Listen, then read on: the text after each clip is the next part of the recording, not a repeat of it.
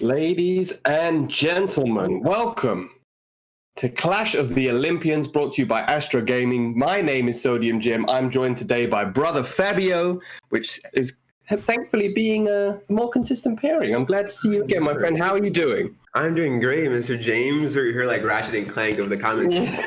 Yes. Welcome, guys. This event is called Clash of the Olympians, like James said. This is going to be a Greek fighting game event. We're going to start with some MK11 and have some great Greek action from here on out. Hope you guys enjoy this. I think first match is going to be... Do you have anything open? Mr. Death versus Vex. It'll be the first match on stream. I've just put the brackets in chat. Yeah, go ahead. I don't know many of these players right now, but I'm sure everything is going to be really, really exciting, and it's going to lots of action on this event, honestly. Well, I speak so the way that we're going to do it is we're going to do pool 1 first, and we've got a few matches for that set up, so we're going to watch a few of those matches, and then we're going to have a quick break, and then we're going to move on to pool 2. So what I've just posted in chat is pool 1. Mm-hmm. So yeah, you're going to see, as you said, you're going to see some names you are quite familiar with, like Nivek and Nicholas. Nivek. Yeah, Nivek especially. Congratulations on ESL getting second place last week. That's great. Also, we're gonna have like Kaiser said, we had I think it's a team called MGN of really promising players from a city. Oh yes. I forgot the name, but apparently we have to watch out for these fellas. They're really dangerous. So hopefully this event is super stacked. I'm really excited for this. Also, yeah. Go ahead. Sorry, go on, brother. Also, no, you go. This event is going to be customs. I think it's one of the first custom events ever. So it's going to be really, really exciting to see what people have on their loadouts and people have on their kits. Super exciting, and I'm excited for this. Well, Crazy Gamer, who's in pool 2, is one of the homies who I've been friends with since the game came out. He used to come into my stream all the time. He's in pool 2. He was a really, really strong Devora and Shang. I don't know if he's playing anyone new now, but he often tells me, because he used to play Nivek a lot, and he's been telling me a lot over the course of the year how much the Greek scene has leveled up. Yeah. So, I mean, if he's saying that, then I think we're going to be in for some high. Pana Zero as well was a scary, another friend, very, very scary Sub-Zero, online Sub-Zero. Online Sub-Zero, God. Yeah, exactly, which is terrifying anyway. This is going to be terrifying. But yeah, customs. So what do you, tell me honestly, Fabs, what do you think about customs? I feel like this game, imagine a fire, a really small fire, chaotic, right? And then customs hop in and just add more fuel into the game. Everything just explodes even more. It's insane. This game is wild so far, okay? Yeah, so I think that's the best way to describe it. Because, I mean, yeah, as you said, Mortal Kombat, I think, had got to that point, which isn't necessarily a bad thing, where the meta had sort of settled, the top tier characters at the top, and you sort of knew what each character could do and couldn't do. Now, I've only been in ranked a few times since customs, but it's literally every single time I fight a character, I'm fighting, even if it's the same character 4 times in a row. What the hell is going on? 4 completely different matchups. I know, right? So it's I'm fighting a Melina. One Melina has low side, then the next Melina has air teleport, then the next Melina, and I'm just thinking, wow, so I've got to relearn. It's not just learning the it's not now I'm just fighting upgraded Jackie. I know she's going to do this. Oh, I'm fighting hunker down Jax. I know he's going to do that. Yeah. It's, I'm fighting Jax. I hope he doesn't have the. I hope he doesn't have that. Come on, I'm praying he doesn't have this move is going to destroy me. Please be like a regular another guy. Even Kano used to be really low in the but he's a menace right now. He has command grab. He has the bio pull. He has acid. It's insane. Yeah. So you got command grab for Kano, and I mean, but 15 frame reversal. Insane. That character is insane. Also, Noob Saibot. Have you seen what he has? Everything now. He has low shadow. My brother plays Noob, right? We played a set when when Customs first released. He plays Noob, and his Noob variation is Air Teleslam, Slide, and Amped Teleslam. Oh my god. So that character has everything. He touches you once, and you're just gone. He's doing 34% 1-bar combos. Yeah. So and he's zoning you. He's completely spacing you out. And they've still. I mean, I know they've said that they've made pokes more minus on block, but he can still poke. He can still do poke. Yeah, he can still do down 1 into forward 2, or forward 2 into whatever shenanigans. Forward 2 into back 1. He's still got all of those shenanigans. So Yeah, Noob's a devastating character. I mean, you learnt the hard way on Monday about Cetrion and how now Cetrion's got. I knew the whole Cetrion train before customs drop. I was like, this character, if you mix all the 3 moves, she's gonna be really good. Or if you mix teleport with tornado and ground pound, she would be really good. Customs drop. I didn't even practice Cetrion before. I was like, you know what? Let me just copy the same variation and play Aso against. And it's actually really insane how strong she is. She has everything. She's got her armor break, which is 1 slot, teleport, which is 1 slot, ground and the earthquake's just like cherry on the cake, right? You don't actually really even need earthquake, but you can definitely do shenanigans because you can cancel it. So you can do, if you think they're going to go for the overhead string, you can cancel it into earthquake, cancel into plus frames into. I got hit by. As it was full screen, he did ground pound, cancel, teleport, back throw. How am I? I got mixed from full screen into teleport into back throw. Now it's just insane. Too many things she has. It's crazy. Really good. But it's like you said, man. We've just poured gasoline onto this, onto this mad fire. Anyway, is there any characters who you feel that maybe? I mean, obviously we're talking about the characters that we knew were going to be broke. Well, not broken, but very difficult to fight, like Cetrion, like Jackie. Is there like a dark horse character where you think people maybe haven't explored the custom so much yet? And I haven't explored too much yet, but I've heard RoboCop has guaranteed command grabs off of certain situations, like guaranteed. Oh yes, RoboCop. Yeah. Well, now so when they announced RoboCop, I'm a massive RoboCop fan. I've watched the film 1,000 times, right? Only the first film. I've seen all of the films, but the first film is the one that, I was really, really a massive fan of. Yeah. I was so excited when he was in the game. I played him for 3 hours. I actually got uploaded, funny enough. I was going through my videos the other day, and I was Googling myself just to see what came up. that quick self-check, Yeah. I was just curious. Yeah, we do that all the time. And it actually came up. Somebody had uploaded an online Sub-Zero in 180 ping. Cooking. Uploaded me, on YouTube, beating my day 1, like hour 1 RoboCop. Hey, but RoboCop.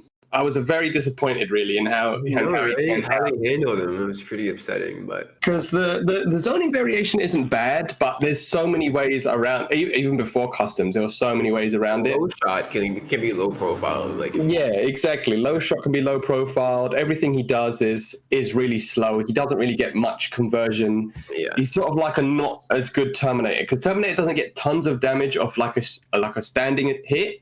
But then he always leads to a mix-up opportunity, right? He's the overhead or the command throw, et cetera, et cetera. Whereas RoboCop was just plus 17 into nothing. There was nothing you could do. So I thought, very underwhelming. Yeah, so I thought, with customs, he's going to have command throw, he's going to have flamethrower, he's going to have... Basically, that was my loadout. Low shot, flamethrower, command grab. And now they've done it so flamethrower and command grab clash.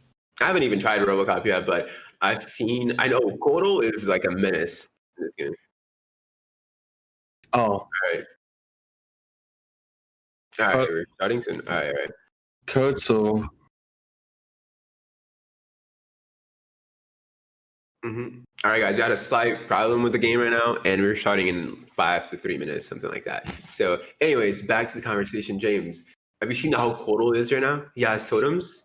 It's funny you're saying that. I was just watching Reese Omega K before we started this, and he's been a long time proponent of Kotal and Kotal's madness. And I mean, to be honest with you, I'm glad, because I was seeing videos. One of the things I was saying to people before Customs was released was, don't get too hyped too soon. Not don't get hyped, don't look forward to it. But people were coming out with these like abomination variations that were like blood totem damaged, demonic, that's the best way to put it. Demonic variations with like blood totem and damage totem, and they were doing one combo into 50% and getting all their life back. I was like, you got to be a bit realistic about these guys. I mean, I don't think they're going to balance it like they did when third variations came out, but at the same time, there's probably going to be, they're going to probably make it so certain moves clash, because I don't think they're going to get away with that. Yeah, but I think a patch is expected soon, honestly. Just a little.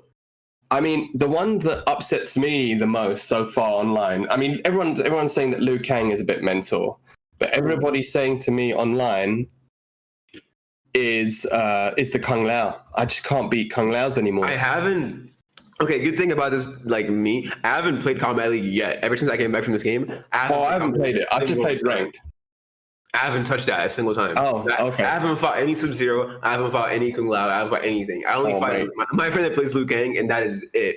So I've seen some people with Kung Lao, like he drops the hat, and the hat stays on a hit. Even if he gets hit, the hat still fizz. And I'm like, what is going on in here? It's like a... Well, I don't know if it's as good utility-wise as Z-Hat, because obviously Z-Hat hits 3 times and it covers full screen. And yeah. But the Buzzsaw Hat, as you said, it stays when he gets hit. Mm-hmm. So even if you try and jump it, you still get juggled. He can do it off any cancel, like normal cancel. He can delay it. He can amp it. And it's just like, oh, all right. So how do I do? I mean, I literally just lost to a guy who did Buzzsaw cancel on block, and there was I literally all the damage I took. Yeah, all the damage I took was from Buzzsaw Hat on block into something. He literally did not confirm a single string into a launch. It was just he just did wake up, jump back, dive kick, and Buzzsaw Hat on block, and that was it. And I got absolutely.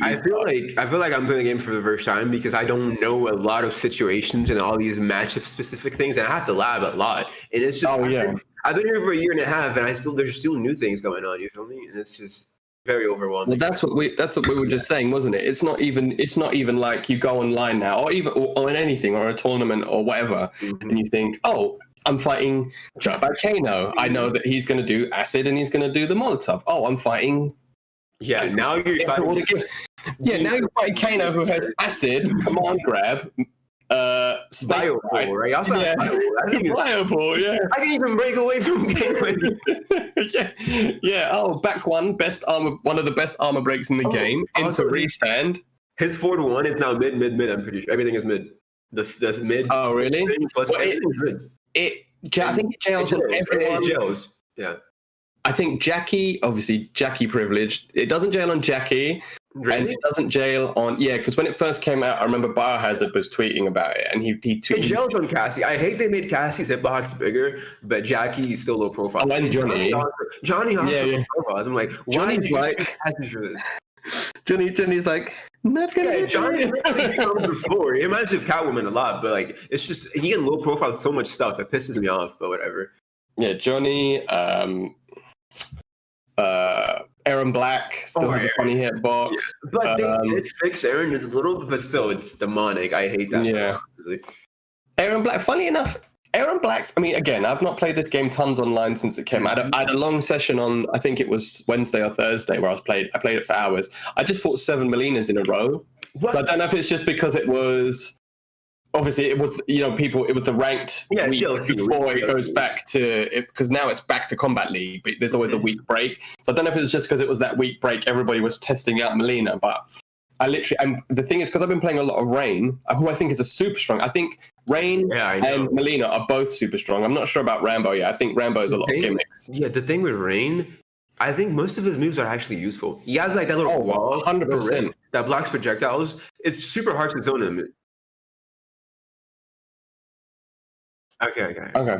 Yeah. So but that's why amazing. Rain has like a lot of versatility and stuff like that. Tons of versatility, and you know he's got versatility as well because there hasn't been like certain characters as we're talking about, like Cetrion and Kano. Not Kano. But you know that the absolute best variation for Citron is the born again one with the teleport, right? Yeah. But with Rain, every single Rain, including myself, has a different loadout. Yeah, they're pretty. Right? Yeah, nobody just has like Geyser Palm, Tidal Wave. Oh yeah, whatever. Like, all of his moves are really good and useful in every matchup. Honestly, it's great. You've got that, like you said, you've got the parry, you've got the Hydro Burst, which they fixed now, so that does a lot of damage, especially in the corner. Yeah, back 1-2 doesn't whiff on hit anymore, thank God. So you've got that, you've got the Geyser Palm, which like 1-bar combos gives you 28%. So, but this is what I mean about matchups, because I was fighting Melina's, and because we're talking about the parry, the projectile parry, Rain's projectile parry. Yeah, we did Rain's projectile parry, and it would be. It doesn't work against Melina at all because her high hits twice, so you only absorb the first psi, and then the low profiles it. Oh, it doesn't.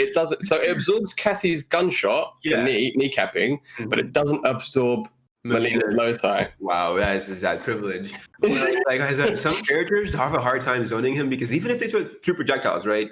Like one does less damage than the other one. And Rain's projectile trades, which means he wins the trade all the time. So they have to chase Rain. And chasing Rain is really awkward because he moves so fast and he can just dash up, throw you, dash up, shimmy, dash up, anything. So that character is super scary to play against. That must have been intentional, right? Like, we know that the NRS commentators like their puns and jokes and stuff, and Rain's wave dash is the best in the game, right? Insane. You got a fifth of that on my character. I would love Cassie having good movement. I would be unstoppable in this game. What do you think of Cassie then? You mentioned briefly that you're not a fan about how they adjusted the hitbox. So Cassie I think she kind of got nerfed in this game. So her combos, she had this old BNB. You would do the gunshot into jump 3. Jump 3 whiffs now. I think they did something to adjust like every single hitbox in the game. So jump 3 whiffs. So now I have to do jump 2s, which does less damage. So my overall combo damage for Cassie got nerfed, right? Also, on most variations in this game, you have like lots of gimmicks and stuff. And Cassie's just Cassie, pretty much. Like I don't know, not many gimmicks. Just play neutral, play fuzzies, and succeed, right? So they haven't. Obviously you had the 1-1-1 when the game very first came out. It had the 1-1-1 into the up shadow kick, which was not flawless blockable. I'm so glad they nerfed that because she was so dumb. All she had to do was dash up, shimmy, dash. It was like the game was so boring with her, but now like I have to actually play neutral and understand how the game works with her. So that's cool. Yeah, I think I see a lot. The few times I've fought against Cassie, I've seen she use the main ones are the kneecapping, the gunshot launch, and then the third one is the move that's usually up for grabs. Like some people I've seen use and just rocking flipping out, kneecapping, and either shoulder or the flying kick. Okay. Flipping out is such a strong move. I hope people understand how dumb that move is. It's just so good. I rob everybody with that move. Well, that's the one that they buffed massively in Aftermath. For no reason. Like, I'm in neutral with you. I do a button. It's a flipping out. I'm full screen now. You're like, okay, I guess I'll just have to chase you again. Yeah. The funny thing about that move is you see a lot of people releasing videos on Twitter and stuff saying how to punish flipping out. And it's just like, well. We have to react that. And she can do other stuff besides flipping out. So she's actually pretty solid, to me at least. So, yeah. Yeah, I think you're right as well. I think she's definitely moved from being like not a brain dead character, but a character that she requires some thought, and plus nobody plays her in Europe, so I kind of have like an edge towards most. Oh no! People will be like, "Oh, if you want the best Cassie experience, you have to play me." I don't get games people kind of get caught by surprise when they fight me. So it's really cool to just surprise people and bob them sometimes. It's pretty cool. Have you ever fought that the Ragnarok guy who plays? Oh my god! I have hundreds of games recording against that guy. It's like game starts like, oh no, this guy again. I'm not just laughing because he's gonna disconnect. That guy always leaves. Yeah, he just leaves. I was playing him the other day, and I didn't know how kneecapping was going to interact with the rain parry. I thought, well, let's just see, right? So he basically he jumped back 5 times to go full screen and just started kneecapping, and I literally just parried, and I just sat behind the parry, and after about 10 seconds, because I didn't have the audio on to listen to what he was saying, but after 10 seconds, he just stopped moving, and then I just saw his mic flashing, and then he just disconnected, and I was like, he must have been absolutely furious, just sitting there seething. It's insane. Hi, everybody in chat. Hope you guys are having a great day. Matches will start really, really soon. You're having some issues. It's going to be fun in a second. As you said it. As I just said it. I think we're moving on to the first game. It's NRS Shadows versus... We moved in a match forward. So we have Elizabeth Mostaki against Shadows, I'm pretty sure. That was really good how you pronounce that, by the way. I'm just lucky. I'm lucky pronouncing it. I read the name. I was like, I pray I got this right. Oh, that was good. Oh, and as we were talking about... Did you see the variation name? Yep, fun in quotation marks. That's just a little... He's letting you know, ladies and gentlemen, that he's about to have fun, but you're not. All right, let's go. Game on. My tournament demon, my nemesis, Tekken. I lose all my matches to him. Oh my god. It was on point. That pronunciation is insane. I'm the best at this, honestly. You got it. And now Scorpion. So on the other side, Scorpion with Helport Cancel and Sinblade. The neutral jump, right? I'm pretty sure. Yeah. Sinblade being a move that we haven't seen a lot because Variation 3 Scorpion, Misery Blade got nerfed. I think a lot of people, that upset a lot of people, and then Sinblade wasn't used as much. But intros. You might want to full screen the game, by the way. I just press the PlayStation. Yeah, the touchpad, the middle button. Yeah, big one. Yeah, there you go. Anyways, starting your match one. Fun versus Scorpion gets teleport on block, straight punish right now. Gets hit by the water, and wow, plus wins the back throw. Scorpion has a lot of. I mean, Setchun has this like mind game on hit, right? She hits you plus 10, plus 12, either throw or block string, right? Oh my God, buttons into tornado, the Setchun special again. Oh, her pressure is so insane. How she's just like, we can't hear game sound, by the way, Tassos. Yeah, Twitch can't. Twitch can't hear game sound. You might have bumped that. Again, a forward throw here. Comfortable life lead for Shadows. Yeah, Mutsutaki is going to try. Okay, you might get something started right now. Because the knockdown doesn't spend the crushing blow straight away. Misery Blade, super plus. Oh, and that pushback. welcome to Fun Town. Population. I've never seen that move before. The pushback just sets you back to full screen almost. Yeah, it's the Sinblade, the shades of MKX neutral jump punch for every character. Ooh, nice neutral shock under the throw. But the problem with it is if you try and get the plus frames from it, you know that Citron's just going to put up that literal wall. Oh yeah. Oh my God. He's using wall more than tornado, which is not a very Setchun thing on this variation. Oh, there we go. Restand. Oh, nice read on the throw. Yes. But drops the combo. He thinks he was going to do armor break. And exactly. Broke the combo there. Back 3 mix. Oh, gets caught by the 4-2. Plus frames and doesn't block the follow-up. No, you saw he neutral ducked that time as well because he anticipated another throw. But Shadows was ready. It's mid into the rocks. Is it a mid or a low? I thought it was low. Oh, low, yeah. Sorry, low, yeah. Low into the rocks. What I do against Setchun, you kind of have to like OS block. So the early frames, you should not block, right, in case they throw. And then later on, you start blocking in case she actually does something. Game sound is currently being fixed right now, guys. So just give us like maybe 4 moments. Should be ready. Yeah, people can't hear game sound right now. No, they cannot hear. Make sure. Do you have the source tabbed like to the? I'm pretty sure it's just the audio source on the whole Windows of. I don't know, but it should be fixed. Anyways, game 1 here for Shadows. Yeah, that was quite a convincing game 1. We saw a little bit of offense from Mustaki, but in the end, I mean, Scorpion when the game came out was first considered to be a counter pick for Cetron with the teleport cancel because of just his movement meant that he wasn't able to get caught by stuff a lot of other characters were getting caught by. But I think as the game's gone on, all the Cetrons did their homework now and they know exactly how to do it. Also, there's though Cetron without Geyser, she doesn't need to zone with Geyser anymore. She just ground pounds, right? And I don't think if he tries to do on reaction, I think it's really hard to punish her boulder and stuff on reaction. So he has to be close, and being close to Setchun is really hard. Yeah, especially as we said with the restands. He's got the rock restand, he's got the tornado restand, and then it's just a guessing game. Right. Here we go, round 2. We switch to Johnny Kage here, who's just picked Showstopper. Like he hasn't got a custom variation. He doesn't have a custom for that.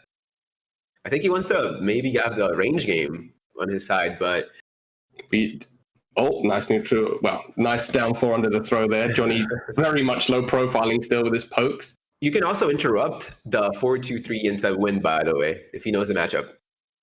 Oh, really? Mid-low, wind to wind, you can interrupt that.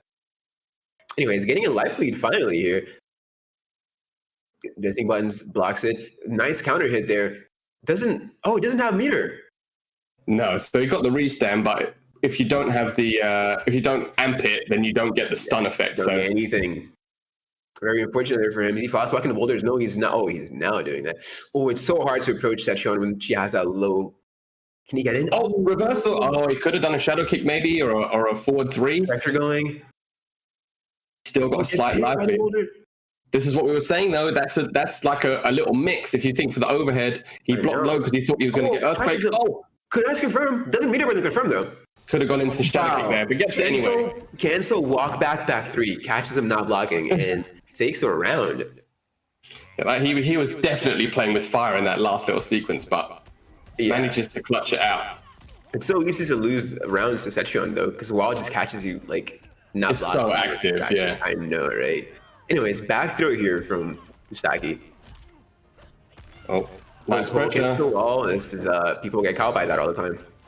Oh, now he has to do the platformer, dodge all the projectiles. I know. I haven't seen a single air rock here. No, not yet. Okay. Oh, gets counter hit. Is he gonna break away? Oh, he should have just. Oh, he could have punished that. It should have punished that move. All right, not confirming it's a camera for some reason. Jumps over the boulder. This is huge for him. Oh, missed the armor. Both players being a bit greedy with the use of their armor break, but one hit wins now. He's super close to winning. What shadow kick? Just dash up the Combat League special. Oh, wow. Also worth noting, he's not using a custom variation, so yeah, I guess you can say he's in a little disadvantage right now because most Johnny players would opt to also have the Rising Star. And the Pissed Off, which is also an armor break now. An armor break as well, right? Which is a really, really good combo ender. So you can kind of say he is like at a slight disadvantage by not having, the full optimal Johnny loadout, but at the same time works really well, and that's 1-1. Yeah, did a much better job of dealing with the Cetrion pressure that time, especially from full screen. You could tell he was just really patiently trying to approach, rather than in that first game with Scorpion, he was going for those risky teleport cancels or teleporting on block and just getting absolutely blown up. Yeah, like Johnny's neutral is just way safer and easy to approach than Scorpion versus Cetrion. With Scorpion, you have to take some more risks and stuff like that. With Johnny, you can just safely walk in, get your advancing buttons into fireballs and stuff like that. So it's obviously way better. Yeah, exactly. He has much better pressure. I mean, they definitely nerfed the plus frames. Plus frames across the board slowly as the games come out. He's been getting less and less plus, but the amped energy balls are still plus on block, even if very slightly. So it's still buttons you have to respect, especially from close range. So let's see if Shadows does respect. He's sticking with fun in quotation marks. Also, this is the biggest stage, I think. So Cetrion might have the side advantage here. Oh, pressing on hit. NRS Shadows going for a dash there and getting caught by down 4. Are we going to finally see the patented up rock? That full screen presence is just insane for Cetrion. Yeah, it's okay. Oh, the punish on the camera there. Nice confirming to Vine. Getting the reset. He's going to go for a throw. No, he goes for a 1-1 win again. Oh, he gets shimmied by the low. But punishes the poke. This might be it. Oh, just missed it. We finally saw the up rock, but yeah, it's... Wow. Shadow's looking comfortable here. Might take the whole set. Can Musaki bring it back? Gets hit by the ground pound. Ooh. Yeah, NRS Shadow's doing a much better job this game of using the projectiles to keep Mustaki out. But as we say that, pressure mounting. Cheeky sure hop there. Plus frames, but chooses to backdash. Jumps in again. Ooh. I haven't seen many anti-airs from Shadows. He knows that. No, not a single one. Yeah. Oh, he tried going over the wall. He just leapt straight over that wall. Whenever Mustaki has a corner pressure, I think he feels super comfortable with Johnny in this situation. Another jump in. He's just making what a tech. No confirm there for the anti-air. Oh, he might get something started. No confirm again. Oh, the roll through. Oh, shit. He's super close to finishing this. He has no meter as well, so he can close this out against Cetrion. Oh, no. Good defense. Oh, he ran into a rock. Oh, Cetrion being this insane neutral monster, keeping him on good distance. Oh, God, this might be it. This has been the slowest comeback in the history of the world. Right? But it's worked. Oh, he's not blocking. Oh, he wasn't blocking just like that. Shadows advancing to round 2. That was literally the slow. He literally, no pun intended, chipped away at Mustaki there. Just what happened there? Tell me. When he was in the corner, all he did was a roll. That roll saved the whole game. Okay. That little roll to escape the corner and to just jump back saved him the whole game. I think if he could manage to keep him in the corner for that whole sequence, he had the game on it. Yeah, I mean, Mustagi was definitely doing a much better job as a game. He did a much better job with Johnny, as we were saying, as the game went on, because you could just tell that he was a little bit more comfortable with the offense. The offense, as we said, is safer, took less risks, and it seemed to be paying off for him. But in the end, I think maybe it wasn't that he got greedy, but there were a few instances where he would hit down 4 and then do a jump 3 rather than maybe a forward 4, or maybe he was playing in a way that left his offense open with gaps, and that was when against NRS Shadows. Against Tekken, you have to tighten up your offense really well, because he has a little gap to jump in or to have a wall. You're going to be gone. All right, guys, going to go for a quick break for maintenance to fix all the audio issues and stuff like that. So be sure to stay there and be patient, and we'll be right back. Okay.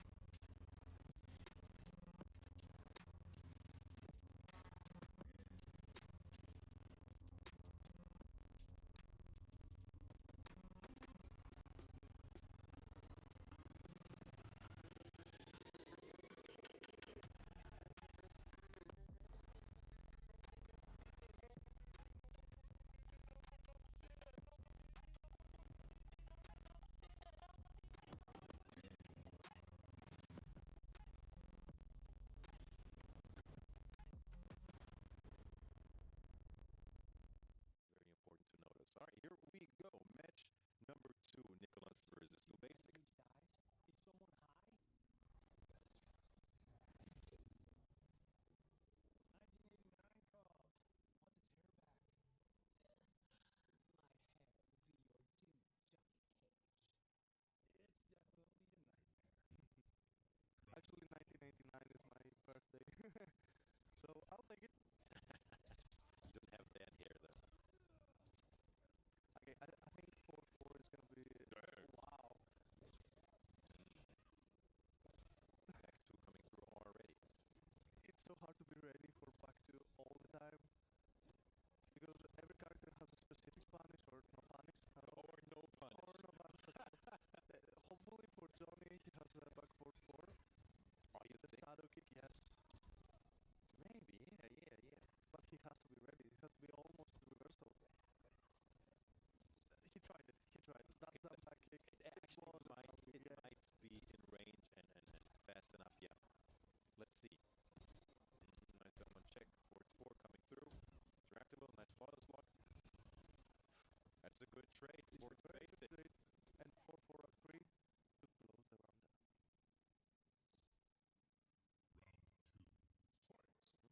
round.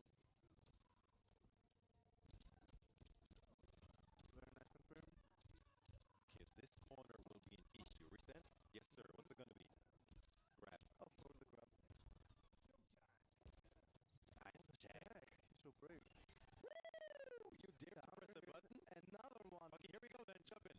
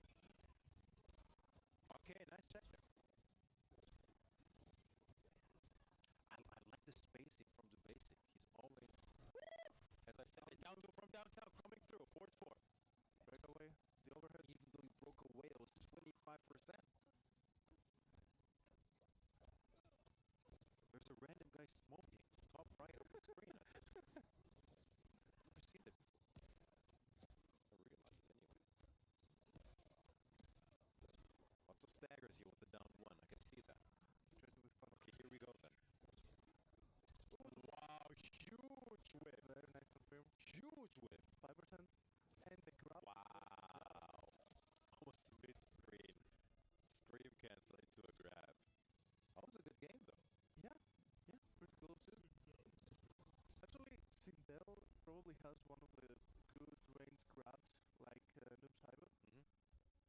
Sucks you in, right? Yes. Okay. Game 2. Yeah, as expected. No. We're gonna say Donovan's back with the projector. Oh no, oh, we're good, we're good. Hold on. I lick my boots. Maybe on our second date, sweetheart. Kinky. I said kneel. It sounds so threatening, man.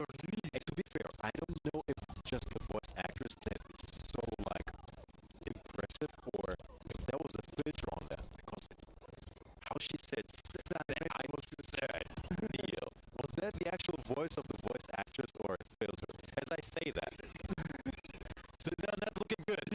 That's zoning to the other side. That's high, that's too high. +6. Very nice block. He didn't even try to punish. Nicholas, really good here. Looking good right now, but everything can change with a ghost.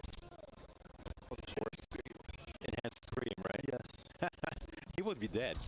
He would be dead. Wait, you gotta watch out here. He's getting Don't closer press. and closer, Don't yes. press. Oh, Almost. There's no boy, man. There is no boy. Oh, the mead. Oh, that was really scary. Nicholas clutching it out. Round 2. I like his belt. The letters are glowing. I really like it. The trades are in favor of Johnny, but still. Oh my. I think the Benchy actually deals more damage than one force ball. But of course he sends her full screen again, which is not good for the basic here.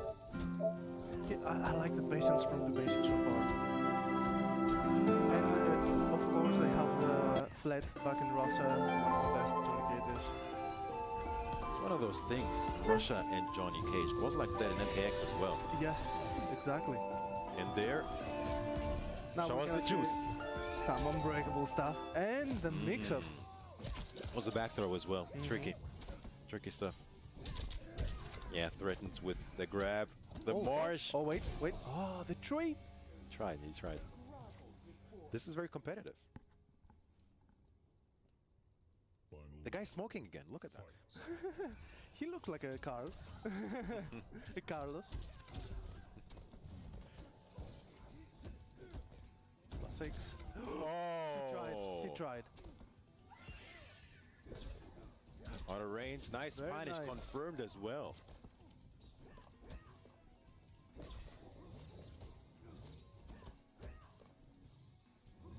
Good thing for Nicholas is that the basics crushing blow is not there anymore. The scream crushing blow used for him in there.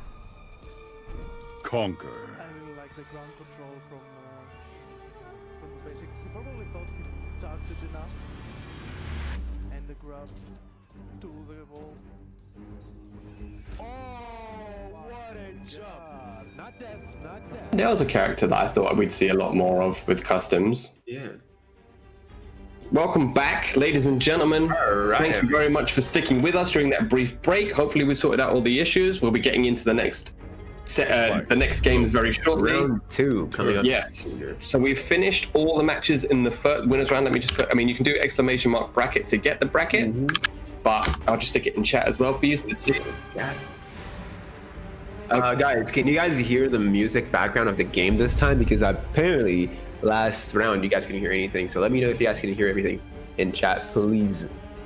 That would be much appreciated. Anyways, looking at the bracket here, Mr. Death advanced on round 1. Shadows advances as well. I think we are going to stream maybe Mr. Death. I think. Which one are we streaming now? Oh, okay, okay. So this is round 2 now. Also, Nifik advanced to winner semifinals. Yeah, with a clean 2-0 it seems. Clean 2-0. He's 1 away from top 8 at this point. So should be pretty interesting to see what happens. Yes, people can hear everything. Every sound problem has been resolved. I think are ready to go. Yeah, so we've got H-Dope, Mr. Death, Nicholas, NRS Shadows, and Mano Grick in winners quarterfinals.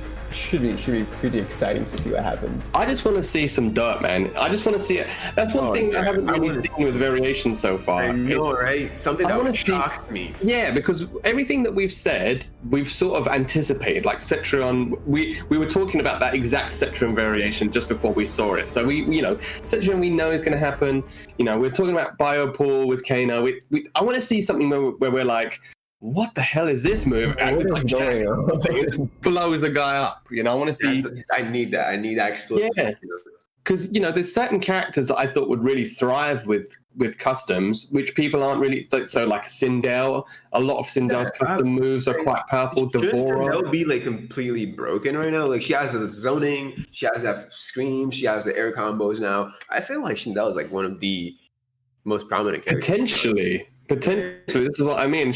Loads of people. I mean, I haven't tested it since it's come out, but loads of people were posting combo videos of that explosion move in the air, where you were getting like 45% combos, just blasting them over and over again with that air explosion move.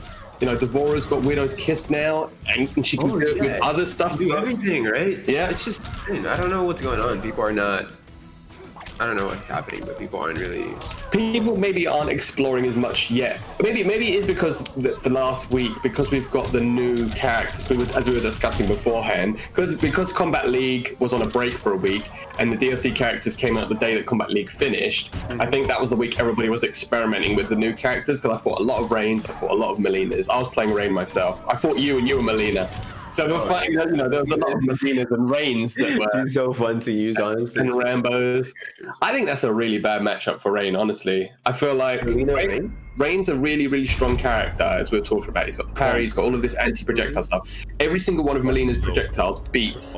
They go through it, right? Yeah, beats Rain. So the only thing you can really do is evaporate, but evaporate leaves you standing there, and it recovers really, really, like it has massive amounts of recovery. I saw that move in the trailer, and it was super fast. Like it literally went through Kotal's sword. It's super fast to do.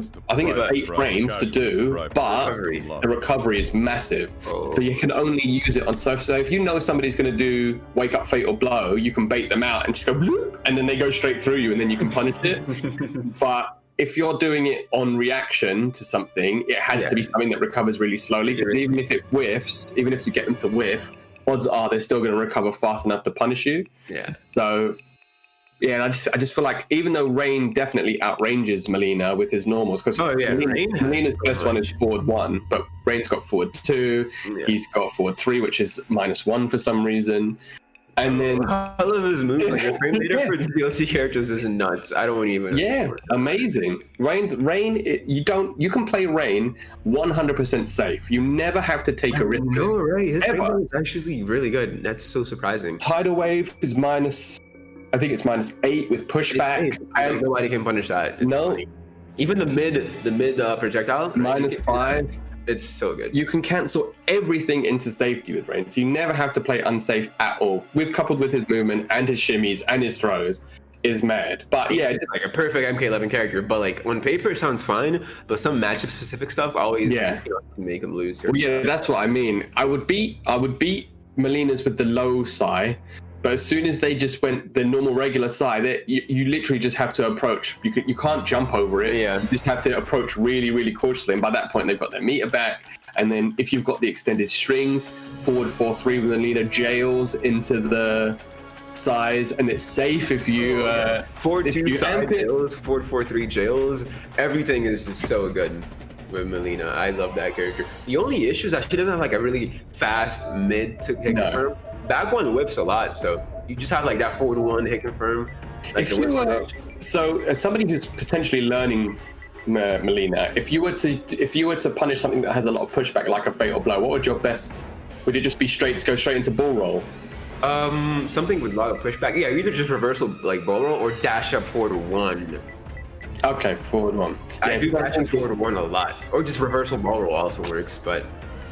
Yeah, because I was like, because that's one thing Rain just doesn't suffer with. His stand 3 goes miles, his forward 2 goes miles, back 1, like he's got so many really, really good long range buttons, and they all do the same damage and confirm, so you're not missing out on damage if you were to do forward 2 or stand 3 or whatever in a punish. But Melina, yeah, she definitely seemed to lack because obviously back one is 10 frames, but it's The range on the T-Rex arms, and it's not really. those T-Rex claws. Yeah, it's not really. I mean, down 3 seems to have it'd be a good little, poke. But again, the dash forward 1, because in Combat League. Combat League, ranked 7. All right. Private. Okay, so we've just been told our next match on stream is winners semi-finals for this is just for the pool, ladies and gentlemen. It's going to be Nivek versus MGN Paradox. Ooh, this should be interesting, right? They told me the MGN boys are pretty wild and can be pretty promising to, make it big in this tournament. So let's see what happens. Yeah, exactly. As you've just said, as we were told before the tournament, the MGN tag is definitely the one that we need to look out for. As Fabs was saying at the start of the tournament, for those of you that weren't aware or weren't here at the very beginning, they are a clan of players that are they're a bit away from Athens, which is obviously the capital of Greece. So, and we've been told that they play together a lot and they've been leveling up. They're leveling up a lot. So it's really nice if you have like a group of people you can level up with. You build your own meta, you build your own strategies that only you guys know about. And when you go out and you test it, other people, it's just an explosion of like stuff that you never knew about. So this could be pretty exciting to see. I don't know who Paradox plays, but I know that Nivik is currently playing Jackie, obviously my nemesis. Also, yeah, you had the pleasure of fighting Nivek's Jackie on Monday. Oh god, dude, that was the most annoying win of my entire existence. I'm not gonna lie. He also plays Fujin. Fujin is also Fujin has everything you want. People are not. Fujin's another character, yeah, exactly. Fujin's another character that is just before Customs came out, a lot of people he was slowly rising up. When he first came out, there was a lot of hot takes that he wasn't great. But as the game's coming out, NRS hot takes are trash as always anyway, but as the game's slowly progressing, people were realizing back 2 is really good, forward 3 is really good. Back 1 confirm is a great stagger, and he's slowly rising up the tier list. Doesn't he have like a 30% meter list or something like that? Yeah, but and now the meter list, he just gets it. But now I haven't seen we've seen a little bit of. I think Mustard's been posing a little bit. The only ones I know that still play Fujin is that guy called Monster from ESL. He's a Russian player called Monster. I think there's an Italian player called Ronan11 also plays Fujin. Oh yeah, his I saw him in the first to 10 against Galloping Sumo. Yeah, I also played him in the first to 10. He's really good. There's also VGY plays, but I don't really see VGY playing Fujin lately. And also Nivik in EU, right? So hopefully he brings out the Fujin. Yeah, I want to see if it is actually if the Skywalker is still the source, or if there's something else like that pressure bomb move or something that. Oh, that pressure bomb move seems pretty cool. I've seen Cassie and Mustard playing around that, and it was really cool. Because it leaves them super. I tell you who I have been seeing a lot of recently that is absolutely terrifying. Have you seen any Shiva with the fireball stunt? Nope. Last night, I don't know what happened. I gladly went into Foxy's stream. Oh yeah. I looked at the woman going to the stands, just throwing stuff at me. I'm like, what is going on in here? This is dangerous. But the Shiva fireball stance, so she can make any one of those, low, high, or mid. Oh my god. At any point, she can cancel it, so she doesn't have to commit to it, and she can amp it. And it becomes this like super slow reptile ball, the slow moving ball. Yeah. It becomes a fireball version of that. Jeez. So something I really want to see with Jackie? I want to see the upgraded variation with lethal clinch. That little grab. Oh yes, yeah. Why are people not doing that? That's really good. I don't know, because it's a fantastic combo ender, and it gives her a massive crushing blow. You hit confirm into bionic bounce, right? Sharpnel, jump in, forward 1-2 lethal clinch. That's like easily 30% unbreakable. Why are I don't know people not doing that, but it's so good. Also, that crushing blow is just insane. The hyper knee. Oh my god. So good. It is. It's devastating, and that's always been one of Jackie's strengths as well. Is that she also has. Oh, you lose many stuff. Okay. Nivik. Yeah, Nivik coming here. I'll try that variation soon. I'll try it soon because I feel like I love lethal clinch. That's which move I love, and I would definitely run on Jackie if I played Jackie, is the throw reversal. Oh yeah. No, I feel like that move, the strength of the throw strike mix up in this game is since the game has come out, as you were saying before, it's so strong. Am I seeing this right? Is Are we seeing a katana? Oh, it should be cool. This should be Nivek's variation name, Random Fatal Blow. Hey, we take those. Fatal, you play super safe the entire game, and you just throw a random fatal. You won't take the set. That's my favorite. That's my favorite thing about the custom variations. I took so many. name. The names are funny. Anyways, this is low Fentos with Highborn, the half blood stance. This should be really Very cool. interesting. She has really good zoning. She has good combo potential, and she also has damage. Really good damage. And now we've got Jackie. I didn't see, was that, so she's got the Bionic Bounce moves, and I didn't see what the third move was. Grenade launcher. Oh, grenade launcher, okay. Right. Intros you going on. Alright. Paradox versus Nivek. That low fan should be one of the, you should be watching out for that low fan. It's super. Yeah, effective, especially in this matchup. You're seeing how the matchup is going to play out. It's going to be Paradox doing his best to make sure Nivek stays as far away from him as possible, and Nivek trying to do as much as he can to get in. So exactly. Oh, Cassie's been jumping. The air. Both of these characters love being in the air, by the way. So this should be a very interesting air engagement they have. Oh, nice. Rolling.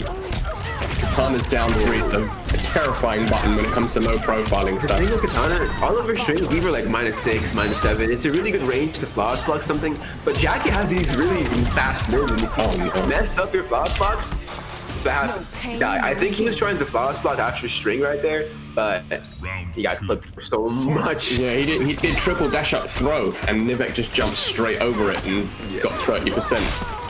Oh, no whip punisher, but that string is so good. Yeah, you saw Nivek just trying to move back slightly to whip punish it, but he mistimed it. Ooh, Yeah.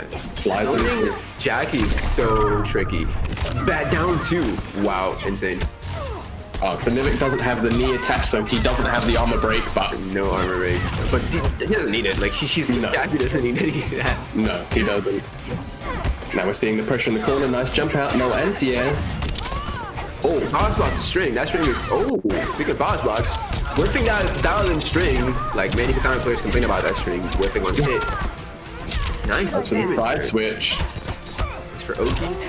Plus frames, that's +2 into 4. into your 9-frame mid. Jackie having a really good jump in into plus frames into 9-frame mid. It just makes her one of all characters that have plus frames, this is the one you should fear. She has really. I will never forget, for as long as this game is out, right? Do you remember when they did the Jackie combat cast? So I'm not even talking a year ago now. I'm talking almost 2 years ago. I don't think I remember, because the only one I remember was Cassie. So yeah, the Jackie combat cast, they said they want her to be an up-close character. Mm-hmm. I'll never forget, because they always say stuff, because every now and again they'll say like, this so-and-so character is going to be played like this, or so-and-so character is going to be played like that. They said Jackie made a point.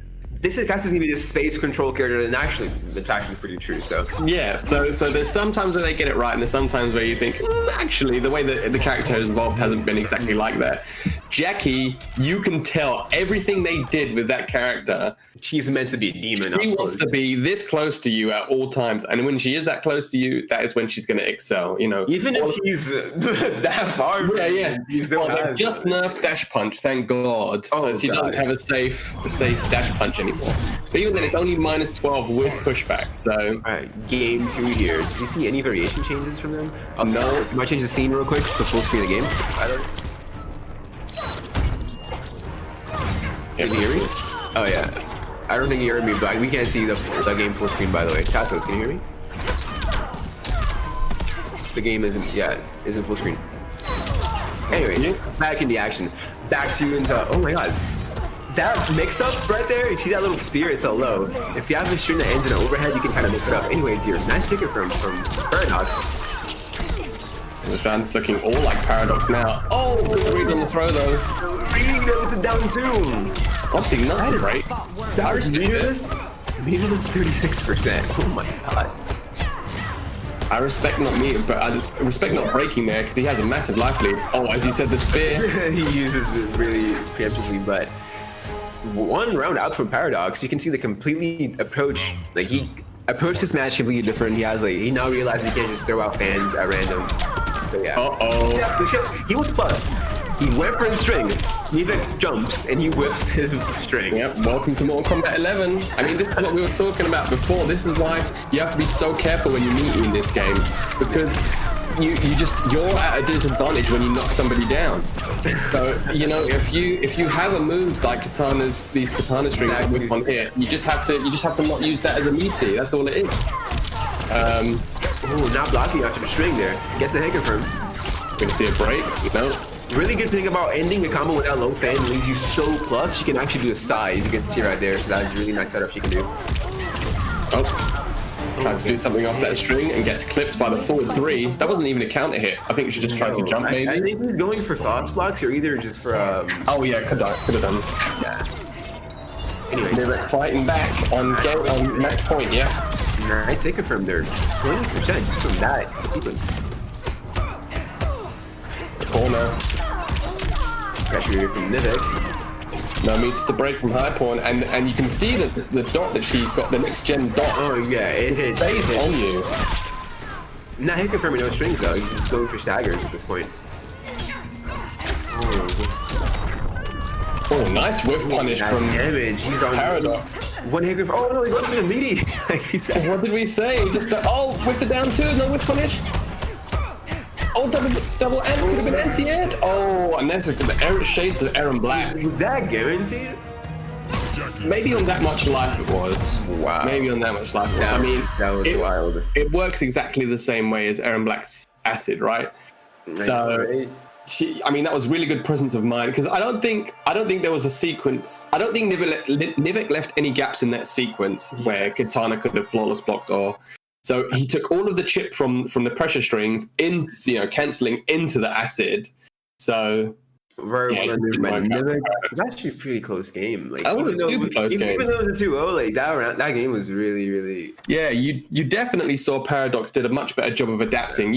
In the first game, I think he tried a little bit too much with saying that Katana. You want to try and keep Jackie out, but Nivek is too good. You have to be careful when you're going and you like don't whiff your strings. Like I think he did side plus frames into back 2 string. Nevik jumps out and he gets punished. Same thing when he knocked him down. He went for the back 2 string on meaty and just got rolled. This is what I was saying to you before. This is before the stream even started. We were talking about things in Mortal Kombat 11. In terms of how we both play. Yeah. And I was saying one thing that I'm trying to drill into my head is don't meaty. And I know that sounds ridiculous because in a fighting game, meaties. Since fighting games have been a thing, meaties is an integral part of pressure. You knock somebody down, and you want to utilize those knockdown frames to keep your offense. So, to keep the pressure up, to try and utilize as much as you can for your advantage. Mm-hmm. You just can't do that in this game, and that's not even saying that's necessarily a bad thing. That's how the game has been designed. You can do it, but it definitely depends on your character and on the type of knockdown you apply. 100%. Katana can't just meet you with back 2 because you're at it's so much risk. She has other moves to do it better, but if you have to see your character, if you get a knockdown that doesn't leave you at least plus 20, then even then I wouldn't recommend going for a meaty, but. Jump frames in this game have a lot of invincibility. So as you saw in that set, he went for the back 2 string. He jumps out. He wasn't grounded enough for when the string hit, so he jumped. Even though he got hit by the string, obviously it's a dial-in string, so it just meant that he got back up and managed to get punished. Same thing with the roll mechanic. Forward roll in this game is without a doubt the strongest wake up, especially when you're in the corner. It's fully invincible unless it gets thrown. So I think something Katana players complain a lot is the fact that they can't use the back 2 string that freely. And if I play Katana, I am so scared of throwing that string out because people just jump randomly in any situation, and I get punished for that. So that string is so risky for me. Anyways, looking at the graphics here, Nicholas just lost to Shadows 2-1. Oh, Shadow showed arguably the best character in the game and the best variation for that character. So we saw, and Shadows was playing super strong straight out of the gate. I think a lot of the times in these sorts of tournaments, people aren't necessarily used to playing on stream, or they're not used to playing in a tournament environment. Maybe they could be a bit nervous. But Shadows looked clean as soon as the tournament started. He was hitting all of his combos. He was going for all of his restands. You know, he knows. He's ready. Threatening. Speaking of whenever you're plus and you can't press, Cetrion, like, she can press as much as she wants when she's plus on hit, plus like anything she has. Even if she's -2, -3, she can always backdash wall. You can't just press against Cetrion whenever you want. She's so scary. And that's the thing as well, is with the as you said, there are certain gaps. If you're aware that you can press, you know, her pressure isn't unstoppable, but it's so strong. You know, she can confirm into special moves. Obviously, every character can, but every single one of the restands. Yeah, I was gonna say every single one restands. The earthquake restands. It's a mix-up. The cyclone restands. The rock wall restands. All three of those restands. So you're pressing any button she presses is going to be into a move that is either safe on block or a restand, or she can cancel into, as you said before, Fab's got full screen mixed because he got hit by an earthquake into teleport into throw. So, you know, it's so much. It's so much. Such an insane character, man. Something really cool for Cetrion, when she knocks you down, she has one of the best moves in the game. It's rock wall, and like if you're knocked down and she puts rock wall up, it's so active that if you do anything, she can still beat you just by having rock wall up. It's 21 frames and has 17 active frames. And she can still amplify that. Yeah. So, and you know what's the funny thing is, as a Green Lantern main in Injustice 2, when I saw that move, I was like, oh, okay, so it's the Green... No, it's so much better than the Green Lantern. It's so much better. Cetrion is definitely top 2, top 3 in this game. She's so good. And the thing is, as the game goes on, so as the game goes on, she will always be better because like people will just find out new stuff. I found out that her movement is so good. Her wave dash movement, his backdash movement is insanely nice. All right, game should start really soon, guys. So be there. Anyways, I think we might see some more Cetrion action, maybe. I don't know. Yeah, unless NRS. I mean, that's the thing. That's the one thing about customs, is that you need to be ready, right? So if your custom, even as good as it is, doesn't cover the matchup, Spawn ain't trash. It's not trash at all. So telling us the fact, Spawn is not trash, ladies and gentlemen. I didn't see what variation moves he has, but I'm pretty sure you should have the easy crushing blows. Yeah. Oh, the nice awareness. Shoulder charge. The plus frames there. Oh my god, he's actually pretty dominant with his Spawn right now. Standing 3 with Spawn is one backdash, insanely nice. You see what you're minus, your pressure is still allowed. Okay, this game is so good. That's one of the things. Funnily enough, with a character like Spawn, who's usually considered to be quite a slow, like cumbersome almost character, he does a really good job. This pressure. We stand 3. This damage as well. Oh my god, 40%. 40% one-bar combos, ladies and gentlemen. Ouch, this is... Is he dead? No, he doesn't have the armor break because he has the shoulder tackle. Wow, this such a dominance performance by H-Dope here. Wow. That was what do you have to say about this? What do you have to say about this? I have never, ever seen a Spawn do so clean 80% of the stuff. I have never seen anybody do the cape parry cancels ever, and I have never seen that before in my whole life. It's so good. 3-4 cape cancel and to dash up 1-1 backdash whiff punish. Spawn's backdash is one of the best in the game, and it leads to a lot of really tricky counter offense, as you said, minus frames, where you think it's your turn to poke. It's very similar to I mean, his back one, a lot of characters back ones, you know, like Scorpion backdash back one, Sub-Zero backdash back one, and that's how they clip you. But Spawn's back one, the range of it is absolutely huge, and it's his most damaging confirm into back one too. And then you get it's the bounce into the next stage of combos. So that's why you saw 40% one-bar combos. Spawn hits like an into restand, into restand, yeah, +4. You know, probably leaving some more pressure because he has those cancels in the fireball. Those cancels were insane. I've never seen that. Right? And I've never seen that before. Press from that range. She can't press because it's so far. And if she presses, guess what? She dies. I mean, that was. But let's see, because clearly NRS Shadows hasn't played. I don't know if these players play a lot or even at all. So let's see if now Shadows can adapt. Cancel with a wall. Yes. Also, Cassie can go. I think she can go under the fireballs. Can she? Yeah, you can definitely low profile under the fireball. And standing 3 is a high as well, so... Yeah, maybe he... Oh my goodness. Wow. Gets the breakaway. Oh. Goes to the corner. Is he going for a throw? Oh, I think he wanted to, but he saw the neutral duck and then hesitated. And now it's being the other side. Oh my god, the pressure.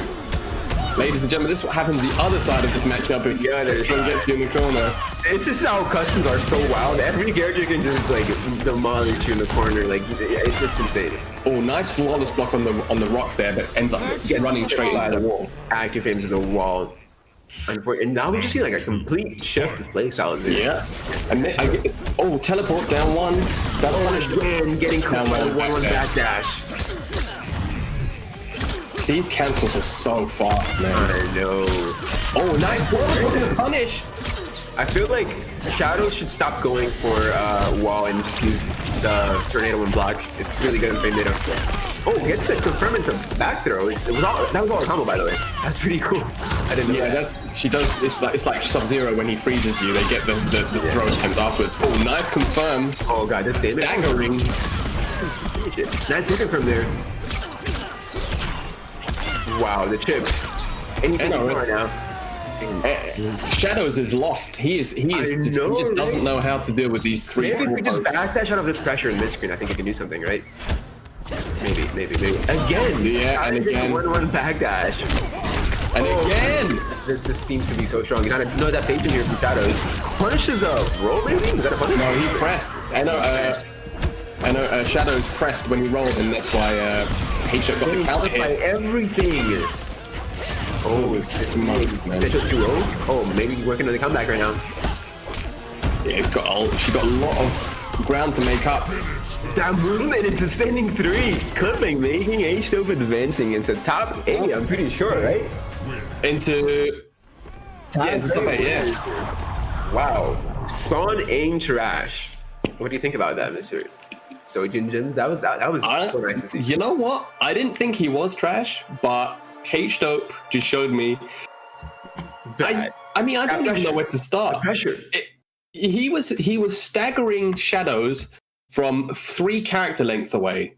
Imagine getting auto shimmied 3 character lengths away, because usually you think, oh, dash up 1-1 or dash up forward 4 or something like that. He was using standing 3-4 cancels into the parry to auto shimmy Shadows from a quarter of a screen away. And then he had the presence of mind when he hit, he didn't miss a single confirm that whole set. No, right? The 4-3 hit confirms and the 3-4 hit confirms, just everything is so good. I'm pretty sure I wasn't ready to see Spawn being this dominant. No. And Sechion especially. So he absolutely, right? And that wasn't even. I didn't see. So correct me if I'm wrong, but that wasn't even with the crazy crushing blows on. That was just parry cancels into the shoulder charge, into 40% restands every. Did he have that little low chain? Does he have that? I'm pretty sure he can mix that in, right? I think. If he had the chain, I don't know if he had the chain. I didn't see. That would have been even more threatening. I'll imagine you could have. Oh my god. Anyway, the movement as well, as you said several times, that the wave dash, the movement was so clean. I've just not seen. The only time I've ever seen Spawn move like that is when VGY played him, because VGY obviously he gives characters wave dashes that don't even have wave dashes. But super clean. Honestly, I'd love to see this character being played even more. So, combat. But that's what we said beforehand. Remember, we were like, man, we haven't been shocked yet. Yeah, that was it. And now I'm seeing this, and I'm like, wait, Spawn can do all that? These cape, because like when you do the cape cancels, you're so far from Spawn. If you press anything, he's gonna whip punish you. So I would. After this tournament, I'm going to go straight into the lab and I'm going to see how much those cape cancels are, because that can't be real, surely. I mean, you're exactly right. He was always canceling at a range where if Shadows did anything, he was going to get hit by stand 3. So I don't know if that was a frame thing or a spacing thing. It looked more like a spacing thing. Maybe on a read, if you know he's going to cancel, you can always just dash in and do something. But he can always cancel 3-4 into fireball, and you're going to get clipped every. Which is what he was doing a lot as well. He's keeping that. He wasn't just doing 3-4 cancel into cape. He was doing 3-4 cancel into, as you said, into fireballs. And even though the fireball is a high, he can amp it on whiff into the mid. So you have to deal with that pressure. And I think he was doing a really good job as well of using his offensive meter when he was hit confirming with his offensive meter when he knew he could get at least a 40 bar. Yeah, I think he didn't want to like risk for the breakaway and just keep his pressure standing. All that. Yeah. So. Because the shoulder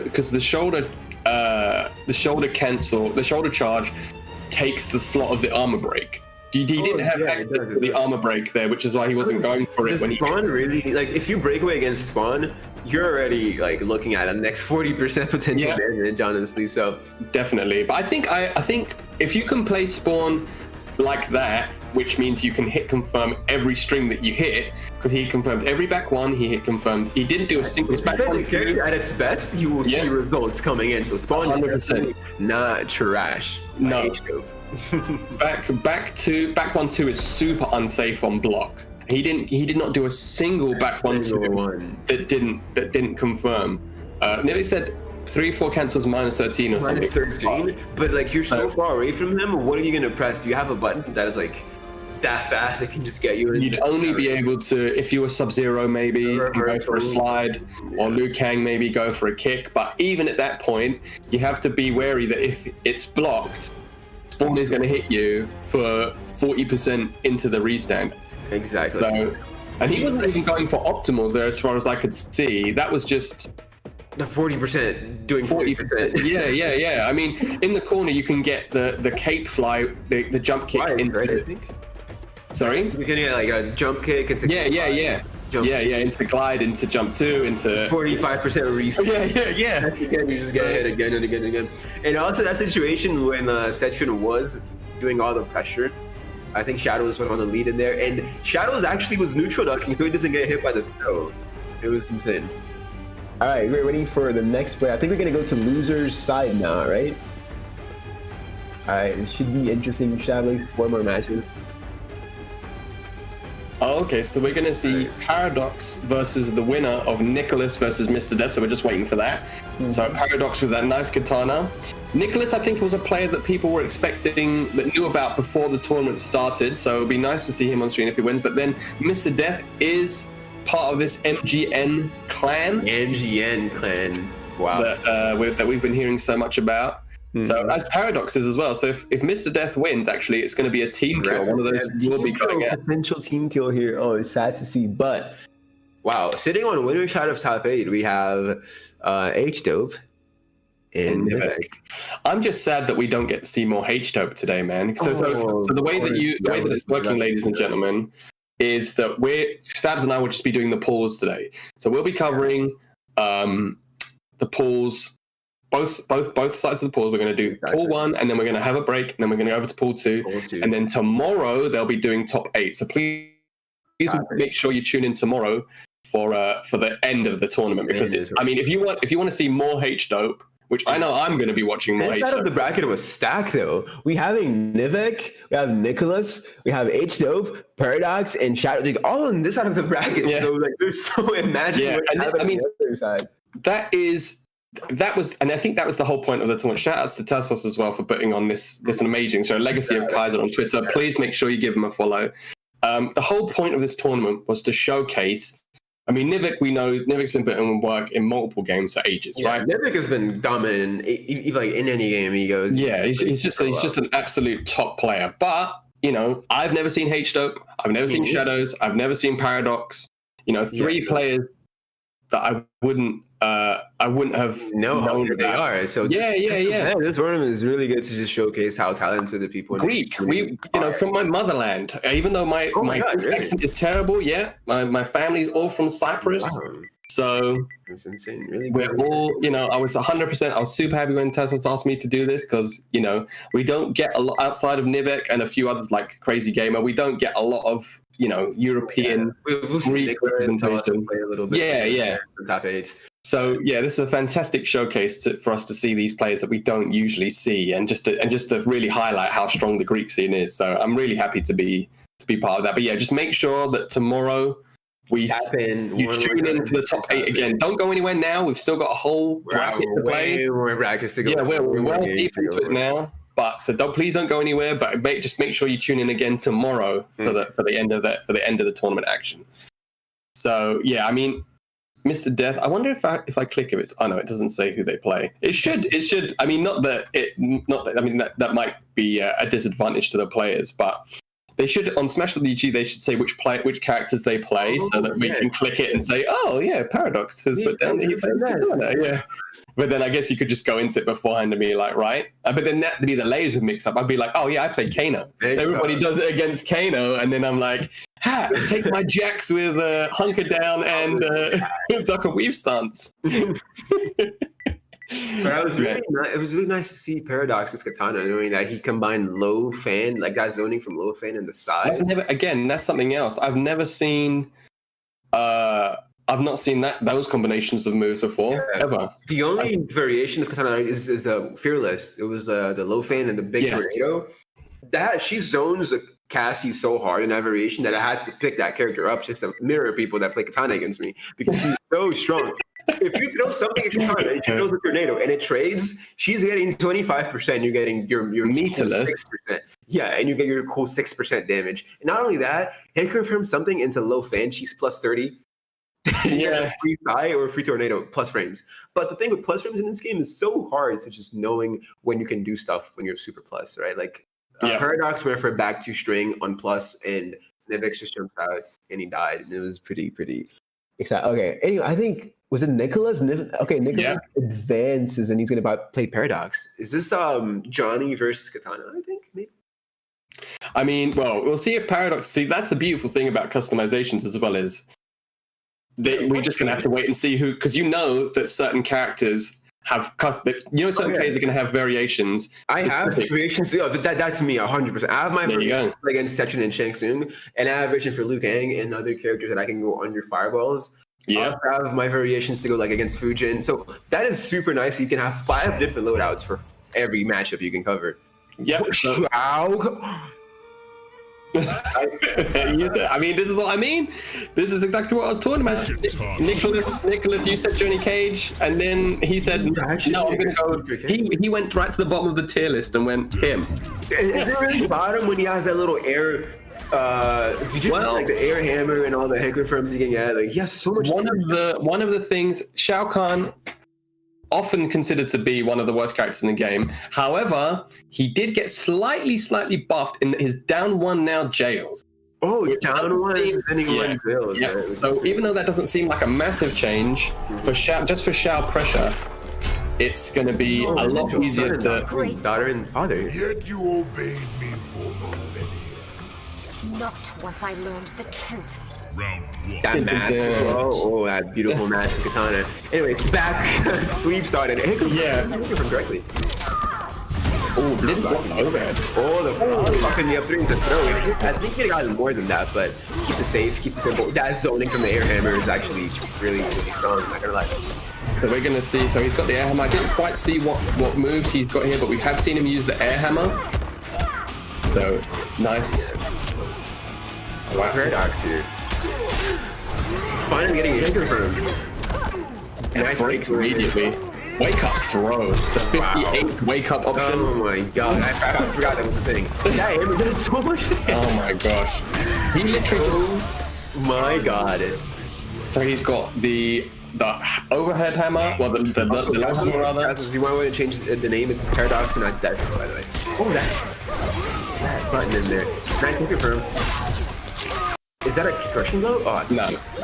Just opts to go for the side switch. Side switch there. No fast block in that. No, 4-3-4 still has a massive gap as well, so. Oh, Shao Kahn wins these straights against Katana. Oh, and now he's got the crushing blow locked and loaded on the standing 1 string. Yeah, 3 spheres. No anti-air. I think he's going for an anti-air. Let's see another break. Oh, trying to duck. I think this is death. Let's see. Is he going to do the crushing blow? No, drops the combo. Down 4 into low fan. Oh, can you get this pressure going? It's offense. Oh, that's not safe. No punish. No punish there, but safely takes a round. Paradox equalizing the round here. All right, let's see if you can get this point. Oh, what punish there. Nice catch in the up 3. Hit confirms. What is he going to go for? Look how plus it is. Did you see that? He stayed on the ground for so long. Oh, what a tech. Nice. Wow, what is the back board? Crushing blow now. 37%. Big damage here from Paradox. Casual 38% meterless damage. Yeah. Counter hit. Down 2. Wow. Really nice here from Paradox. So showcasing how strong Katana is. She's really strong from full screen because she has the side and the low fan. But she also has that up close damage with half blood stance and you know, just a regular hit confirms, right? It's Katana being Katana at this point. Yeah, I mean, Paradox did a really good job there as well because he looked like he was getting massively overwhelmed by Nicholas in that first game. Nicholas just really asserting himself with those jump hammers and, you know, really favorable trade spears on the projectiles. But Paradox did a really, I mean, talking about jumping, right? Katana's jump, one of the best in the game. How many times did he punish his up threes and his sweeps just with jump-ins? Just with jump-ins. And that's the thing as well, is that if you can get those reads, even though the strings whiff a lot if you're trying to use them as meaties, they are great once you've got them in a confirm. Yeah. So you're getting damage. We saw that last combo. I know it used a crushing blow, but 38% meterless. Like that, right? And plus, she doesn't spend any resources doing combos. No. Obviously, the other resources either into canceling her half blood stance or even doing load fan, or throwing, or throwing fans. So really well played by Paradox. Here. Nicholas opting to stay with Shao Kahn as well. Passes might want to full screen that. Again, he's not blocking the full string. Always trying to get the overhead. Don't know maybe if he's trying to flawless block or maybe. Oh, there we see it as we're saying it. You see, like Katana can get her breakaway out without spending meter, which is super nice. Getting another confirm there. Also, I haven't seen Paradox trying to meet with back 2 anymore. He's going for back 1 meter, so he's playing the safe game. Also, this interactable is so good. The swagginess you can do in this interactable is, I love that. We're gonna see it now. Oh, I thought it was gonna be grab. You go for regular grab instead of, I don't know why, but that hurts so much. And the thing is that with projectiles like that, oh wow, anti-air back 3. Oh, he's got skewered. Oh, okay. Oh, I don't know what he went for there, but he finished him already. It must have been an input error, but yeah, it might cost him a little bit. He needs to go to the ground now. Nicholas here. I think in mid into fatal blow, and Nicholas loses the game, by the way. We're gonna start seeing. No, are we gonna see a break? Oh no, it's not a break. Nicholas dropping that combo quite literally costing the game. I mean, the round. So. Yeah, I mean, what did he do? He did the bound into spear. Spear. I don't know why. I think it was an input error, maybe. Or maybe it's because he hit it from an anti-air. The gravity of the combo had already changed. Maybe that does work, but I feel like he should have kept it more simple because that cost him a little bit. Definitely. Yeah. Oh, no full spot there on the 4-3-4. Kind of establishing the zoning war here. -7 there with a reverse. That grab was so far. I didn't even notice he could do that. Yeah. Oh, catch me. Oh, wow. Oh, that low fan catches me every single time. Yeah. That low fan, 6%. We'll see if it's going. We can see an immediate break. Oh, no. That. Good presence of mind by Nicholas not to break there because he would have eaten the square wave straight into 30%. Escape failed. No crushing blow throw, sadly. Yeah. Oh, nice edge though. No profiles to throw. Oh, that's not safe. No. Oh, he's missing these. He opportunities to take the round, but oh no! I told that low fan is so fast. I promise you, it's not that easy to block. And just like that, Paradox advancing to winners. No, not top 8. I think it's yeah. I think he's. Oh no, he's top 8. Yeah, he made top 8 losers side. Yeah. Yeah, making top 8 just like that. And we are going for a break after this, so make sure you guys stay there and catch the action later on. All right. Okay. So ladies and gentlemen, we're going to have a quick break now. That's the end of the bracket for the first side of pool 1. We're going to have a very quick break, go to the loo, get a drink, and make sure you are back because we have got this next bracket coming up. On the other side of pools. We're not done at all, ladies and gentlemen. This is the other side of pools, and we have got Crazy Gamer, Panos, we've got A Grovel, K-Top. I don't know who half these players are, but if they're anything like what we've seen so far, it's going to be a hell of a show. So please don't go anywhere. Lots of action here waiting for you. Yeah, just make sure you come straight back. Catch you in a sec. Actually, 1999 is my birthday, so I'll take it. You don't have band hair though. Okay, I think 4-4 is gonna be. Dang. Wow. Back 2 coming through already. It's so hard to be ready for back 2 all the time. Because every character has a specific punish or no punish. I don't know. Or no punish. Or no punish at all. Hopefully for Johnny, he has a back 4-4. Oh, you The think? shadow kick, yes. Maybe, yeah. But he has to be ready. It has to be almost reversal. He tried it. That Okay, jump back kick. It actually was a might, jump kick, it yeah. might be in range and fast enough, yeah. Let's see. Nice down one check. 4-4 coming through. Interactable, nice flawless block. That's a good trade It's for a the very good basic. trade. And 4-4 up 3 to close the round up. Round 2. Fight. Second round. Very nice confirm. Okay, this corner will be an issue. Resent? Yes, sir. What's it gonna be? Grab. Of course, the grab. Nice The check. He's so brave. Woo! You dare to press a Counter hit. button? Another one. Okay, here we go then. Jump in. Hey. Hey, hey. Look Oh my at the God. damage. 45 into Into a restand. That was sick. Oh. Give us more of that debate. He dared to press a button. Double Very down nice. 1. She's always next to you with 4-4. Oh, wait a my minute. God. Fatal blows a threat. Wow, what a challenge Very from nice. Nicholas. Oh my God. Oh my God. Final round. Fight. The block? The block, really? That's a high into overhead?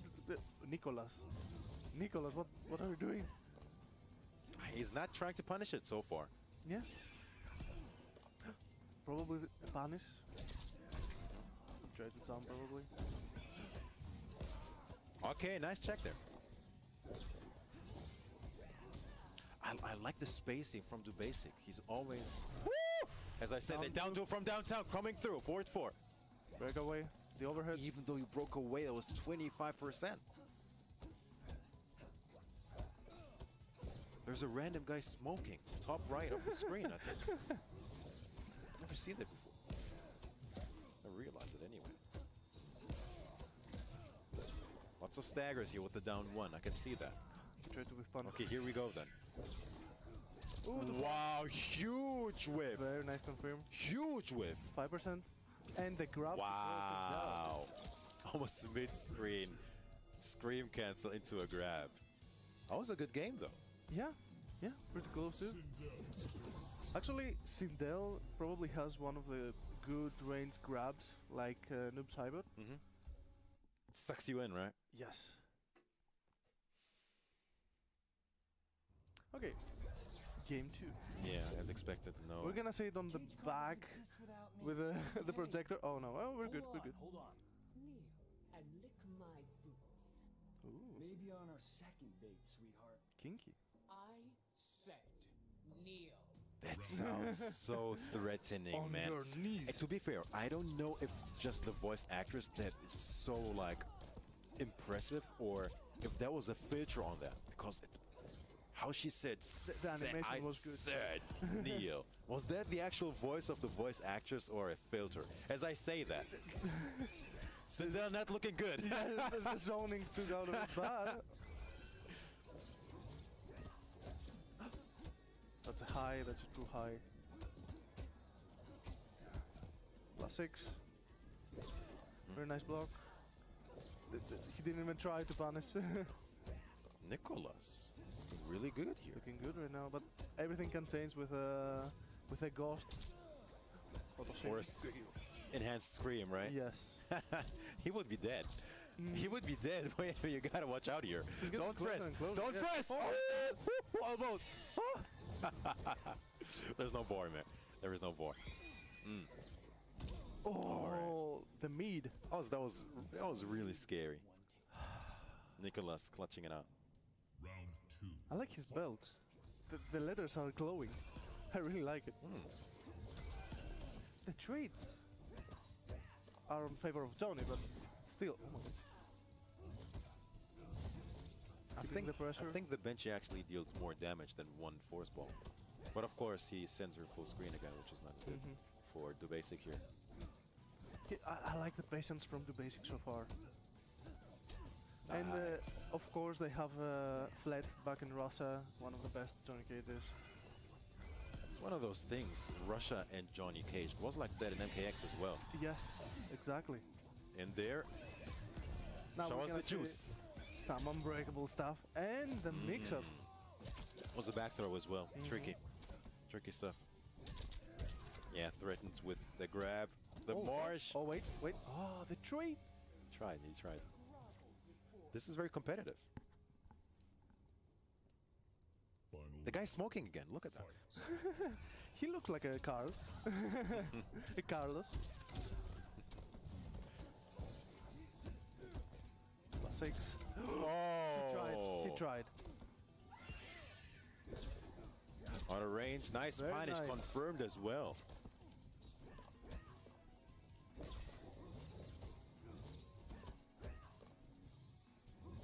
Good thing for Nicholas is that the basics crushing blow is not there anymore. The scream crushing blow. Good news for him in there. I really like the ground control from the basic. He probably thought he charged it enough. And the grab to the wall. Oh, what a my jump! God. Not death, not Not death. dead yet. Oh, the flawless. Flawless block. Wait, did he punish? Oh, he didn't punish. That's punishable, isn't it? Yes, That yes. could have been Minus GG. 17. That could have been GG. What? Into what though? No, that Oh no, doesn't too much work. gravity. Oh my God. That could have been a sick comeback. You She gonna see- flawless blocked the scream. Yes, and he could have been dead. He was dead. Oh 100% dead. no. Oh my God. I hope that doesn't affect him and Page 6. play like that. round 1. That was so unfortunate, man. That was so unfortunate. Ah, like when he was in America, the classic line was like, "Nicolas, let's go." Surely has some boys supporting him there. Downstairs. Very nice grab.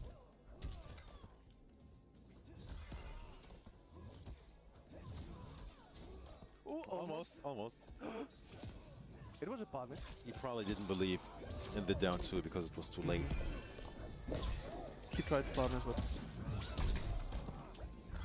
the distance with her backdash and all the moves are very, very good from the basic. Very nice hit confirm. Oh, the trade. 15%. 7. Ooh, Okay, this should be it. Nah, wow. Uppercut. That was really scary. that was very confident. Yeah. If that would have gotten stuffed, that would have been probably the round. Nicholas is still in this.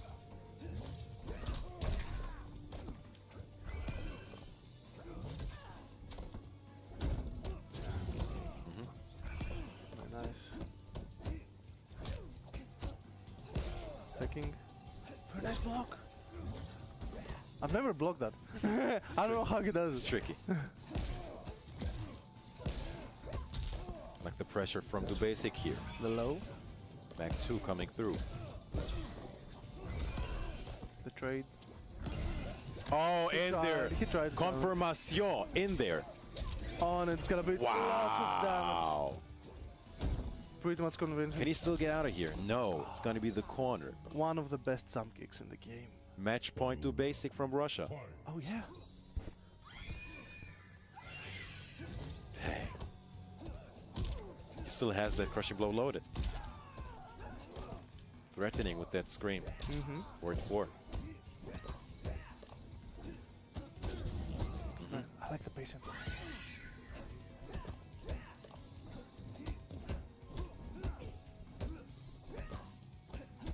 He's probably gonna jump. Watch him jump. Watch him jump. No punish. No punish. He wasn't expecting that.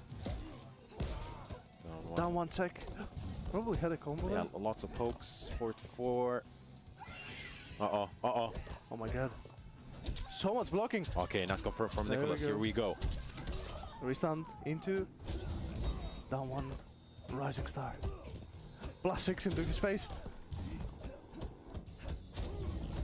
13%. The basic needs something Whoa, big! that was Finds it! Magnus. A keeps it unbreakable, of course. Oh my god, nice. Very nice block. Oh, But escape failed. now he can kill with 16%. everything. 16%. Time is slowly a factor. 17 seconds. And that's it. Wow, Staying Nicholas alive. on the board here. Nicholas. That was a really good round there for Nicholas.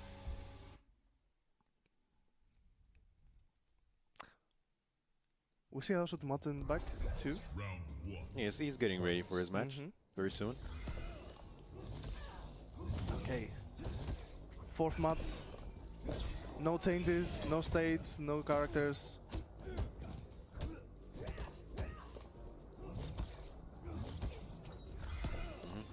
Back to zoning. I don't know with the change of Sonic Ace if Right, he could right. have done another one. That is so tricky. Flawless into flawless. Wow, that was sick.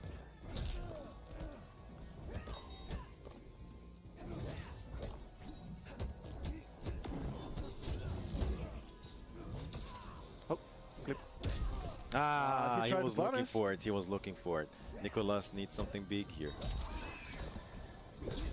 Jump kick was almost instant. Back to into back two. Flawless. I'm really impressed with these flawless blocks, man. Yeah.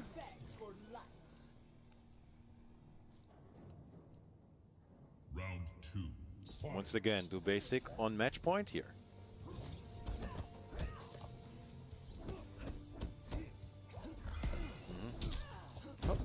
Didn't believe. Tried to break probably. Oh, that was Execution. Oh, clean He jumping. tried on there. Okay. Not huge bad news.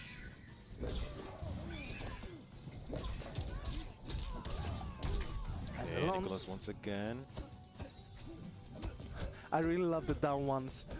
With Sonic is down one into down one into down one. It's a down one, the Rising Star. Yes. Exactly 30% left. Shadow kick. Ooh, no confirm. Okay. Huh. Finally confirms. Okay, Yeah. okay. Okay, once again, Nicholas staying Staying alive, here. alive. This Staying was alive. the second match point I think he saved.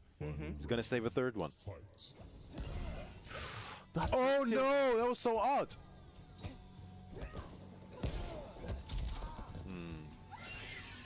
Not in range. Is that the tech? That's the Jade player in him. I'm telling you. The down two from downtown. Yeah. 2 characters away. Indians, man. Less than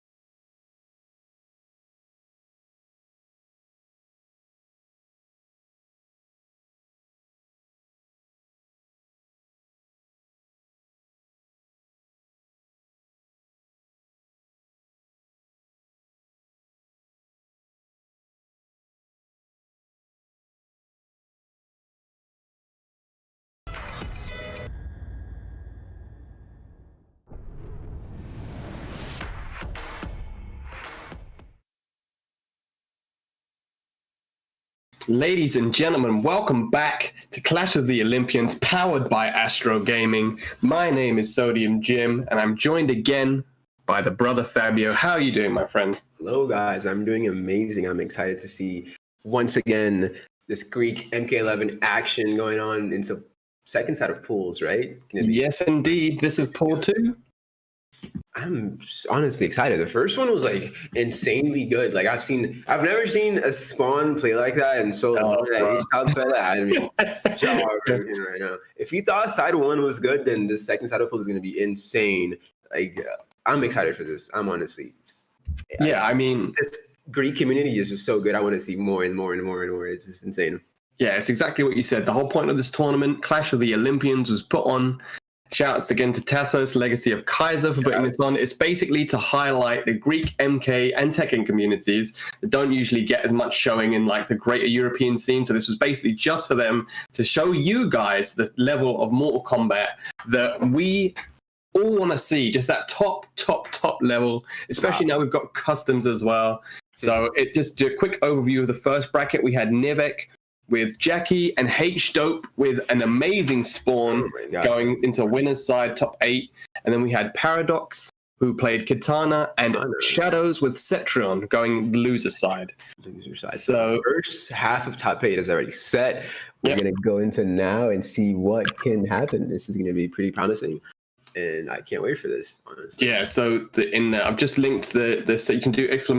bracket, but I've also just linked pool 2 in chat for you guys. Mm-hmm. We've got Crazy Gamer, who is a homie of mine, brother Thanos. Thanos is his real name, so that's how you know he's going to come and trying to raise people in this tournament. He's going to beat everybody. He's going to be snapping his fingers. People are going to be vanishing. We've got Pano Zero as well, who's been, well, he started off as sub, and I think he's been playing Sindel recently, but I don't know who he's playing with Ultimate. I mean, Sub-Zero did have like this insane like spike in, usage, because like everybody is like, his damage got like so, like the way his damage works now, any hit he gets on you is like almost 50% into more mix. It's just so good and so versatile. I love Sub-Zero now. It's pretty exciting to see.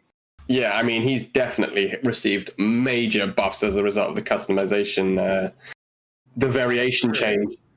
But yeah, let's not talk about Sub-Zero unless he's picked, because now let's see a spit. Whoa. Oh, we're seeing the girl finally. This is my wife, Cassie. Hey, you guys know what's going on in the screen right now. Is this woman? I main Cassie, play Cassie since day 1. Let's see what he can do. I haven't seen the variation he picked yet. So no, up against Scorpion as well. So the first match. So this variation here. Yeah. Okay. Can you full screen thing? Yeah. MGN Memos versus Cortexius. MGN being the young upstarts team from outside of Athens. They've been putting on a show so far. Grandmaster Grumpy Face. I cannot escape my rage. Knew you'd say some shit like that. So this matchup right here is basically whoever gets a life lead can just walk back safely, okay? So if Scorpion gets a hit, he can just walk back and Cassie just can't shoot anything. You know what I mean? Well, seeing Cortexius, it looks like he's just playing Reborn Scorpion, just a fan of that. Okay. That teleport cancel. Nice whip punish there by Malice. You see that how that combo changed a little bit? So yeah, exactly. That whips now. It whips a little bit. I don't be ready for that. No anti-air there. Sweep into whip punish. Wow. We're seeing both players coming out of the gate very strong. Oh, just missed the confirm there with the kneecapping. Get that one back. They're going. Now he has a life lead. Let's see what Cortexius can do now. No flawless block on the 4-3-4. You can't really jump against Cassie in this situation. No hit from the 1-1. No, and that was actually a punish as well on something. I don't know what. Back moment. No breakaway early, so he ate a lot of damage. Wake up, poke. No, confirm. Infinite blow. This could be it. Any hiccup from Infinite blow is game. Oh, he's not reacting to those. No, he's going straight into it. That was a very read. He needs to jump back a lot in order to punish her kneecapping, and he's not doing so. Oh, that back 3? I like that. Yeah, no punish in the back 3. Another big jump in. the jump 1 into the 1-1 isn't punishing the common. high guns. That you can duck that and punish it. Using those pokes to catch him pressing. The anti-air. Oh, I like this. Stand blocking that. I'm pretty sure you can duck and punish all of that. Yep, he can. Oh no, pulling the trigger on the 4-3-4 counter here, and again, he's going for the 3-4, just the 4-3 staggers. He's missing out on a lot of potential damage here. Also, not punishing 1-1-1. If you don't punish that, Cassie can bully you, honestly. Oh, tries to anti-air and gets hit by the teleport. No combo That again. down 4, okay, that down 4 creates so much space. If you counter poke, you get hit by the whip punish. So, nice awareness. Oh, Mamos was holding down that whole time. He was ready for that. Oh, double poke. Oh, just dropped the combo. Gotta be ready for that. They patched it now. You gotta have a new confirm for that combo. Is this gonna kill me? It does. I mean, would it not have killed if he'd have just gone straight into the string into Fatal Blow? It would have done, right? Back to 4 doesn't hit confirm into Fatal Blow. You have to jump. Oh, okay. Exactly. I'm surprised he's not using that flying kick move that lets you confirm into Fatal Blow. She has this flying kick move. It's a special. The plus one where she grabs the drone and... Yeah, exactly. Okay. That you can confirm that into Fatal Blow, and it's 45% unbreakable. Oh. Cassie is a monster when she's on low health, and you can take so many games with that. So, But we didn't even see... I mean, the only move we saw him use there was kneecapping, yeah. So I'm not entirely sure. His variation name is called Savage, so he's... let me see. I see kneecapping. I see flying kick as well. Oh, so maybe he just didn't... Maybe he just wanted to go for the combo rather than... Counter pick? What moves did he have for Shang? If he doesn't have Gun Eruption, then he's just setting himself for failure, because if you pick Shang Tsung against Cassie and you have Gun Eruption, the game changes completely. She can't need that. You said you have a full variation just to fight. It's named something really bad. It's Shang Tsung. I hate Shang Tsung, so yeah, it's just... But anyways, I think he has Corpse Drop, Meter Burn, and Gun Eruption, if I'm not mistaken. So he just wants to play this match at full screen. He's just happy to go for the trades. But let's see how it plays out. This is... Oh, that's always the Ermac lift. No Gun Eruption? Oh, he must have Grand Eruption, right? Otherwise, this is going to be a very difficult match. Oh, he doesn't have Gun Eruption. I mean... He's going to get owned. Yeah, he's just getting... He does have the Ermac. Smoke Shake. Oh, so he's got Smoke Shake and Ermac lift. He's a duck those. Oh, the reversal Ermac also works because Cassie can just backdash freely after those. So that's pretty smart. Gets a bit of life back with the throw. Life back. Oh, they can't be from the fly kick on the counter hit. Also can't be pressing buttons from that distance. Finally gets the Smoke Shake. All he needed was a hit confirm with a Fatal Blow, but sadly Mamos takes with a jump one to go. Mamos on match point. Oh no, I'm not entirely sure what Cortexius's game plan here is. I feel like he should maybe try and use that, the Smoke Shake and the Corpse Drop. Corpse Drops. Oh, yeah, 2 in a row gets you the crushing blow. I've never seen that before. Yeah, I've never seen it before either, but two of those in a row gets you the crushing blow. Oh. The jumping, gets full screen. Throws all of them out. Oh no! Down ones. Oh no, he's holding up. He's holding up. He's getting caught. 3 down ones in a row. I think he's holding down. I think maybe he was anticipating a grab. What? Whip punish. Down 2. It's not optimal, but it's killing, so it's what you need. All you need. Fight. I'm surprised he doesn't have... Oh! Not blocking those. I'm seeing this Cassie mid presence that she has like from close range. Her mids are so obnoxious against Shang Tsung, and you can't do much, but you can see here the zoning is coming to come hot. Yeah, now we're seeing Mamos just running into fireball after fireball. Go ready coming. I feel like he should use more Corpse Drops. Oh, whip punish? Wow, wake up down 2. Just get the hell off me. And now another down 2 straight back. Oh, but drops the combo. I think he was anticipating a breakaway perhaps, but here we got his crushing blow use. Just like that. Cortexius taking game 2 with Shang Tsung. That was a crazy turnaround. He was getting absolutely washed that first game. I know, right? But then you see how he won that? He won that with a meaty throw, your biggest enemy, right? Don't. I mean, he did eat a down 2 crushing blow literally 2 seconds beforehand, and he still went for it. But He went for it, right? I mean, I don't even know how that game turned around so much. We just ended up seeing Mamos just getting really impatient and just running into fireball after fireball. I just saw critiques just throwing fireball, and he wasn't even ducking. He was just same blocking with fireball. So even Cassie can go under every single thing he does, like from his standing fireballs. So. Yeah, I mean, he did get hit by the smoke shake a couple of times. Maybe that that conditioned him not to throw his, because we just saw it just ended up being a gun show that second round. He can kind of react to kneecapping with smoke shake. Yeah. Yeah, I mean, maybe that's all it was. Maybe that was just the tail of the tape. There was just that Mamos was just scared of getting the variation blown up by the smoke shake. Has flipping out, but I haven't seen him use flipping out so far. So. No, that's really good against Shang Tsung though. Like you do something close and then you go back to full screen, he can't really hit you. I mean, he's gonna zone you, but in this situation, he doesn't have gun eruption, so you can actually Cassie can zone Shang Tsung in this right now. That's why it was so strange. I think with that that he just kept running into fireballs because we saw him profiling those fireballs each time with kneecapping. Oh, raw Ermac, too far away to be punished. There. Oh, another meaty throw there. Oh, I feel like both players being a little bit more cautious with each other now. That first game, they were both swinging. Ooh, confirms that overhead. Ring stand +4. What's for? Oh, he +4. He down. Plus range and Mortal Kombat. They don't exist. They don't exist. All right, no, he has a life lead. I think he can just comfortably zone. I mean, maybe counter zone. Yeah, this is what he's doing. This is what he was doing wrong the first set. He was going for those corpse drops. Good jump 3. No hitting from though. He's doing a lot of double down ones as well that aren't being punished by Mamos. Mamos just not taking his turn. No confirm again there from the 1-on-1. He's letting Cortexius get away with murder here. I know. No confirm again. Oh, empty jump in the throw. He was pressing. You know, he was pressing. Yeah, 100% he was pressing. Oh, the up 2 just got blown up. Wow. Maybe an up 3 would have worked there because he went from meaty. Cortexius got away with murder there. Mm-hmm. Oh no, wait, it was Mamos. Sorry, Mamos currently on the match. Yeah, set point right now. So. Yeah, set point. Oh, down wow. +14. No hitting from there. Just plus frame. Oh, catches him.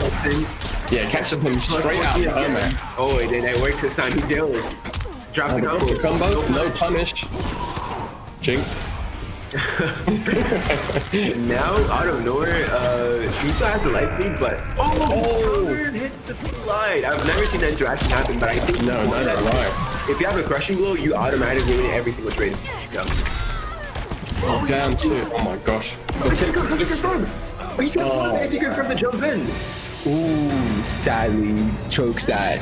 That whole set was one guy giving the other guy the opportunity to win, and then the other guy dropping it and giving it straight back. Was going back and forth. Yeah, I mean, I don't know why Mamos was struggling so much to confirm the 1-1-1 there. Maybe he was pressing 1-1 like an extra time, and he was like using an extra input. Yeah, maybe. I mean, that does happen in the game. If you press the confirm, so if you press a string too many times, like 1-1, and you press it an extra time, then if you've taken away your ability to cancel it. So maybe you're right. Maybe he was pressing it 4 times, and that's why he wasn't canceling it. But they're both players. I mean, we saw a jump in at the end there from Cortexius. Yeah, even if he confirmed the jump in, even if it was like a jump 3 into Ermac, it's a fatal blow, gone. Game over. Yeah, I mean, but yeah, both players, because you could see that they were adapting to the way that each other was playing. You saw with the smoke shakes and the gunshots, and then you saw that Mamos was being a little bit more reactive, as you said, with the gunshots again in relation to the corpse drops. So they were both adapting to each other. So they were both aware of what each other was doing. Shang Tsung in the first game, things would have changed definitely. Potentially, I mean, lots of down 2s at the end as well, and +14. Yeah. And it's because Shang Tsung's down 2 is actually really fast, and it works in these situations, you know. So. Yeah, I mean, if you're plus frames, but you still go for something that's slow afterwards, that doesn't guarantee the offense. So, I mean, I don't know what. Technically, it's your fault if you're not jailing, because on the second time he did jail, and he got rewarded for that. So. Yeah, so I mean, it's like if you hit somebody with a down 1 with Sin down, then you go for a 25 frame overhead. You're only plus like 13 or 14. So if they're going to mash down 1 out of that, you know, it's not that plus. But yeah, well played by Mamos to clutch out there, because that, like you said, lots of scrambles there. Both players swinging, both players dropping combos at the end. I mean, each player in each round had the ability to finish the match with a fatal blow confirm and didn't take it. Yep. So it does happen, especially if you're not used to playing on tournament, if you're not used to playing on stream. Yeah, you gotta tighten up. You gotta go to practice and tighten up all this stuff. So it could happen, you know. I mean, especially in a first to 2. First to 3 maybe gives you a little bit more leeway to. Are so scary. Like first to 2 are my biggest enemies, honestly. I've done a lot of reverse 3-0s in tournament, and same. I just imagine the amount of times I probably get 2-0'd if I didn't have a first to 3. You feel me? So yeah, of course. I mean, it just gives you that much more time to adapt, right? That's right. You see how, I mean, like we said, even in that short space of time, we saw each player adapt to each other. Maybe if Cortexius had one more game there, he would have switched away from Shang, or maybe switched to ground eruptions. As you said, ground eruption is definitely very strong in that. You were both of us surprised that ground eruption wasn't in the loadout he decided to pick. I feel like NRS might drop a patch where you can change your custom moves on the selection on the fly. So, yeah, I mean, as far as I'm aware, I haven't actually seen it, but as far as I'm aware, in tournament mode, that is the way you're allowed to do it. Mm-hmm. But I don't know, because that's how you do it. Obviously, in tournament mode, if you go into somebody else's PS4, you're not going to have your loadout. So it does give you the option to choose. It does make sense. But I don't know if in a set, or what it considers to be a set, you can then go back to the character select screen and switch your moves out. I'm not entirely sure how it works. So obviously, unfortunately, at the moment, there are no... But if you think of this way, if you go to like official tournaments and stuff like that, if everybody hops in, makes their custom variations for 5-10 minutes, I feel like it's gonna take so long. So I'm pretty sure we might. Oh yeah, that'd be horrific. Imagine. Yeah, that would take like so long. You'd all have to just use the same PS4 because you could only set up on one system. Yeah, I mean that was one of my biggest issues with them putting custom variations in, was I wasn't sure how expedient it would be when it came to a tournament setting, because obviously tournaments take a little while, might have technical issues, might have X or Y, and then you've got every player taking their time to choose variations. And then I wonder how it works in terms of counter-picking. Counter-picking, because counter-picking is going to be a huge thing though. Because you can't, as you were saying before with Shang, you've got... Imagine Shang against Cassie. Yeah, Smoke Shake and Ground Eruption. You can't and then you're like, and then he's waiting for you to pick your variation, and then he confirms, actually, I don't want Smoke Shake. I want Ermac, or I want Reptar Slide. So, yeah, I don't know how it's going to work. Maybe you have to take it in turns and have one player pick, and then the next game, the next player picks first. Yeah, just imagine if you guys go to the select screen, you pick Dash Punch, and he picks something to counter Dash Punch, and then, he got Dash Punch, let me choose that. Exactly. For so long in select screen. Exactly. So I have no idea how that's going to work in Yeah, it's gonna be very interesting to see what happens here. Wait, did we have a player named H Top, right? H Top. There's also one called K Top. We had H Dope. Oh, Dope. Okay. Yeah, H Dope. I thought they had like this initial thing going on. I was like, yo, is another spawn potentially? What's going on in here? No, okay, we got H Dope and K. I mean, maybe they are homies though, with letter hyphen C. Yeah. We got the whole alphabet going down in there. We got yeah, and when we got you'd be F Abes, and I'd be S Jim. S Jim. Got that. That's my cool millennial name. But no, I mean, we've had a lot of round one already gone through. Chris Taff has gone through 2-0 over He-Man Guru. Mm-hmm. We've got Samika beat Yamikos. Yeah, 2-0. Now, I think we might have... Is it going to be match C, I think? Yeah, potentially we've got $1 Million Man versus Jordan Balboa. I'm actually liking the character pick so far. I'm seeing a lot of variety. I'm seeing a lot of things that combinations I've never seen before. So, well, that's the first time I've seen Cassie in a tournament in a long time. People just, as you said beforehand, people just don't tend to pick Cassie anymore. We've got people hate her. I don't know why. That's crazy. You know what it was? It was making the Shadow Kick amp flawless blockable and making why. Yeah, and just making forward 2 have more forward 3 have more recovery. That was it. Yeah, it was. That was it. And those They two nerfed nerfs. her mid and nerfed her glow kick. That makes everything like that. Glow kick was so broken. I'm like not even lying. Like you do a string and it's a special, and you're pretty much reset neutral. Yeah. That was so unfair. But that's what everybody was Playing her for. Yeah, that was what everybody was playing. But I mean, look, I understand that people, especially at the absolute top level of this game, especially when you're playing for a lot of cash. Oh wait, we are going into game 2. Yeah, so it is Jordan Balboa versus $1 Million Man. We're seeing potentially top 1. Speaking of, this is exactly the point I was going to make. You want to pick the best character and you want to pick the best variation, right? I only saw 2 moves there. Am I tripping or what? What, for Lou? Maybe. Yeah, I only saw 2 moves. I didn't see the third slot filled. I didn't see a third slot. I think maybe one of these is 2 slots. Maybe I don't know. Yeah, I was going to say it looks like there's a third slot there. Maybe it's a continuation of another move. Yeah, he's got Baraka here. Pretty. First time we've seen Baraka versus Liu Kang. Dipping straight into the action. Way up on her. Variation. Yeah, default. That's the default variation name. Oh my god. $1 Million Man going straight for the crushing blow. Baraka. Half of their health is already gone. Marauder Baraka does not play.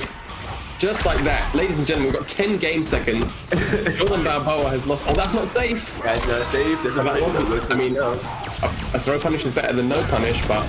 True. Let's take a turn. Oh, that's not safe either. And just like that, $1 Million Man taking round 1. Yeah, Jordan Balboa definitely, no pun intended, playing with fire there, doing a couple of very unsafe choices. Nice confirm there, 18% gone just like that. No, anti-air is very difficult. Anti-air Baraka, wow, we're punishing down 1. Just love punishing Baraka on these jump ins. Oh wow, that was definitely supposed to be a wake up fly kick. Oh, it's hit by the jump. Oh, I think this is it. Oh, we're gonna see a break. Oh no. Oh no, it didn't have to meet its M. Oh no, wow. That was a buffer probably. Damn it. That was a quick game. And that, ladies and gentlemen, Baraka, since the game has come out, Baraka, a lot of people have had some sort of varying opinions. People thought he was top tier when he came out, and then he slowly worked his way down the tier list. But one thing that people can always agree on is that if he does touch you and you don't break, every single sequence that you lose against Baraka, your health bar just dissipates. Like, it's insane. We saw that wasn't even 10 game seconds, and Jordan Balboa lost 70%. It was 70%. It was one confirm. He spent the fatal blow straight away, and then the dash up throw. And just like that, that was, 70%. And the crushing blow actually gives you a dot as well. Like an extra 10% dot. Just ticking away just while you're getting thrown. So let's see if Jordan Balboa. I mean, we saw some signs of life from Jordan Balboa there. Nice jumping over the projectiles.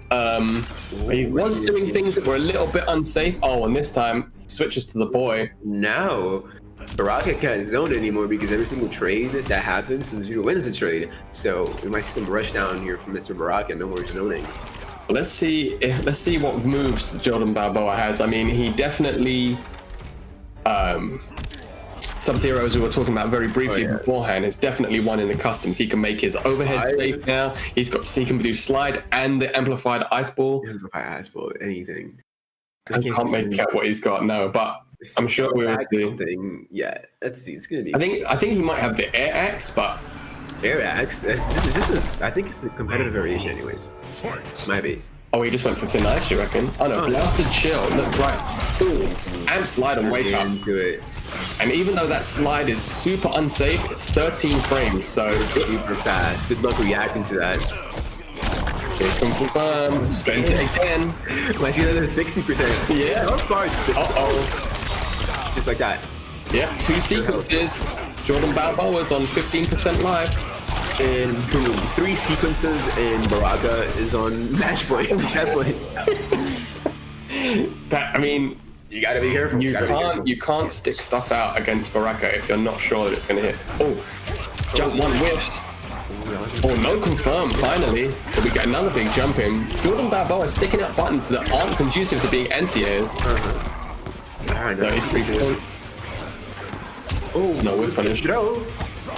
Double down 1 gets checked. Oh wow, trades with Chop Chop. Never seen that before. Yeah, I know, right? Up 3, gets him a bit of space. Nice edge whip. Okay, Sub-Zero has so much Oki in this throw, he can do so much. Oh, that's not safe. And punish. Doesn't go for the crushing blow punish, goes straight into the 1-1-2. Wow, even into a combo into down 3 from Moraka does 35% damage. And the chop finisher. Wow. Jordan Balboa gets. I mean, that was a quick game. The problem, so Jordan Balboa definitely showed signs of life there. I mean, he was a couple of nice slide placements, nice air to wares. Just maybe a bit unlucky at the height of the air to wear. Wasn't able to get some decision making coming from him was like a bit. Yeah, see, so that was the problem. Slide. Like if you don't do against Baraka, every single mistake you make against Baraka. I didn't hear that. But every single hit. Every single hit you get against Baraka is crucial, but if he also hits you back, the damage output he's going to do to you is going to be massive. Like, dude. And that's 1000% right. That's even though we did see signs of life there from Jordan Balboa. In that first game, we saw that $1 Million Man was ready with the punishes. Yeah. And he only missed one confirmed that set, so he had he was cashing out on everything. Like, no pun intended. Exactly. Man was cashing out on everything. That's good. I was like, what you mean pun intended? Is that why then cashes out on every combo? It's pretty cool. Yeah, you're 100% right. Cashed that, and he was. You could tell he was confident, right? As soon as he cashed out that crushing blow on the 1-1-2, you know, the more of the crushing blow straight away each time, 40%, because he knew that with every other hit. I mean, like we said, that's so the first game of the first round of the second game, 60% gone in 2 sequences, and then the third sequence was what? Custom lobby. Okay. All right. So we got K-Top versus Saminka, in the next game. So we're now into winners quarterfinals for Pool 2. So These players are currently 2 matches away from top 8, so this should be pretty interesting to see. Yeah, so I'm not familiar with either of these players, but Saminka with a quick 2-0 over Yannikos, taking him straight into winners quarterfinals. K-Top was already seeded, so that shows that he's obviously considered to be a stronger player. So we'll see who they're picking. But yeah, I mean, Baraka's one of those characters, just going briefly back to that last game, because I feel like Baraka's one of those characters that will definitely benefit a lot, because I feel like all of his moves are really good. Oh yeah, and even Spikes is amazing. Now, right? Yeah, Sorry? Command grab mix, I'm pretty sure. Yeah, he's got the command grab, which he can use. Obviously it's a high, but if he thinks he's going to flawless block, you can do that in between, and he ticks off everything as well. Oh my god. So he's got the command grab, he's got the spikes, which is one of the best NTS in the game, and he can convert off that in the corner. He can do Marauder and Blade Charge, so he's got a reversal. Gutted, paired up with the spikes in the corner. You're dying in there. It's so much damage you're taking, it's actually insane. I mean, he just has so I'm not entirely sure which moves clash, so please forgive me if I'm wrong, and correct me as well. If that combination is possible, that would be insane. Yeah, this is what I'm saying. But he definitely is a big winner from the custom variation. Plus the armor breaker though. The armor breaker is super. Yeah, that's exactly. He can have the armor break and he can have gutted. Instead of down 2ing, he just finishes an armor break, and if you be like unfortunate enough to break away, you E40%. So so you do the gutted meter burn into or down 2 into it, and even just by that's like 40% by itself anyway. 40%. So also the flag moves he has are of course, he's got the flag carrot, which, you know, he's got armor on the flag as well. I don't know, I haven't actually seen it since the combat cast. I don't know if they still do, but he's got the stab, and he's also got the armored move where he runs at you with the flag. Right? So and I think one of them is really safe, right? Is it the armor move that is safe? I'd imagine it's probably the armor move. I know the low one is also safe, which is. Well, there you go. I mean, it's not only safe, but it's 20% damage. And he's got the flag out, so then he boosts his damage. So it's I mean, Baraka is a very interesting character, as we've said. Maybe considered to be charged to Hazama. All right, cool. Thank you, Peter. Yeah, so, you know, considered to be the lower end of the character tiers, you know, as still very threatening. MKX, but with the variations. And as you were saying as well, Sub-Zero, I think definitely the biggest winner of this I feel custom like we variation. have to wait. Let's wait just a little bit more, and you're gonna see so many top players pulling like these random characters that were never in top 8s before, or like even top 3s, and you're gonna just be amazed. You're gonna be super, super good. Yeah. I mean, so like we were saying, Sub-Zero now can have slide. He can make his safe overhead mix with the forward to creeping ice. He can have slide and EX ice ball. So he gets there to confirm off the overhead. He's got the rising ice as well, which gives him like Rising 50%. Off of every touch he gets, it's 50%. It's just I haven't processed this yet. I haven't played. No, I haven't played it. Thank God. Thank God. I haven't played one yet. I don't even want to find out what it feels like. I was just waiting until I find a tournament. That's the no. I mean, we don't have tons of European Sub-Zeros. We've got, obviously, Prime is really good. Prime. We've got, did you say Omi? Yeah, Omi. Yeah, Omi's good. Yeah, Omi's really good. I'm gonna be I'm gonna spread havoc. I was tempted. I was so tempted when Customs came out to be that guy and just do the demon, as you say, the demonic variation. Demonic variation. But we're going to see another Sub-Zero potentially. We've gone straight to Liu Kang. I mean, Liu Kang, actually, speaking of big winners, Liu Kang definitely the top.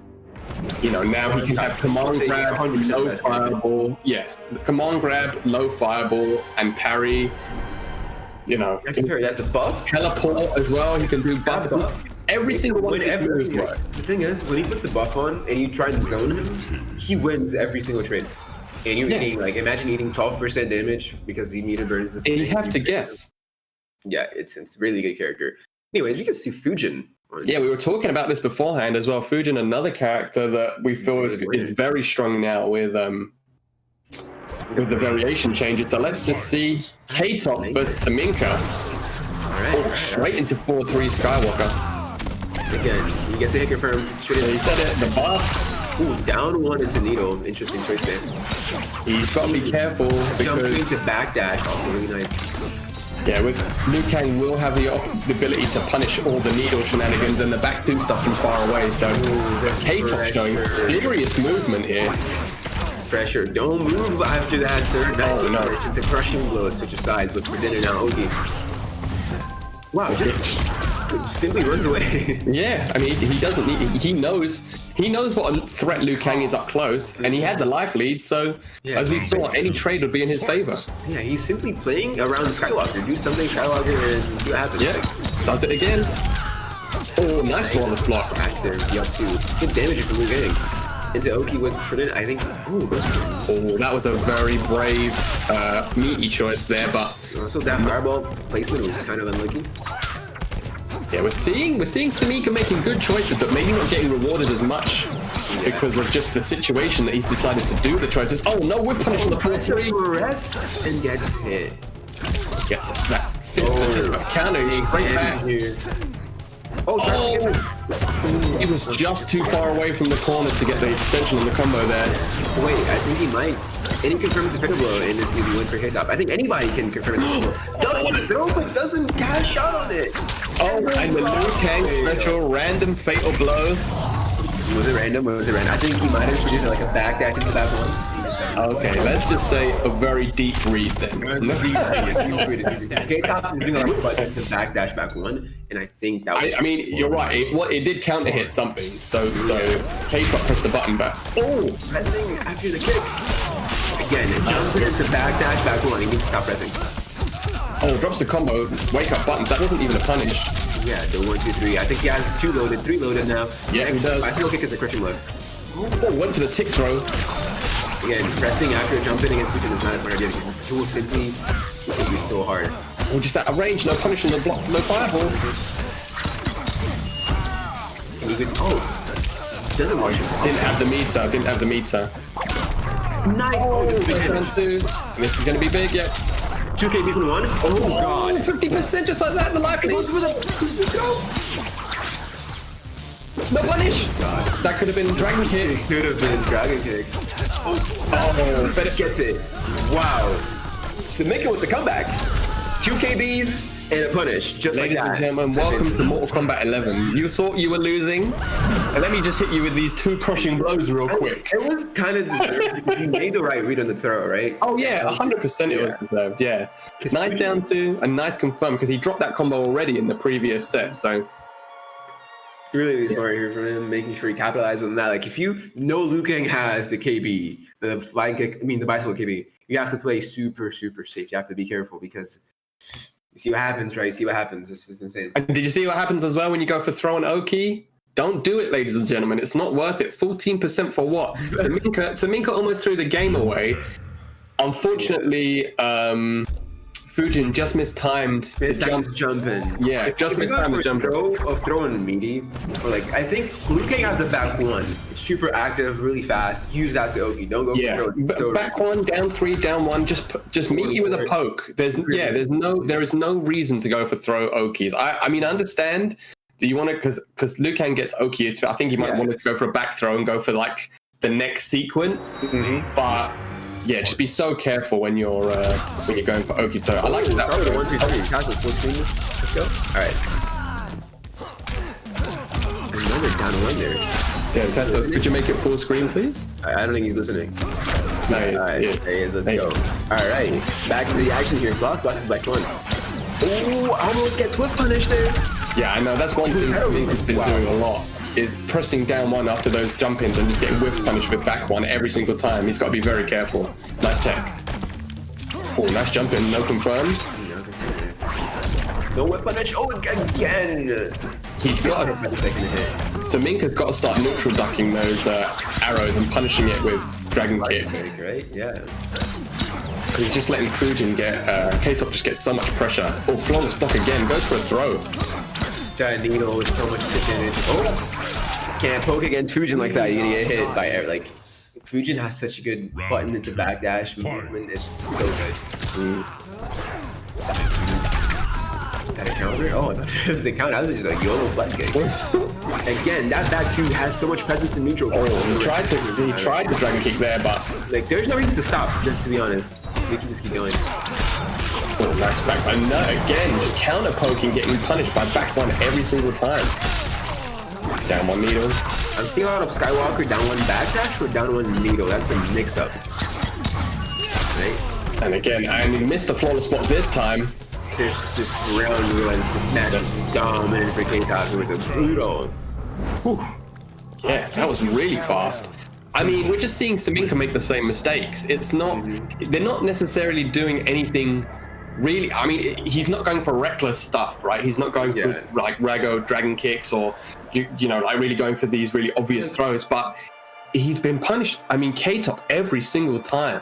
Saminka is going for those counter poke. He's trying to challenge with a down 1, and Saminka is outspacing him and punishing him with back 1-1 every single time. Every single time. That post Skywalker game check, because every time K-Top goes for the Skywalker, he's either pressing or he lets him do down 1 needle or something like that. So he needs to make sure he knows what's coming. Maybe backdash after you see a Skywalker, or I mean, maybe try to contest air to air as well if you see them Skywalkering, because when he lands in Skywalker, he is double digits minus. It is not, even though it looks like he's really fast. Hard to react, to be honest. It's just, because it's so fast, it sort of makes you hesitate because you think, oh, well, but but the thing is, he knows it's coming, right? So might as well just throw it out as soon as as soon as you see him drop. I mean, the only mix is that then you'll see K-Top start going straight into the dive kick, because then that's straight from the Skywalker. But no, it hasn't happened yet. He's only ever dive kicked on block, and then Saminka gets clipped by the amp. In this situation, it's no longer like a reaction thing. It's just like, you know it's going to happen, so you can just do it. And maybe even get a forward crushing blow on that because you know he's going to press. So. Yeah, so you're 100% right. He just needs to. We need to see Saminka just start preemptively challenging rather than reacting with the down 1, which is getting whiff punished every time. But let's see. So it's 1-1. Both players have the opportunity to advance here. This is still winner's side as well. Oh no, confirmed. Again, jumping into backdash. Yeah, and again, not challenging. It has to be like at least minus 10 in there, right? Yeah, I think it is minus 10. You know, oh wow, counter hits the long range dragon, but again, jumping into backdash. Yeah, and you notice as well, every single time K-Top is hitting a back 1, it's a punish. It's not a counter hit. He's actually whip punishing the back one on the poke. Misses the flawless block again. Nice air to air. 27% for, wow. Whoa, no punish though. No, I think he could have got maybe a forward 3 there or a back 2, but Saminka could maybe backdash and whiff punish K-Top, because K-Top is just throwing out backdashes into buttons, backdash buttons. Like, maybe if you whiff punish that and wait for him to do that stuff, you can actually get something going. But anyways, K-Top here on set point. Round 2. Fight. yes, I mean, we saw maybe Saminka there tried to do the neutral duck into the dragon kick. Oh, nice punish. 28% unbreakable. Oh, and as you said it got the breakaway anyway. That was a really bad break from Saminka because you can't get anything after that. Saminka putting himself at a massive disadvantage here. Oh, Tries to challenge the 1-1 sequence. shades of K-Ho, of H-Dope, sorry. 1-1 backdash into back 1. Oh, that's not safe. Didn't have the meter to confirm though. I mean, Saminka is Liu Kang. So this is not done by any means, and he does have Fatal Blow. Oh, no meter here anymore for K-Top. He doesn't Eagle, he kind of dies. No punishes on these guns, on these arrows. Oh, wow. We could have just, maybe he was a bit patient and ducked those arrows. He might have hit with a Fatal Blow. The thing is, you saw, you're right, you saw he wanted to, he was trying to be patient. Yeah, he was trying so hard to be patient. He neutral ducked, and he was advancing really slowly. He was using the down 3s to try and advance so he didn't get chipped. And then right at the very end, he just Very good games. gave up. Yeah, very, very well played by K-Top though. Let's take nothing away from Saminka either. I especially like that down 2 sequence into the bicycle kick rushing blow. That was really hard to adapt. Combat League.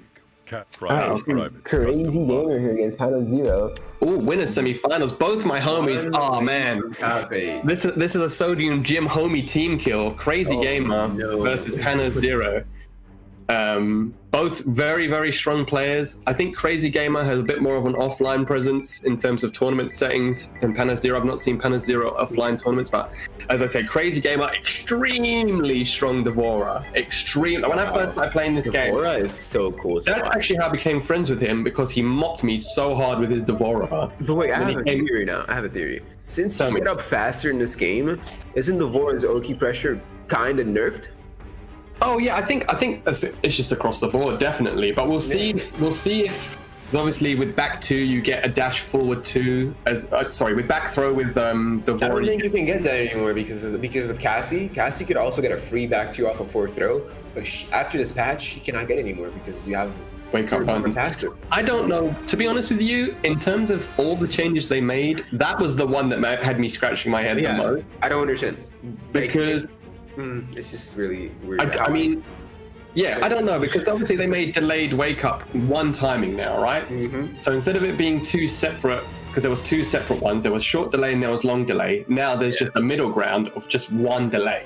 So that's good, because now you don't have to guess between wake up times, and there's an actual animation and it says delay. So they've done as much as they can to show you. Okay, but the thing is though, timing your melee on like no delay wake up is quite challenging. Yeah, I was going to say, so in relation to that delay change, which is great, I just don't understand why they decided to make, because characters like Liu Kang, they're on wake up, right? They're on knockdown and they press 1-2 and they're like, it's insane. You just get overwhelmed and you get hit by that. Like imagine you knock down Liu Kang, you're like, okay, what's for Oki? And he does 1-2-3 wake up fatal blow and you die. You're like, oh wait. Yeah, you're like, well, at least I've timed my Oki to the exact 4 frames, and then now they made it 4 frames faster. So I mean, 1, 2, 3, boom, you're gone. I know that I was playing a Raiden the other day. The connection was bad. I got hit with wake up buttons from Raiden into the counter hit pressing blow. Rain, 1-1-3 wake up as well is really, really fast. Yeah, I mean, I just don't understand. Yeah, I just don't understand it. It's definitely made. This is why I was saying to you though beforehand, just don't meaty. I know it's ridiculous, and I know. Maybe if your character has like good meaty buttons, you can actually go for them. But even then, it's a read. So you're reading, you're knocking them down, and then you're guessing. Because you've knocked somebody down, right? It's saying Grand Blue, which is another game that I play quite frequently. Oh, really? But you knock somebody down, They can do an invincible wake up because they do have dragon punch, which is invincible. Ooh, You can do a dragon punch, or you can do a super, which is invincible. Other than that, there's no wake up options. There's no delays. Wow. There's nothing. It's literally just wake up buttons or an invincible option. And if you miss time your meeting and you get hit by wake up buttons, it's entirely your fault. But I In feel this like game, maybe as the game goes, forward, we will see more people adapt into the wake up system. I feel like.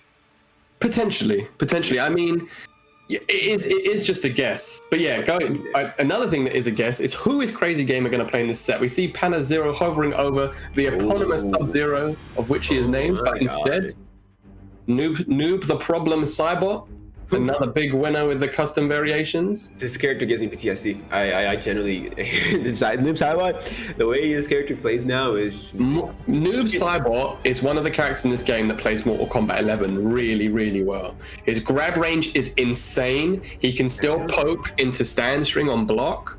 He's got 34% one bar combos. it's huge. The fact that Noob Saibot can just zone you from mid screen, even like close range, he can zone you. You can't do anything. No. Like, throwing buttons against Noob Saibot after projectiles, he will whiff punish you. And even if you're trying to Or counter hit you. But instead we're seeing Noob, so we're seeing Sub-Zero. Scorpion. Whoa. Oh, it's a classic matchup here. Did Crazy Gamer pick, or did he let it run out? I didn't even see Pretty it. sure he... Okay. Okay. Okay. Okay. This is. Yeah, I was gonna say, I was like, I've never seen Crazy Gamer play Scorpion before. Yeah, it's an official match. Anyways. Oh yeah, so going back to Noob, yeah, Noob Cybot, another massive winner of this game. Okay, so ladies and gentlemen, this isn't a set. We've invited them. So we're just gonna see a Sub-Zero showcase here. Some Dead of Winter combos, classic. Classic 40%, you know. I mean, this character, even this Dead of Winter, that what we just saw as a game, that's actually a possible in-game sequence. Forward, questionable into mixed ice Yeah, ball. into 40% from the 1-2-4 crushing blow combo, and then you guess. All of this stuff could potentially be an actual Sub-Zero match. Yeah, it is. If that 4-2 was a counter hit, it would have been another 30% because that's crushes and counter hit. Guys, we won't full screen when it's a real match. Okay? Yeah. No, that was a mistake. So yeah, so Going into the game. Crazy Gamer does not play Scorpion. As far as I'm aware, he could have switched to Sub-Zero, to Scorpion, but as far as I'm aware, it's Crazy Gamer, as I said, a very, very, very strong Devourer and a very, very, very strong Shang. So he plays Shang Tsung. yeah, he plays Shang. Yeah, so we'll see. Yeah, we'll see. Yeah, I mean, he was good with Shang before the customs as well. So to be honest with you, I'd like to see Devourer, because I've heard a lot of people complaining about Devourer, that she didn't get buffed. I mean, I don't know how you would buff her without making her completely cracked. I know, right? But people still complain about her jump in, getting anti full screen, but that's how it's supposed to happen. I mean, that's fighting games. How many times against Shang Tsung? Oh, so he has gone for Shang Tsung. Yeah, I mean, that's fighting games. This matchup is actually really, really like playable. Like this matchup is. It's not a free matchup for Shang Tsung at all. I can't imagine. I don't think Sub-Zero has a bad matchup anymore, to be honest with you, with the variation changes. Right? As you said before, every trade with Ice Ball is in Sub-Zero's favor. You can't even zone him because of the either side or Fireball amplified. Playing Winter though, not playing the custom stuff. No, he's been playing Dead of Winter since Putting slightly more than the shoulder in this variation though. Yeah, definitely. Especially if you flawless block a ground eruption. I don't think the shoulder charge is fast enough at 18 frames. But nice smoke shade. Oh, so he's got ground eruption and smoke shade. You can't zone him. No. Jesus Christ. Oh, nice block, nice punish. Breaks away from that. Oh, he hit a back one. Counter hit the back one. Oh my god, this combo is sexy as hell. Just missed time. Could have made him pay much more than that for the whiff ground eruption. The first forward 2 of the set from Pana Zero is blocked immediately and punished correctly from Crazy Gamer. So we can see that he didn't get freed up by that forward 2. No, and one thing I'll tell you as well about Crazy Gamer is he is an expert throw techer. Oh, really? See, Oh. as I say it, he is literally an insane. He techs every single throw. So So maybe he gets shimmied more often, possibly. I mean, not in my experiences. I just get opened up. But Oh, that was a great guy. I thought he was gonna go for the interactable. People ignore yeah, it. he was just ignoring it. Yeah. He doesn't get shimmied. That's No, he doesn't get shimmied. No, he's a really strong player. robot here. Yeah, I mean, I just feel like slide is a much better option in this matchup. So far. Oh, and the block! Blocks. Wow. And the air to air. No investigation there. Thanos. Oh, Is he gonna go for the interactable? No, missing out. plus frames. Doesn't get auto shimmy, just takes his turn. That's incredible. Doesn't get auto shimmy and takes every throw that I've seen. Dude, I'm telling you, this player, Crazy Gamer, is No, a just go for the full board. Oh, he got shimmy there though. He did get shimmy by the back three. Oh, jumped. This is it, right? I think. No, the gravity. the gravity. Yeah, no, I was gonna say that wouldn't have worked because Sub-Zero was actually airborne when he Maybe got a that. raw fail, maybe? I was thinking raw fatal. I mean, maybe Crazy Gamer just didn't believe. Plus turns into first force 2 connecting right now. Breakaway. Text it though. No, Nice flawless block on the jump. Down 4. Dash of throw. What's here? Oh my god, if he eats too many fireballs, he might lose his life lead and possibly be in danger. Oh, guess a jump 3. Actually punished a down 3 there. And it's not showing Crazy Gamers. Get some health back. Now, pressure on that. Big damage. One mix away from dying, by the way. Yep. And he said, you got outplayed. Just like that. 2 KBs back to back. Oh my Well, god. get Mortal Kombat 11. Oh my god. That was like, he lost 70% health. And you know the sad thing, this is the absolute like soul crushing thing about losing to a Sub-Zero, right? He teched every throw. Crazy Gamer teched every single throw. So many 4-2s. He blocked so many forward 2s. He whiffed times he gets hit by 2 4-2s. and that's it. That's 70% health. he got hit twice. Sub-Zero kind of lives and dies by the mix, as you can see there. Oh, he does, yeah. But the thing is, I mean, that's the one saving grace about Shang Tsung is he doesn't do that much damage. Oh yeah, So yeah, thank God he doesn't do that much damage because we were seeing, even with crushing blows, we were only seeing 28% one bar combos. Are we seeing the gal? Oh yes, let's go. This is what I wanted to see. Those gimmicks from Devora, those set play, I want to see all I that. want to see it. I mean, yeah, It Devora. really tests your defense, tests your reaction. So like, I think we might be better for the situation. Since Devora. Shang can't really zone, so I think he wants to put him in a position where he just has to play neutral and has his, like test his defense pretty much, right?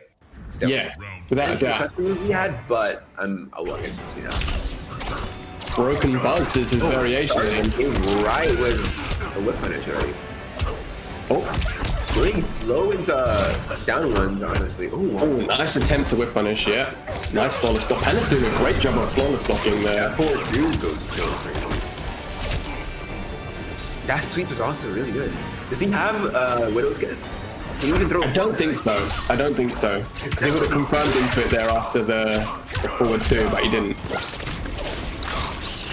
Whoa, is that a hit confirm? Oh no. I don't know how the Devora works too much. Oh, that was a big mistake. Nope, question blow though. Saves the question blow for some reason. That Yeah, which could be to his detriment. One more hit away into fatal blow and he's dead. What we're going to see, 4-2 a fatal blow or back 3 fatal blow? Call it. Oh, 4-2. It's like we're in the future, we know what's gonna happen already, right? I mean, All of this would have been like erased if Crazy Gamer punished that thing with the with the fatal blow, with the crushing blow string. Yeah, I don't know why. I mean, saving your ammo can cost you a lot, especially against the Sub-Zero. Yeah. I mean, I got don't touch me. These techs are coming in clutch, and the first time it goes for a throw gets K beating immediately. Drops the combo though. Another duck. Oh, tech throw. What's wrong? No, this mix probably.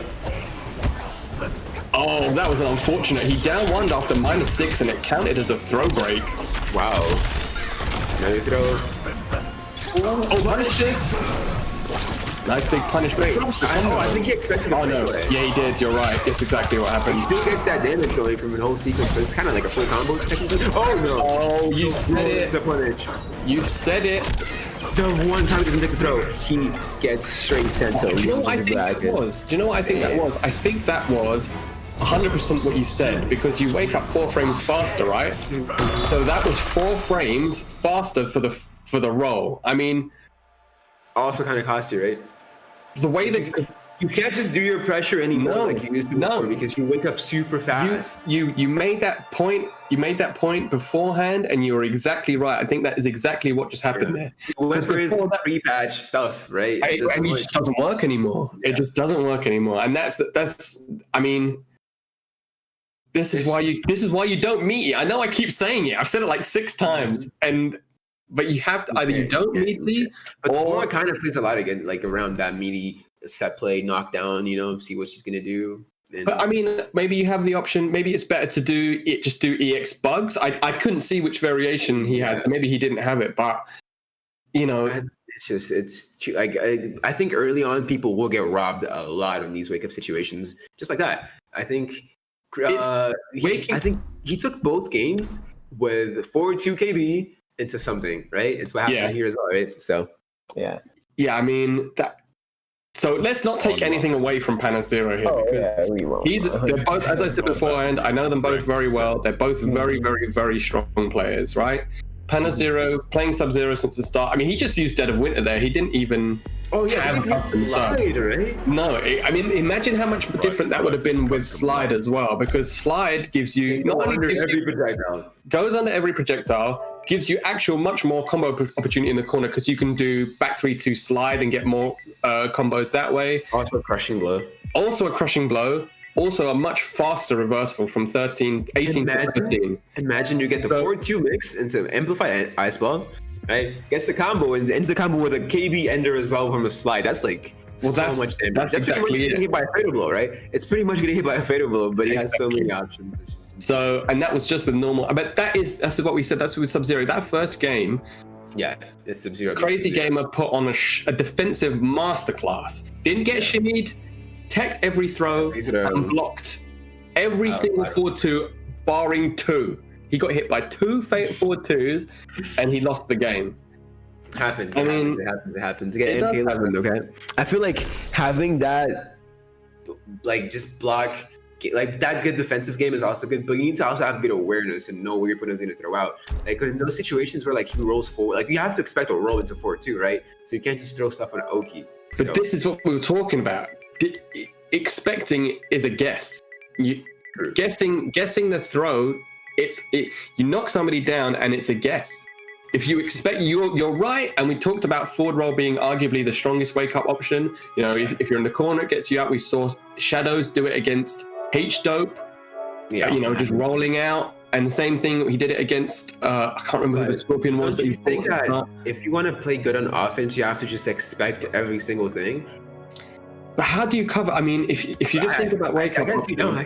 I think you try and cover 2, and if they do one of these, you punish it. If they get the third one, they get away with it. But I mean, you're playing right? So. Maybe that's the best way. Is just you're right. Just to compartmentalize it. To do all right. So these are my wake up options. These are my meaty options. If I think they're going to do an invincible wake up, and then you've got. Like somebody with Kano. When I played Kano, I would only ever do back 4 meaty. And the reason why that is because it's such a good tool. Maybe you don't get as much off it, but you space yourself right. It low profiles every up 3. It beats wake up jump. It beats wake up buttons. So good. And if they roll forward, it gives you enough time to recover so that you don't get punished.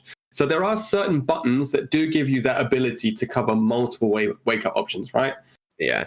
Wait, is this Global versus K-Top? Right? Yes, I think K-Top is back. The Fujin. Let's see if Global can adapt this Fujin. Global beating $1 Million Man 2-0.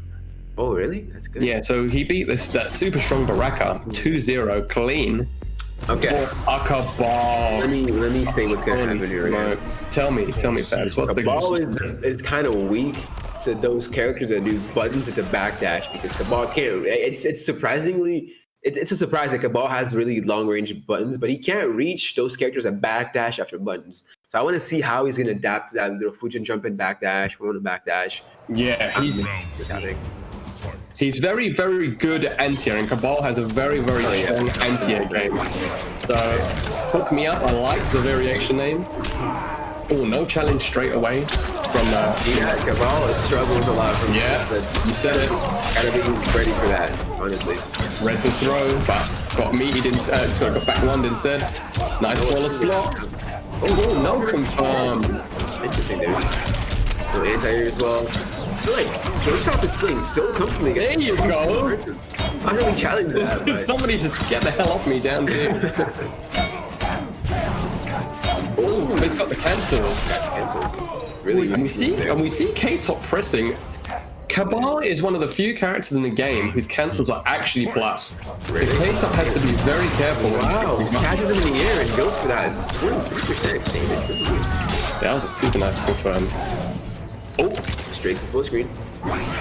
Yeah, the gets the combo broken, but is still safe. But I feel like K-Top is playing his game against any. It doesn't matter who you're playing. K-Top is going to play his game regardless, right? So yeah. Oh, nice. Could have gone for the crushing blow there, but instead opts to go for the combo instead.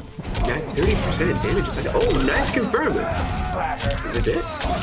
He's like, why? But throw down. Oh, down twos. It covers both options, right? Down covers the mini and the throw. So he's smart there. Oh, got nice defense there from. See, I said the air to air. He challenges the air to air so nicely. Yeah, and I think from air to air, he gets like 30%. So it's actually nice going for that. Cabal air to air and Cabal anti air, two very, very strong options. We saw, I saw Sonic Ninja in the 2v2 tournament that we did. Do you remember all of his anti-airing against Jackie? Yeah, so nice damage, 30% from all these sequences. Jailing all of his cancels as well. Yeah. Not pressing after that jump. He knows that Fuji can just backdash and do something. Oh, nice awareness kick. Oh, went for 1-1 into throw. I don't think that was plus. Punish maybe? Oh, no baby. Sick. Clean. It's the corner. Again, he likes to go for these knockdowns in the corner. He's one sequence from winning a game. Like one sequence now. Oh, wake up down one. Delayed wake up down. Oh, that's incredible. Oh god, I think maybe if you confirm it's a pose, K-Top can win this. I mean, confirm it's a critical. Oh, that's so safe! Jumps away from this. Oh, jumps away from the pressure just like that after choking the critical punish. Wow, I feel like when these situations happen, people jump in and do crazy stuff. Like you saw K-Top was at low health, woke up down one, like boom, just like that, right? How did he drop the punish, right? I think it's just 1-1-1. Right, yeah, just do 1-1 fate. I mean, I don't think he had fatal blow, but he could have done 1-1-1. Yeah. No man dash. He could have done 1-1-1 low spinner. He could have done anything. Yeah, it happens. It happens. He gifted K-Top. He literally gifted K-Top the ability to take that round straight out of to take that round straight back because neither of them had a lot of life in that last little scramble. But yeah. Whoa, Jackie graded on my screen. This is interesting. I feel like they're all playing the same variation that Nivik is playing, right? I think the Nivik's variation is arguably the strongest. You've got the bionic moves, and you've got the you can do the dot from the bionic bounce, which is as we saw is guaranteed if you jail it in the with the bounce so easily now. Yeah, it's funny. It's like Aaron Black having acid off of a string, you know? It's just mad. Also, Aaron Black with aerial presence like that. Yeah, imagine. Yeah. But speaking of aerial presence, we saw a Grovel with a really nice air to air at the start there. Yeah. And that's going to be a key to this matchup. It's not letting Jackie get. I haven't even used the air sharper one so far with the air bomb. No. Very clean. Oh, what's another air to air? Drops the acid maybe? No acid on the ground. Seeing. Oh, nice trade. He wins the trade actually. That's really nice. You can see, even though he was actually hitting Jackie there, he was still taking damage. Oh my god, that random dash punch that's punishable now. Nice spacing, punishes the 4-3. Not using the crushing blow again though, opting instead just to go for the combo. 32%, not to be sniffed at. Whoa, the air to it! He's dead. This is, yeah. What? Just like that. Like they just flash out of him. He had it. Maybe if he had the crushing blow used, he would not have survived all that. Ready for this? Yeah, I mean I mean, we can talk in hindsight, I guess, but yeah, I definitely feel like a crushing blow would have been the right choice there. But It happens. K-Top just using pure clutch to clutch it out. But does win fatal blow in the process. Nice air to it. Drops the combo. Earned that though. Nice spacing. Doesn't get the crushing blow though. Again, saving that. I don't know for what. See that? Yeah. Cancel into walk back. That's that's exactly how he caught K-Top with. Sorry, that's how he caught Grovel with the back one counter hit beforehand. Yeah. K-Top pressing after these plus frame cancels. He's got to be very careful. I know he's got a 9 frame mid, but he still can get clipped by the down one. That was so risky because Grovel was one hit from dying, but it was worth it as well. Throw KB now. Hit. Good patience by K-Top not to press there. Not even going for anti-airs because Jackie's so threatening in the air. K-Top doing a really good job not getting auto shimmy. He had a nice air to air. It is really safe, and Grovel might take this. Wow, nice back one into Saw.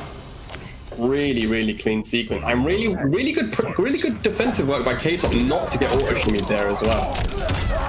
Doesn't put acid, goes for the dash punch instead. We're seeing lots of wake-up jumps from both, and the other is catching each other. They're both trading air-to-airs. Nice tech. Again, did you see the jump? Because he's expecting. Yeah, he's just expecting everything. Oh, gets the counter hit there. Big damage. Hashtag don't meaty. Don't meaty. Can he confirm from that? Oh, he does. Oh, but drops the combo. Keeps jumping on wake up. Yeah, another wake-up jump. And just like that. 1-1. Wow. Yeah, that was really I think he tried to jump and wake up 2 times and he just lost like 60% health. Well, that's what we were saying. You know, we're seeing lots of wake up jumps. Both players were jumping on wake up, and their opponent wanted some meaty air to air.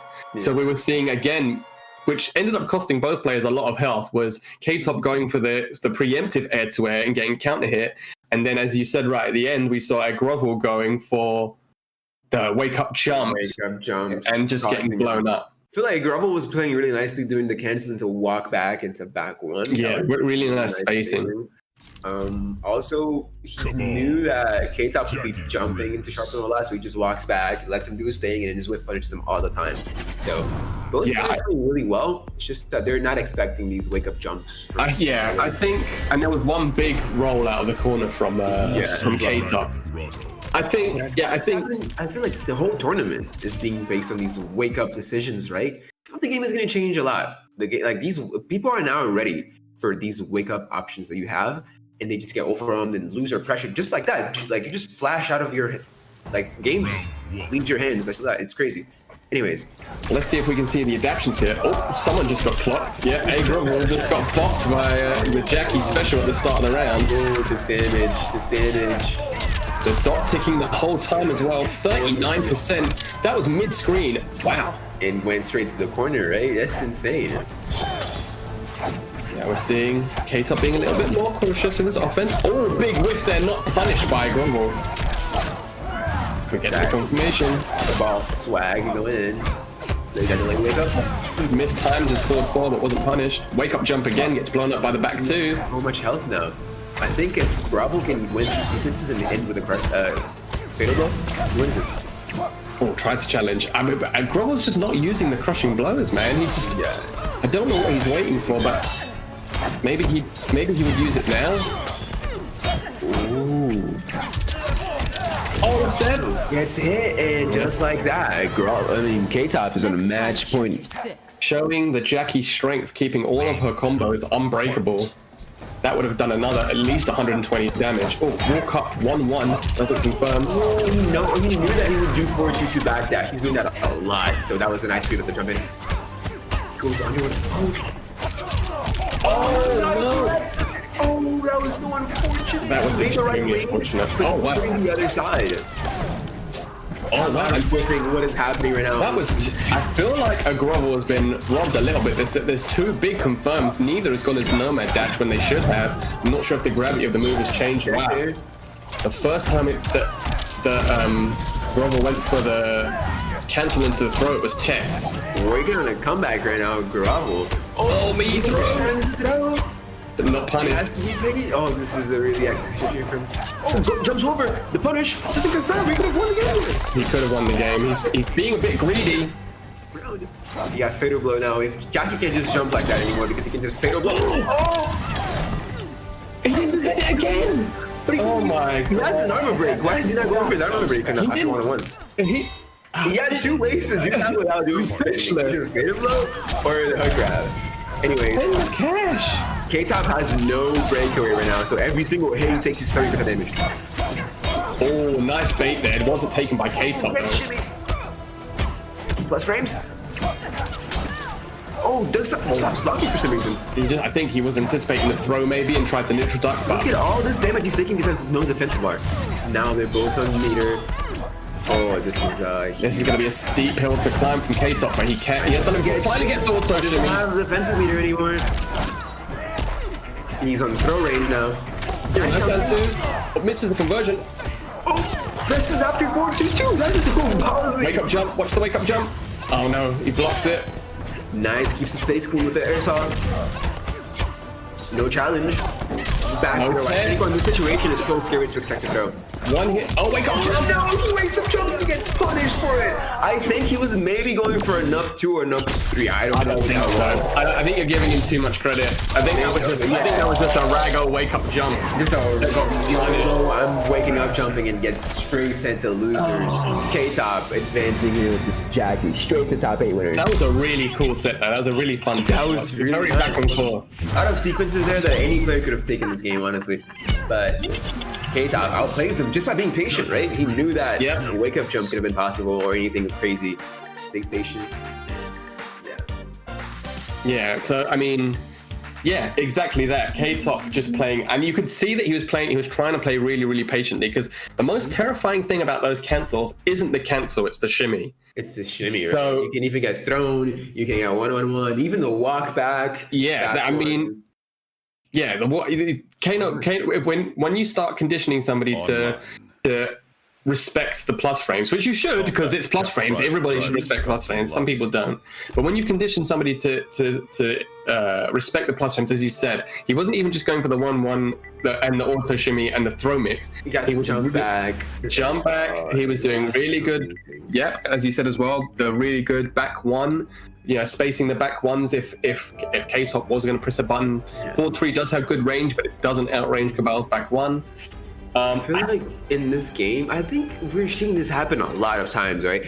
Even if you have really good defense, it won't matter as much because whoever can outplay each other with like the best offense game ends up winning. We saw that with the Sub-Zero plays. We saw that with even now Cabal plays. He tried so many offensive options that he had just weren't enough to outsmart the Jackie offense that he had going on. I feel like I agree with you completely, and I feel like in relation to that, two of the biggest mistakes, well, not mistakes, but two of the biggest things that Grovel could have worked on there was taking his crushing blows when he could take them. Oh yeah, not cashing out. He only cashed out on one crushing blow, which was a back throw. And he missed a couple of confirms. I mean, he got really, really unlucky that last game where he got auto-corrected, and then the jump kick didn't confirm into the Nomad Dash, and the 1-1 didn't confirm into the Nomad Dash, maybe because of the gravity issues. But there was 2 or 3 instances where he could have confirmed, and he just dropped the 1-1 or the 1-1-1.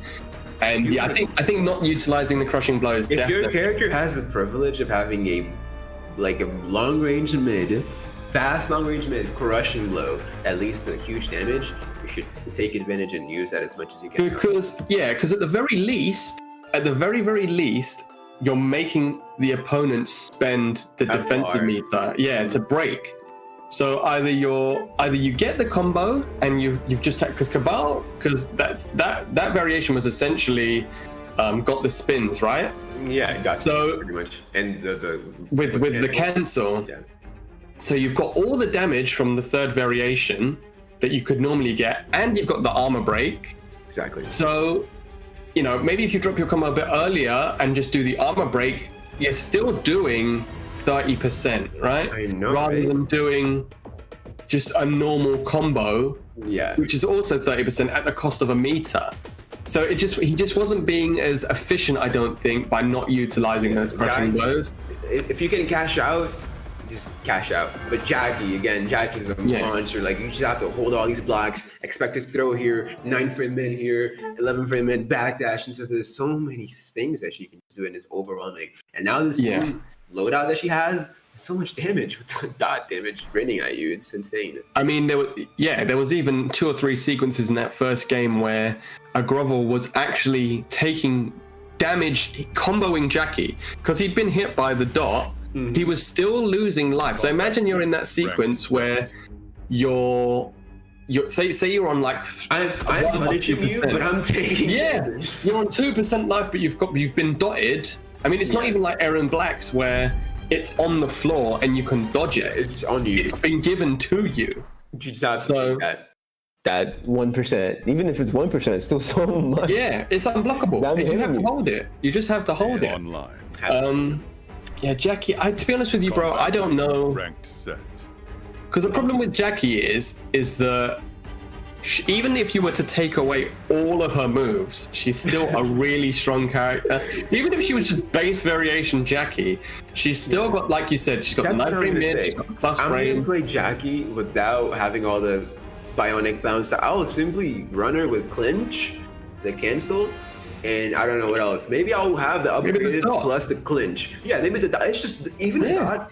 It's really good for zoning, because if I throw that on you and you throw, like, imagine you shoot me with Cassie, right? 6% for you. I shoot you with the Jackie. That's like 7-8% for me to have the dot going on you, right? Yeah. So every trade is in your favor, and even if you hit the dot and then you get a combo on top, it's like Baraka. You've got the dot, you've got the combo on top, and you're doing more damage because you're hitting them. So you're just getting that extra damage ticking over. A throw goes from 13% to 20%, you know? Really, really good. We saw that first combo in the start of the game where K-Top hit a Grovel mid-screen, had the dot on him, and did 40%, a 40% 2-bar mid-screen combo that took you to the corner. Puts you in a corner, and she has throws, she has pressure, she has more dot on the ground. I mean, the reason that combo did so much damage was because of the dot. So, and most of it was unbreakable because it's Jackie. So, there's a few characters in this game that I think there's the top tier characters like Lu and Cetron and blah blah blah that are strong, but there's certain characters in this game that I feel are strong because they play Mortal Kombat 11 really well, and I think Jackie. The reason why Jackie's always considered to be a strong character is because not only is she a strong character just in terms of like game mechanics and frame data, she also plays MK11 really well. So, Bionic Bounce, just completely removing the ability to break away, which is your main defensive. It's not like Injustice where you can wager like out of a combo or combo break. Salty that Jackie. Okay, last game. Okay, so last game is the last one of the. Oh, okay. So next game is the last game of polls right now. It's going to be the last game for top 8. It's going to be a Gravel versus Christoph. It's going to be a ball player one more time against. So Christoph lost. Who did he lose to? So he lost to Crazy Gamer in the quarterfinals. And he's been fighting his way through the shark-infested pits that is Loser's side. God, he's 2-1, 2-0. He beat Mamas as well. So that's he beat Mamas, So Mamas. See what happens. All right, last game. That's the last game. So ladies and gentlemen, this is only the last game for today. So please make sure. There's still Tekken after, and tomorrow there's top 8 action. So make sure you guys stay in there. Yes, please make sure you stay tuned for the Tekken, and then also that you tune in tomorrow for top 8. I'm not entirely sure who's commentating top 8 tomorrow. I think it's History Behind the Warrior and the man himself, Tessos with History, Gentleman Behind the Warrior, Callum himself. So awesome commentators tomorrow for top 8. It's been a hell of a show. I'm gonna be watching that because I want to see that spawn action. You literally took the words right out. I was literally just about to say badly. My highlight for today, I think we have seen some super high level Mortal Kombat across the board, which I think was the objective of this, was just to show everybody how awesome some good ass Greek Mortal Kombat 11 is. I think that has been achieved. We've seen, for me, MVP without a doubt has been H-Dope, because that spawn was insane. And that's not even saying, because we've seen a lot, obviously, Nivek is great, Panos is great, Crazy Game is great. We've seen a lot of like quality It was just Greek Mortal Kombat, but the satisfaction Spawn. of seeing Spawn, not just Spawn beating somebody, but Spawn beating Cetrion. That's Spawn makes you my beating favorite. custom Cetrion. Custom Cetrion. Not even Spawn beating.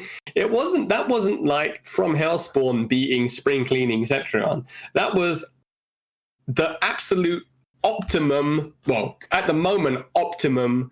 Cetrion variation. The most demonic variation on a whole game. The final boss of customs. Yeah, just got absolutely folded. Aggravel. Oh, Aggravel. Okay. Okay. So Aggravel. Coming in clutch. It's because of the way that it's written as well. Yeah, it's just hard. Aggravel versus I think languages in my brain is hard to pronounce everything. It's crazy. Bro, you speak more languages well than I speak just English, so don't worry about that.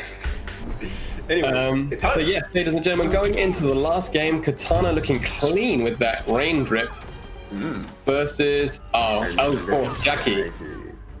Infamous. Oh wait, so Aggravel's playing Jackie now? Maybe. He's sick. He was sick of losing to Jackie, so he's picked Jackie. You know at the what? end. I'm joining Team Jackie. I'm tired of this and these fellas, bro. Let's see. All right, Kristaps. Yeah, not Nivek, the variation name. Yeah, he's gone Jackie. And Kristaps, not a fan anymore. No Punisher, low fan. Oh, nice air to air. Oh wow, wake up down two. Get the hell off me. Wow, whip punches the down one. That 4-3-1 leaves so much space in between you that she can do whatever she wants. Oh, nice! That kills it. That was the whole string. And that was really good. Cancelling it into back two there. The much lamented back two would have definitely whiffed, but cancelling into the air fan actually made it hit. He still got a good punish. Oh, still down two whipping on the throw because Jackie just sways all the way back after the. Oh, dropped some of though. Yeah. This is still doable, even though it's going to be very tough. Jump. Up three. Tries to press after the string. He's -7. There is no way Jackie will let you get away with that. If he's -7 against Jackie, she will take her turn. Like, there's no way. Oh, nice jump back at the start of the round, making space. Oh, gets clipped by the fan. Now she's standing in the lava. Cassie taking at least like 9% damage just for that. I'm surprised we're not seeing. That's a mix-up. That's mid overhead instead of. Yeah, I was gonna say, she's got the overhead fan and she's got the low fan. I'm surprised we're not seeing the gimmicky mix-ups. Really, if you're utilizing. If they work, you know, if you're taking it down, then just go for it. Nice anti-air. Yep, so those fans, 6%, do so much. Oh, input error hop attack, but yeah, I think you went for an instant air frame. It would have worked actually. It was the right reach, but you got the input error. Oh, back to blue something up. And that is it for game one. Wow. Oh. That didn't combo, but he got the crushing blow somehow. No, he got the. Isn't that KB only active when you go through a certain? I think he was so active. Yeah. It was a certain distance, but he didn't. Usually, it's certain distance off a combo, but that didn't combo. I don't know if maybe because it was a finishing screen. When you're too active doing the animation, it also works. I guess like he was like on the ground, and he did the active frames was still going when he was on the ground. When he got up, it counted. Okay. I think that also works in a real game. Like if you're actually like playing and you try to wake up buttons, and she does that, it will keep because she was too active. That's a meaty when you have to get make a dash punched right to the side of the head. That's the ultimate meaty for this game, but you're going to be unsafe after your dash punch. So. Now you are, thank God. Oh. But yeah, I mean, really strong first game from Aggravel there. You saw that he was just sick. I saw on my screen for 2 seconds, like, whoa, maybe. Now back to Katana. Yeah, I feel like Chris should have just. I mean, there's a couple of strings, you know, Katana's best known strings, one ends in overhead, you know, so maybe go for the low, one ends in a mid, maybe go, you know, I feel like if you've got these options, then just abuse them until just abuse them until they don't work anymore. Because, well, I mean, why not? If you have like a lot of tricks on your sleeve and you can dish them out and just take like rounds from that, go for it. Like, why not? There's nothing to fear, right? So yeah, just utilize your tools. That's part of the reason why customs are so strong, right? Because you have the ability to give yourself these options that you wouldn't usually have. Katana doesn't have overheads in a string, apart from at the end of her last one. So Starting here with a back jump. Cassie might want to full screen that real quick. Getting that pressure going on. -2. Peppers. Cassie, can you hear me? He's not there. We're gonna have to commentate this from a square row. There you go, yeah. In there. Forward throw here next to the card. There's a tick throw in there as well, by the way. There is the big boot in the corner. Oh, nice challenge. Oh, mistimes his whip punish just slightly and gets clipped. Oh, we're seeing she's got the highborn stance now. Yeah.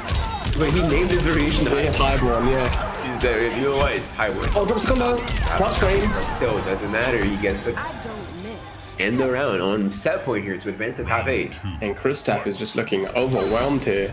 Just doesn't seem like he's got an answer. Big jump kick. Nice anti-air. Doesn't he have, like, the tornado? Just a regular one? I don't know. I'm not entirely sure what Katana gets. He's not using it, though. Oh, nice buff. Everyone, don't do that. Don't do that. And he swings, keeps it standing in the acid. Look at the dots, ladies and gentlemen. His health, he lost 17% throw. Oh yeah, there you go. Oh no, this is too early and loses. Back in the corner, what's for Oki? Is he gonna do just the acid and leave? No, goes for the throw. Ladies and gentlemen, This could be it. this is why you don't meaty, and this is why you definitely don't meaty with a That's throw. like 40 something, right? This scales massively. Oh yeah, Katana scales master. I thought it was like 40 something, but it doesn't mean it. Oh, I thought we were gonna get a dash punch from reaction there. Oh, instant. Oh yes, he's poking to special. Oh, gets it down 3 Oh my and gosh. then closes the round. Keeping the Agravell game with alive. The Wow. instant air jump that whiffed but wasn't punished. Alright, down 3. The staggers there. Oh, whips the full string. nice That's whip punished punish. with it. It's gonna be 38%. Oh god. Honestly, her 2-bar damage isn't that bad because you just have to play around the acid again. Look how much health he's losing. Swing Yep, and the punish on the low fan, as you said, don't whiff, don't do that to Jackie. Don't whiff against Jackie. And just like that, Jackie's super close to finishing the game. Might advance to top 8. Oh, clutch KB counter hit right there. Kristaps says no, puts the hand straight out. Staying alive until the last second. Oh no. Oh, wait. It's in the dark in the dark. Yeah. Is that not the exact sequence I just said right before the match started? You're on 1%, you've got the dot, you've got the punish, and you still die. You still died to the acid. Welcome to Dotsville. And that is it. Agravell taking it over Kristaps, moving on. That is loser sides, top 8. But ladies and gentlemen, thank you very much for watching. Thank you again. I just wanted to give a quick shout out to Clash of the Olympians, powered by Astro. We got UYU as well, contributing to the tournament being set up. Shout outs to Tassos for putting on the show. Shout outs to the Greek players that have taken part to represent their countries. As a Greek guy, I'm super happy to see this super high level Greek Mortal Kombat. And thanks to brother Fabs as well for joining me. Joining me as well, Sodium Jim. This was an amazing pool side to watch. Make sure you tune in to Top 8 tomorrow, and also there's a lot of Tekken 7. Stay tuned, ladies and gentlemen. Do not go anywhere. Tekken 7 will be on after. I'm sure there's going to be a quick break. I'm not sure where the schedule is. Maybe if you do ! schedule, so you can see exactly what's happening. My name is Sodium Jim. Please hit me up on Twitter @SodiumJim, on Twitch @SodiumJim, on YouTube @SodiumJim. And Fabs? My name is Fabs. You can find me on Twitter called All Fabs if you want. And also Twitch, Fabs with 2 C's. And I think this is it for MK11, guys. Thank you for watching. And see ya.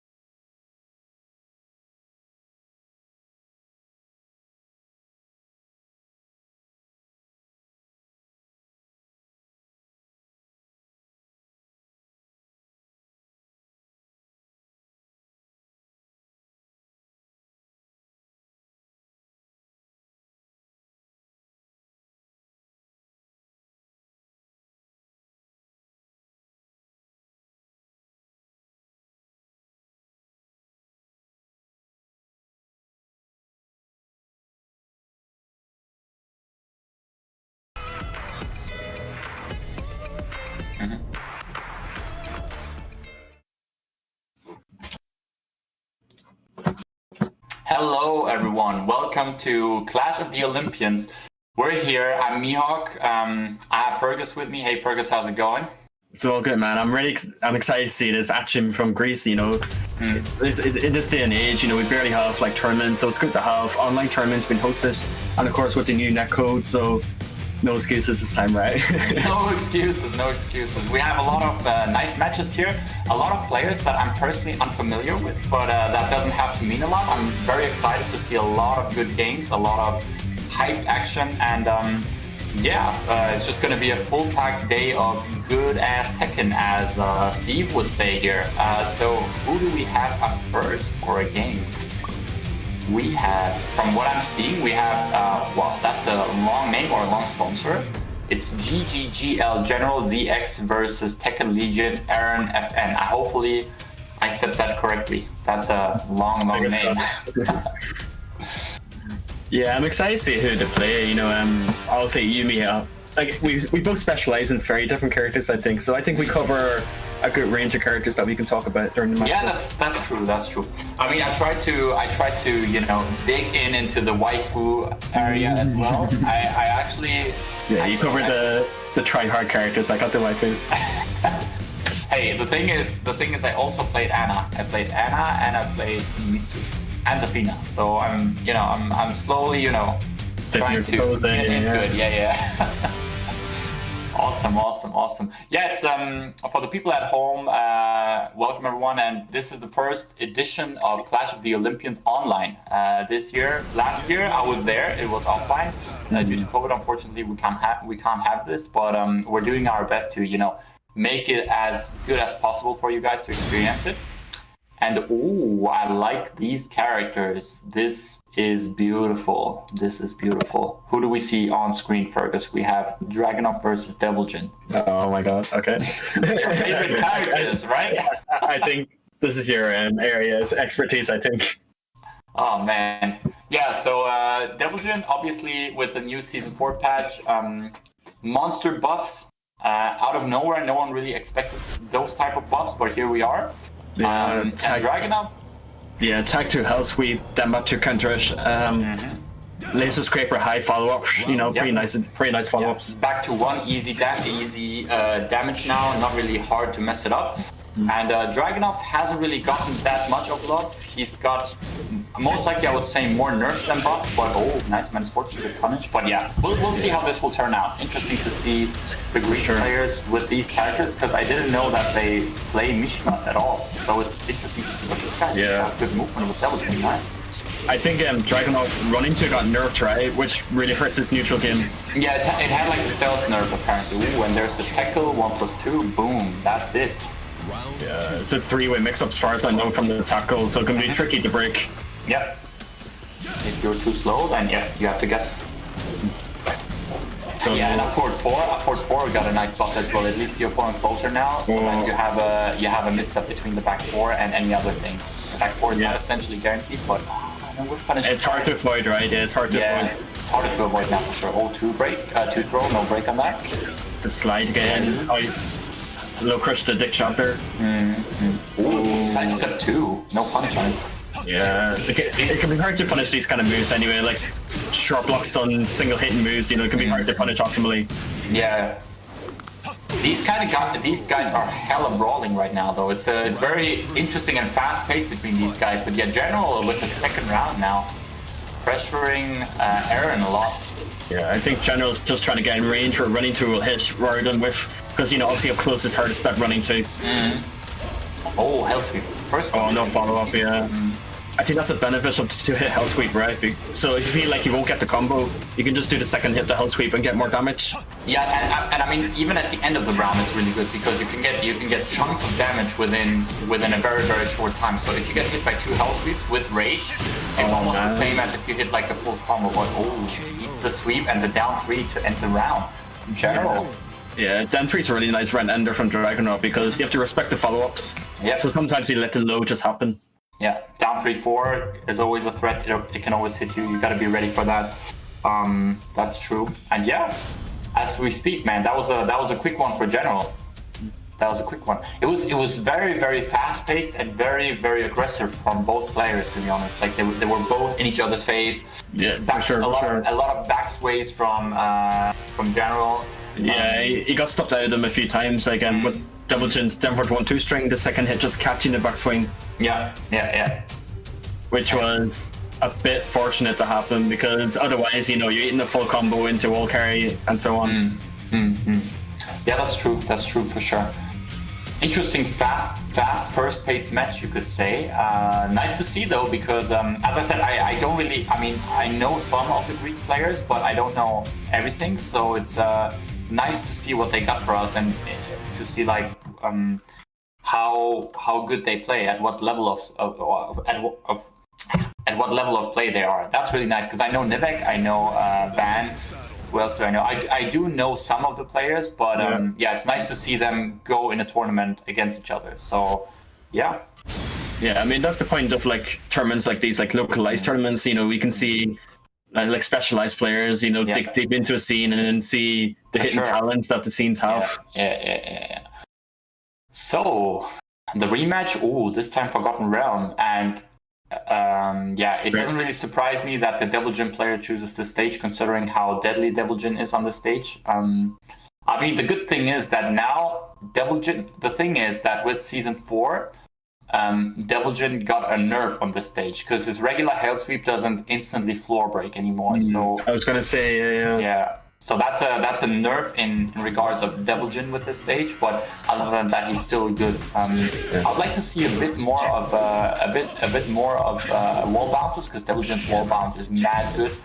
What happened to his wall bounce? Oh well, nothing. It was just always good. It's -12 only, cancelable. It's a homing. Oh, 5+2. Okay. 4. Sorry. Yeah. Ooh, and now if he does the right combo, he could kill while sending 2 into another back 2-1. Yeah. There you go. Yeah, there you go. You love to see it. So much damage with Devilgen on the stage, easily as well. For sure, yeah. So accessible from a lot of launchers. Yeah. And that's the thing. They changed the back 2-1 so that it connects even easier for the max damage, which is something that I the quality of light change, right? Yeah. But it's good for the Devilgen players. Oh no, can't complain, right? Yeah, you always take what you get. No one is gonna say no to it. And another backsway. This guy must have watched a lot of Nobi. We just need to see the 10 hit string cancel into whatever it was. What time we're supposed to? Yeah. Oh, Falcon break. Ooh, floor break. Down there. Down we go. Ooh. And so much pressure from General. Yeah. Flap on the plus frames, that move's really good wake ups, because you can just do it and it's a win-win situation. If they block it, your plus if it hits, you get into stomp for chunky damage. Yeah, it's a good mix up for sure, 100%. Personally, that was beautiful. Waved into his face, into wild 72, and now Hellscape. He's starting to mix him up. He's starting to feel himself a little bit more with Devilgen, which is I feel like he should have done way earlier. Yeah, that's there's the new buff there. Yeah, pretty crazy buff in my opinion, but it is there. It is super crazy, considering that if you have rage, you can get rage art on down back from counter hit from any range, from any distance. So and back forward normally, right? Yeah, you can even get the ground laser, which does the most damage. So you can do down back 2 into the ground laser, and that's guaranteed as well. Okay. Yeah, so it's back forward would be a good option as well to flip them over into the Hell Sweep mix. Oh yeah, could do that. Yeah, for sure. So you have the choice between OP and damage. The classic. Yeah, it just seems like they want to do. They want to kind of have the Mishimas in a way where it's a lot about mix-up, or where it's a lot about mix-ups and stuff, and difficult to deal with that if you're not ready. There's the back 4, up forward 4, speaking about mix-ups. Yeah, no dash into the back 4, so you whiffed it there. Yeah. Oh, the fake edge. And there's the up 4. We love to see it. That's surprisingly, surprisingly quite evasive for what it is. Classic Devilgen move when you're panicking, but it's good because if you're not ready for it, it's legit. And considering how much it crushes from Dragunov, it's a legit move, because like Dragunov has those kind of mids that you could also label as highs, to be honest, because like so many things just go under Dragunov's. Like, do you know that Zafina's while sending 2 sometimes can just crush Dragunov's while running 2? Like it doesn't matter. Like stuff like that. Yeah. Like whenever you go on Twitter, like whenever people talk about like mid evasion moves, wherever, you always see Dragunov as an example. He's always the victim of this. Yeah, always. So yeah, it is what it is. I know. Like Asuka 4-2 on the running 2. It had happened to me in match like a couple of times. Oh yeah, I remember that. Yeah. The running 2 forward 2 goes under. Yeah.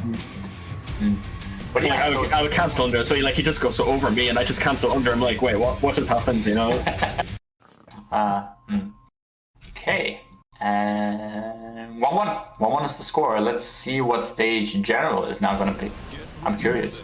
Yeah, this is what matters. Like, this is the last game, so he really needs to polish all the advantages that he can get.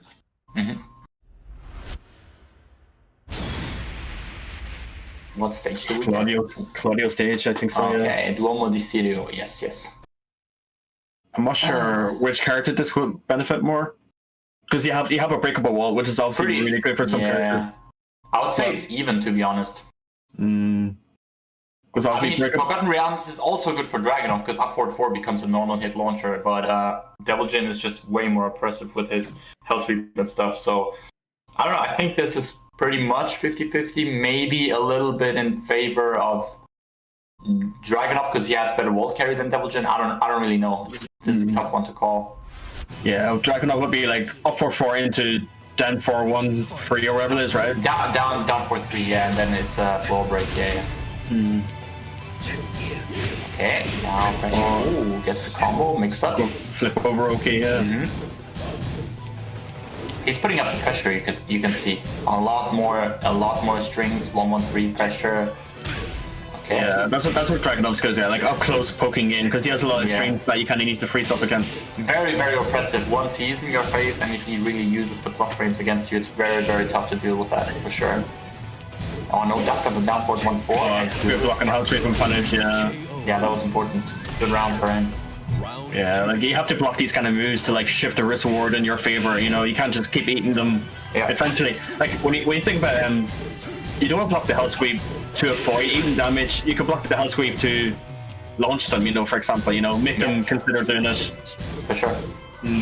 And the way it's going right now, they're both not really using that much lateral movement in this matchup, which is something that I personally recommend doing against Mishimas a lot. And as long as you don't do that, Devil Jin becomes very, very strong because you literally have to deal all the mix-up, have to guess all the mix-ups, which is something that you kind of want to take away from him, especially with the upward 4 and the health sweep. But he's doing good regardless of that. He's having the red reads, and that's what matters at the end. Yeah, nice stuff. For sure, yeah. T1, and another one, boom. And what's the mix-up here against the wall? Oh, thick jab to counter at the ghetto kick. Yeah, stuffs him with the down jab, and 1-1 in rounds. Nice. Round 3. Fight. Oh, messed up the running 2 there, yeah. That's the Dragunov curse, right? Messed it up, you get -12. Yeah. I don't know if you realize that the Devil Jin player doesn't really seem to be all too good at the throw breaks. So whenever General threw Aaron, he literally got all of his throws. So maybe he should try to utilize that a bit more. Oh, but there's a down to end it up. It's doing good. Yeah, I mean, Dragunov's a very strong throw game anyways. He has true command grabs, and I believe his grabs are faster than normal as well. Which one? Like the 1+4 grabs and stuff like that. They're a bit faster than normal, aren't they? Could be. Yeah, could be. Oh, the unblockable! High crush to jab as well. Wait, was that intentional? I mean, he pressed the input, didn't he? Crazy. But it had to be intentional because I'm thinking, what type of input could you have tried to go for, which you messed up and you got the unblockable? And there is no input that I can think of as a Dragon player. Yeah, that's what I'm thinking. It had to be intentional. Like, what could it overlap with, Exactly. Crazy stuff. Yeah, I mean, it was still up, right? Maybe it just went like end in style, Yeah, what a way to end the tournament set. Oh, that was crazy. 6-6, I like it. It was a bit like me against Gen in first fight, and like, I had to win. I just want to end with key charge tackle, just a style. Really? Okay. And then yeah, that didn't work out for me. It didn't work out. No, I didn't. I lost. even though it's 5-0 up. Man. Oh yeah, right. I remember. Yeah, so don't go for style. Just eat. Finish your food. Play normal Tekken, guys. That's what Fergus is saying. More or less. Yeah. But I find it funny. The blocker will actually high crush the jab. Like he actually reacted with the jab to interrupt, but dropping off back swayed a bit and then did it. Yeah, that's the thing. Like, if you're late on realizing what's going on, and you then do jabs, it's gonna beat your jabs. If he would have done the mid there, he would have definitely won. But since he did jabs, he kind of has like a small back sway animation where he kind of evades the jabs and then boom, hits you, and yeah, that's a lot of damage. And it also does a lot of mental damage to you as well. Like, what? I got hit by an unblockable. Oh damn. So, I mean, the match is over, so. Yes, you just think about it afterwards now. Yeah. That's the thing. Okay, so I think for the next match, if I understood this correctly, we have Tekken Legion Sergito Lag versus Tekken George. And once again, I have no clue which kind of characters they play. Maybe this is your turn where we get the waifus to see on stage. Give me the platform to talk. But yeah, it's honestly, it's really nice that, you know, we have the opportunity now to play online in a better overall environment, less lag, better connections. It's so crazy because when I first tested this with Kuiper, and you know, he's from Spain, I'm from Germany, I had a solid 5-bar with him and I couldn't believe my eyes considering how bad the netcode was in Season 3. So it just shows how much of an improvement thankfully Namco has made with this, and it's just, I don't think anyone disagrees with how much better online is now compared to what it used to be. Oh, it's like night and day, honestly. But I still get some people who are like 3 or 4 bars now, and I'm thinking, how bad could it have been back then, you know? That's if it's like, yeah. But like, if people have, you know, if people have nowadays proper connections, like let's say they use wired connections and they have something that is called decent internet, you can't really get a bad connection if you live in the same continent as they do. So like even against Russia, I get 5 bars now, and that used to be a dream, a scenario that you can only dream of. Italy, usually 3 bars, now 5 bars, and it's just mind blowing how good it is. For sure, yeah. And that also benefits us so much during this difficult COVID time, where we unfortunately have to do all our events online. I mean, all of us love offline events, but we can't do that as of now, and so we have to stick to this. And yeah, the netcode improvement helped a lot in this overall situation. Yeah, for sure. we were talking earlier, Mihawk, that it's easier to play more optimally online, so it's easier to refine a style that you can carry over to offline. Yeah, for sure. I mean, how many times have you not tried to go for an optimal punish simply because you knew it's not going to work online, and then you start getting used to bad habits, and now with a better connection, you can at least try to go for the optimal stuff, even if it doesn't work sometimes because of online, you're still doing the right thing, and it's more likely to happen as compared to the older seasons where this was more of a problem. So yeah, like the way I used Asuka's, you know, like she has a single jab for 10 frame, and then her punishment beyond that is much better than her 10 frame. So I have to use her better punishment if I want to get good damage, right? But the only problem is.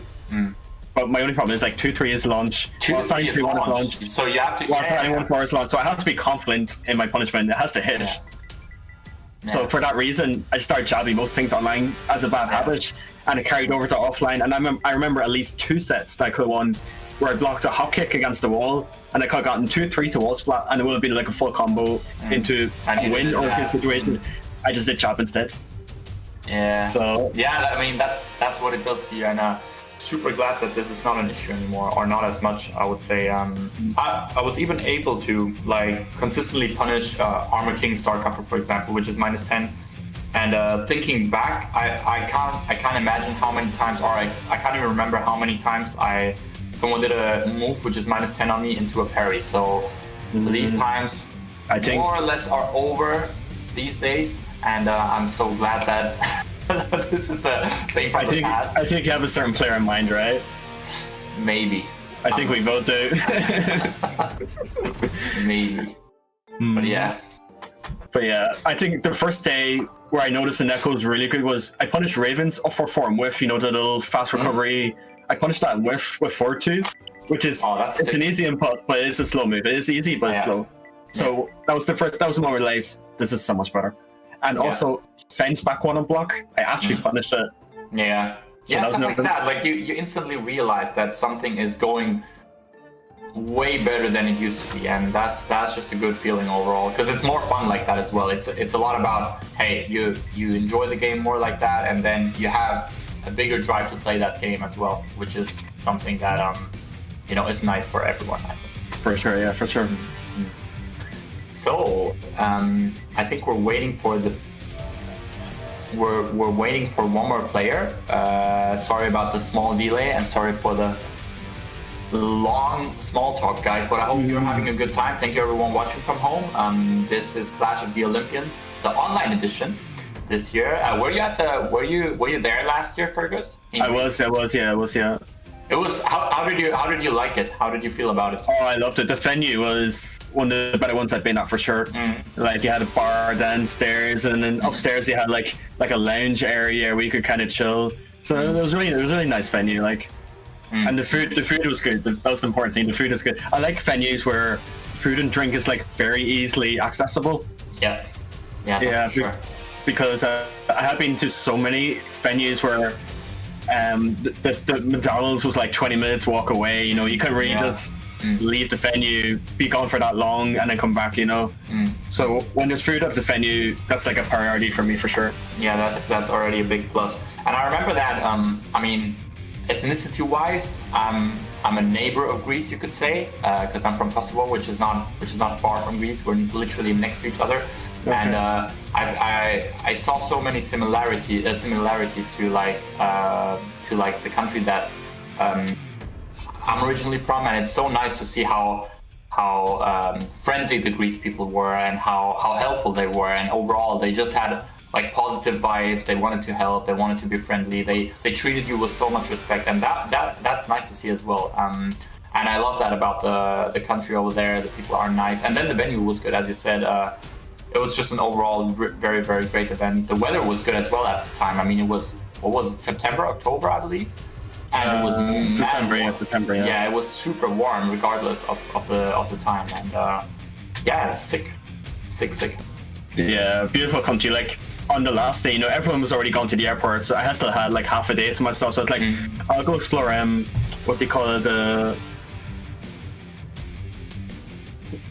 I'm blanking out completely. What was the name of the Greek temple in Athens? Acropolis.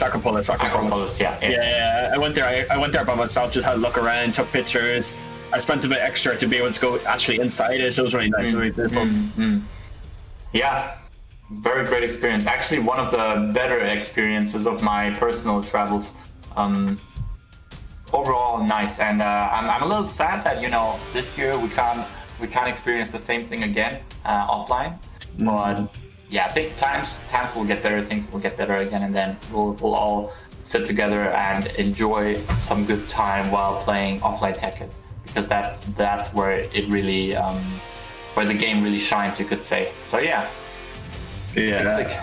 That's a people saying in chat, like the Slovakia temple. Like I had a few of the Greek food when I was over there as well. I had the gyro or something. I don't know how it's called. And I also had yes, this yes. And then I had it's like a roll with sausage and stuff like that in it. I don't know the name of it, so maybe someone can help me in the chat. But it was like a roll with sausage in it, and it was very nice too. I don't know as well. Oh, see, now we have. Oh, okay. Now I can talk about this. Now this is your home turf. Yes, it is. How well do you know Fakuram? Honestly, not that much, because when he was released, I was like on a break from the game for like a couple of months. I was like rinsing, and you do the Asuka part. Like I was rinsing Street Fighter and Soul Calibur at the time, so I actually didn't get to fight him that much when he was released. And after he was released, he's not very common. I don't really run into that many Fakumans, so I still don't actually know the matchup that much. Fakuram is still very, very, very good. Even though he's changed quite a bit, he's still super good. Especially against Asuka, I feel like, because he has a lot of range. back 3 can be very, very convincingly punished by this character. For sure. So yeah. Yeah, the biggest thing is like Asuka's range game is like a little bit slow. You know, like her lows are a bit slow, her mids are a bit slow. So Fuckerman standing 3 is really good at keeping Asuka control. Standing 3, down forward 1 extensions. Then he has knee moves. He has a good backdash, which is something that Asuka generally struggles with when you play super defensively. Like there, you kind of keep her out of range. For sure. Oh, messed that up. Oh, been unfortunate with the wall combo. Yeah. But yeah, I think Asuka just has to like really pick her moments here. And like when Fuckman decides to like kind of start going ham a little bit, and Asuka needs to pick these moments to go in. Okay, nice. Ooh, I like that. Combo. Oh, last hit. Yeah, mid I believe, but can go into a low, so it's a bit of a counter Yeah, the third hit can go into a low. Yeah, the third hit can be a low. That's a new. Yeah, that's Bruce's old move. Safe high, right? Yeah, safe high, -8 on block. Up forward 1 is the input, I think. Yeah. So obviously, like, as long as he still has his down forward 1 and his standing 3, he's always going to be a very strong character. Yeah, easily. I still think, yeah, there it is. If you go for any extensions after that and he just 3-4s you, boom, counter hit launch. You have to be careful against Fuckman as Asuka with not overdoing it, because he has so much reach on a lot of moves that you will definitely get counter hit. But as we speak, George, now with a good comeback. Yeah, I think what Serito needs to do is back 1 is a very easy and consistent punisher on Asuka's back 3. Yeah. So if he's like not comfortable with the big boy punish, which is the thunder kick, back 1 is a nice alternative to use. And back 1 is also faster, so it's also easier to use. Oh, 4-4 counter hit gives us nice little animation. 14 frame with a lot of range, so it's a very solid, consistent with punisher.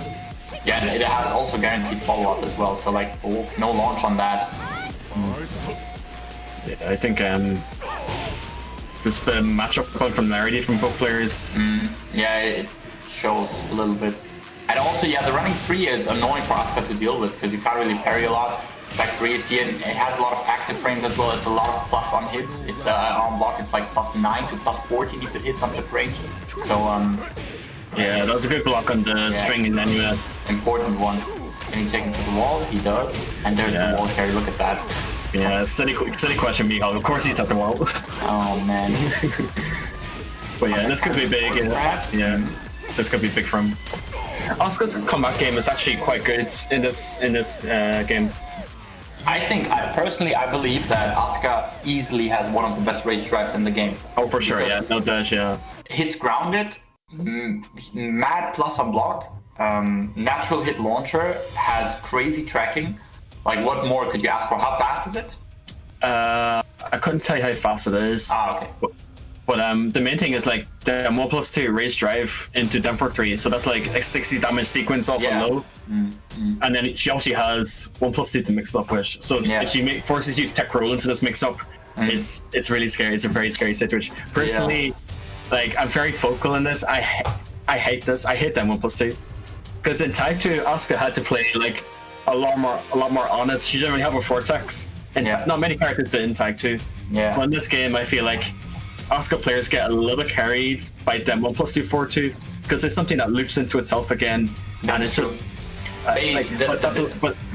But that's a lot of things in this game, like a lot of looping. There is a lot of things for sure. Like a lot of characters have these type of unnecessary buffs that just kind of make you play in a way where you just force mix up on your opponent over and over again. And I feel like Asuka, I still like Asuka, but I admired Asuka players way more, to be honest, in Tag 2 because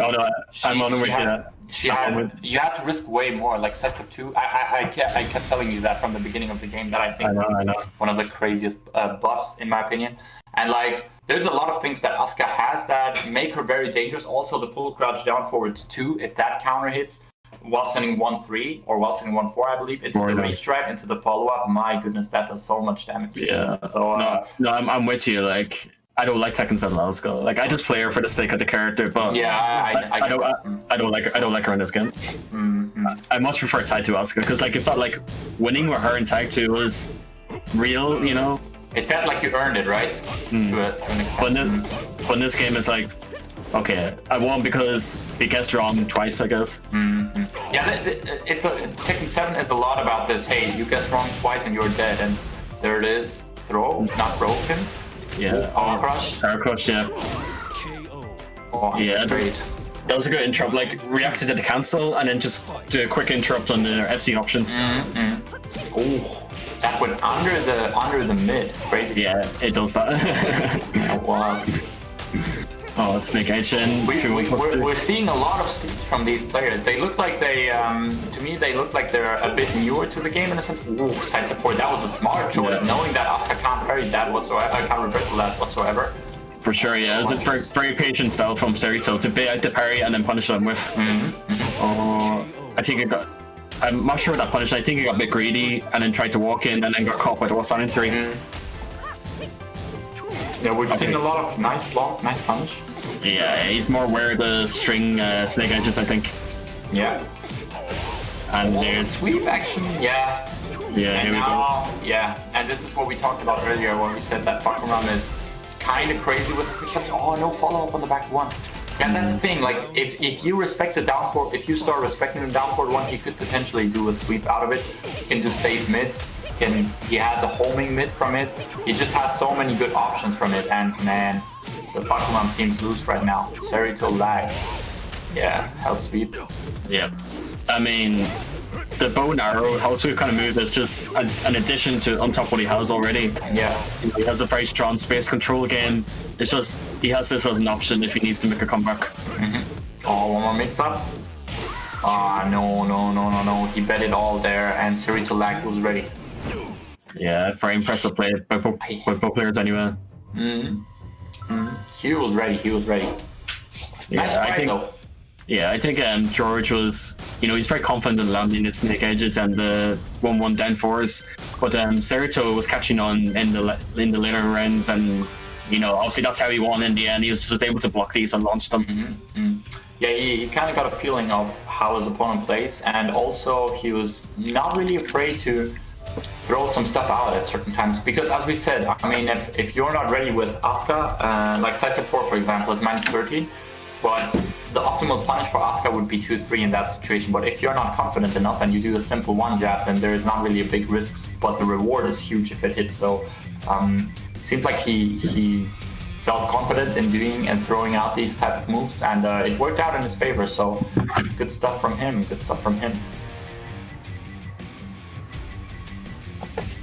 Okay, so next match, Accestil versus, I couldn't entirely understand the name, Mikey's Dragon Ball Z, if I got this correctly. Okay, I'm having a look at the brackets as well as we're... Yeah, I got to pull mine up as well, have a look at the names. Okay, Maki's Dragon Ball Z, okay, got it. Accestil versus Maki's Dragon Ball Z. This is so interesting to me because every single time when we announce the players, I really have no clue who they're gonna play, but I'm so looking forward to it. I mean, it's part of the fun, right? It's super fun. It's super fun. But I hear in the chat like this Accestil guy has been hyped up a little bit, so I think he might be a Noctis player. Someone mentioned Noctis in the chat earlier on. Is he maybe the chat probably knows. What characters do they play, chat? You guys have an idea? Can you educate on us? Please, Irish, Germans, uneducated people. Noctis, okay, yeah. Someone said Noctis, okay. So Noctis got a downward 1 natural follow-up string in this game with the warp strike. Yeah, downward 1-2, and he has the downward 1-4, which is the safe option. But I mean, the warp strike's a special mid anyway, so it's not mixed up, but it is a very good quick punisher for him up close. Yeah. Downward 1-2 or whatever it is a natural follow-up. So yeah, that's for sure. Okay. Yeah, I'm interested because I feel like I said this to a lot of Noctis players, and I spoke to JFK not too long ago. I said that, man, the thing is with Noctis that I feel like it's hard it's hard for him to compete against normal Tekken characters because his like regular stuff doesn't feel like on par with all the other basic tools that the other characters have. But then his kind of wild stuff, his Unga Bunga stuff, is crazy. Like the aura, the warp strike, the forward two. These kind of things are very good. But like his 1-2-2, his 10 frame Punisher is only +1 on block. Then his low is not that much. I think it's minus on hit, and those kind of things. Like, and he doesn't have a down jab still.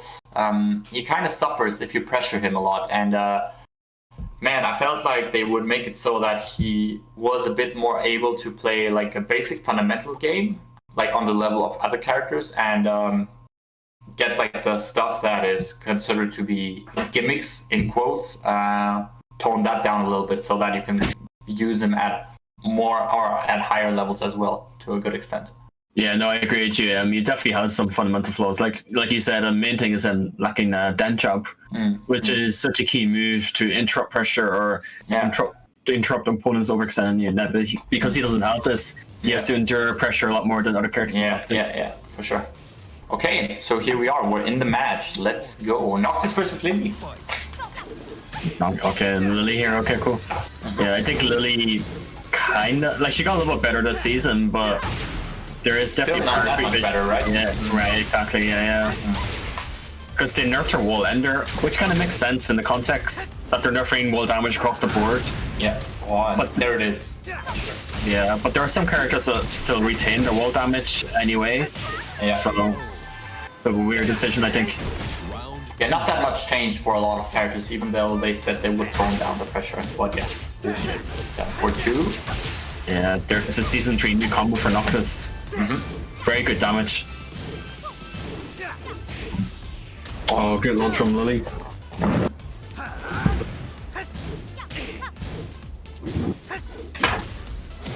Slice at 1.3 is such an underused move, I think, from Lily players. Very, very good. Yeah, that's true. Because it's only minus 1 on block, and she can still pressure afterwards with her side step. Yeah. And there's the stuff that we spoke about, and if you guess wrong at that situation, boom, you're dead. Good stuff by Accestio.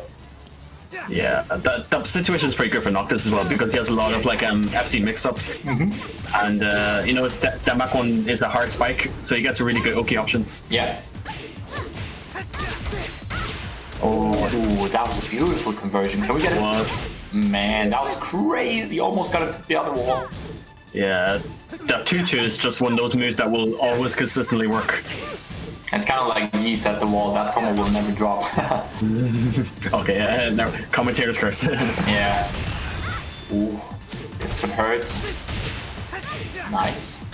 Oh, good. Okay, nice. Very, very good conversion. And the running 1+2. Okay. So still, I see you. That was clean. That was very, very clean. It was for sure. Yeah. Yeah, I think the chat mentioned that the Lily player has other characters to use as well. Yeah, they said he plays Armor King, Mishimas. I think that I do believe that if you pick the Mishima against Noctis, I wouldn't personally. Well, imagine Cassie is a good pick, right? Because he can launch all Noctis lows. Yeah. Kazuya, Devil Jin is good as well if you don't really use a lot of movement. Heihachi, I wouldn't use that much simply because you can just kind of like, you can't use 4-4-2 against that character, it'll always get launched. Number 2 is 100% against it? Yeah. Okay. So like, you have to be really careful with Heihachi. But I mean, if you go for mid pressure all the way, this can work. You just have to be really aware of what type of moves you're going to use. Which is something that you always have to consider no matter what character you go up against. You kind of always go through your move list in your head and always think about what moves are good against my opponent's character and what's not good, and then you kind of start, based on that, you create a strategy, so to speak. Yeah, I think I wonder if he's going to stay with it, because sometimes necessarily it's not the character. Maybe just 1 or 2 things you have to change as a player. Yeah. Because that can swing things in your favor. So maybe he's going to stick to Lily. We don't know. Maybe he's going to stick to Lily. Because there were a few situations where like it really came down to like one or two guesses rather than playing Ron, in a sense. Yeah. So it's not really like on the character, it's just you on like having to deal with the opponent's patterns and then dealing with defense as accordingly. Yeah, that's also the worst. If you like lose to a situation where you felt like, man, I could have won, I just lost because I made a wrong decision, right? So unfortunate. Let's see if he's gonna stick to Lily or no. No, he's on the Julian. Okay, I like this guy. Yeah, so Julian. Train him or what? I wish. No, I think no, Julia's always a solid pick. Like she's always been a strong character. Bro, let me tell you something. Julia, real talk, got away with murder in this season. I don't see how this character is not nerfed yet. Like honestly speaking, you guys are the luckiest players out there, the Julia mains. Yeah, that's literally like my season for overview. For the title is called "She Got Away with Murder." That's literally it. Yeah. Oh, nice. What's in one? Yeah, no, she is. Yeah, she's definitely still very strong. Like I thought they were going to make this shove unsafe or a high, but it's still a safe mid. So I'm like, oh wow. Yeah, the wall bounce, right? Yeah. So like, she got away. If anything, she does more damage mid screen. So yeah, she got very welcome change. Unfortunately, Julia players are very strong. It's very true. But yeah. But the main thing is like her key moves are the same. So her shotgun, her elbow, her down three, war drums, bow and arrow, they're all the same. The most important moves that you would use at higher level with her as well all remain the same. Yeah, exactly. I mean, back 1+2 got a pushback nerf, which is good. So now you can finally consistently punish it with most of the characters. But like other than that, I'm a bit sad with that, to be honest. Yeah. Because I got some Marduk, I play against Marduk offline a lot, and he can't punish that like at all at range. But now he has his new troll frame punisher, and also because of the nerf, he can always punish it. And so I don't get free launchers anymore. He also gets down forward for 1+2 now, no? Or down forward. I'm not sure if that's close. I'm not sure if that's that close, but definitely the new punisher for sure. Yeah, the upward one too. But man, as we speak, Accestial is just kind of speed running this, as he already has 2 rounds, and that's it. There it is. Yeah. After all the talking we've been with Julia being very strong, and then this kind of happens. But no, it's a bit unfortunate. Yeah. Because with Julia, like even though she is very strong, I feel like you do need to be comfortable with her because she's like kind of a weird character to play. Like she's not a traditional Tekken character, right? She doesn't have a different one, stuff like that. So if you're going from a character that kind of relies on these like traditional basics, and then you go to Julia, you do need to like kind of adjust quite a bit. Like you need to treat the elbow as a tempo jump. Yeah, for sure. You need to treat her forward 1, the elbow, as like a regular down forward 1, so to speak. Okay, so now we're in group 1 again, if I'm not mistaken, and I'm looking up the match. We're in winner semifinal, and we have Arcas versus Combos God, if I pronounce that correctly. That's the winner semifinal for you guys at home. Cool. I think I know Parkas. I may have played him in Tai 2. If I'm right in saying he was a Paul and Gangrene player, maybe Chuck can help me out there. He was. Yes, okay. Crazy. He was. So I remember names. Yeah, I remember names. You know what's funny? Literally yesterday when I streamed, and you have no idea who I played against. I randomly ran into Umar Kazama. Oh, that's a throwback name. Right. And just because you mentioned it, I was like, I played this guy in Tag 2, and there are so many people that are coming back from the Tag 2 days to now Tekken 7, and a lot of people seem to be re-interested in the game again now with the updated netcode. For sure. It's cool to see a lot more people play the game again and start it and try it out again. I'm sorry, someone just said in chat, Combus God is Crystals. This is actually a very good friend of mine. Nah, I kind of lost contact with him recently, but Aka Rayman, if you remember him, Mihawk. Oh yeah, Rayman, yeah, for sure. Yeah. So yeah, apparently he's Combat. He changes his name so often. I don't know why, but what's the strategy with all these players changing their names over and over? I don't know, man. I don't know. Aka Rayman. Is he? Didn't he used to play Anna though? It was Anna Mihara, I believe, back then. Ah, okay. Yeah, because I remember him for playing Anna, I think. I don't know. This will be a fun match for me to commentate on. Awesome. Because I used to travel with this guy to events for some places. So obviously I didn't know he was still around. I didn't know he's still playing. So obviously I need to get back in contact. Nice. Yeah, it's cool to see him again.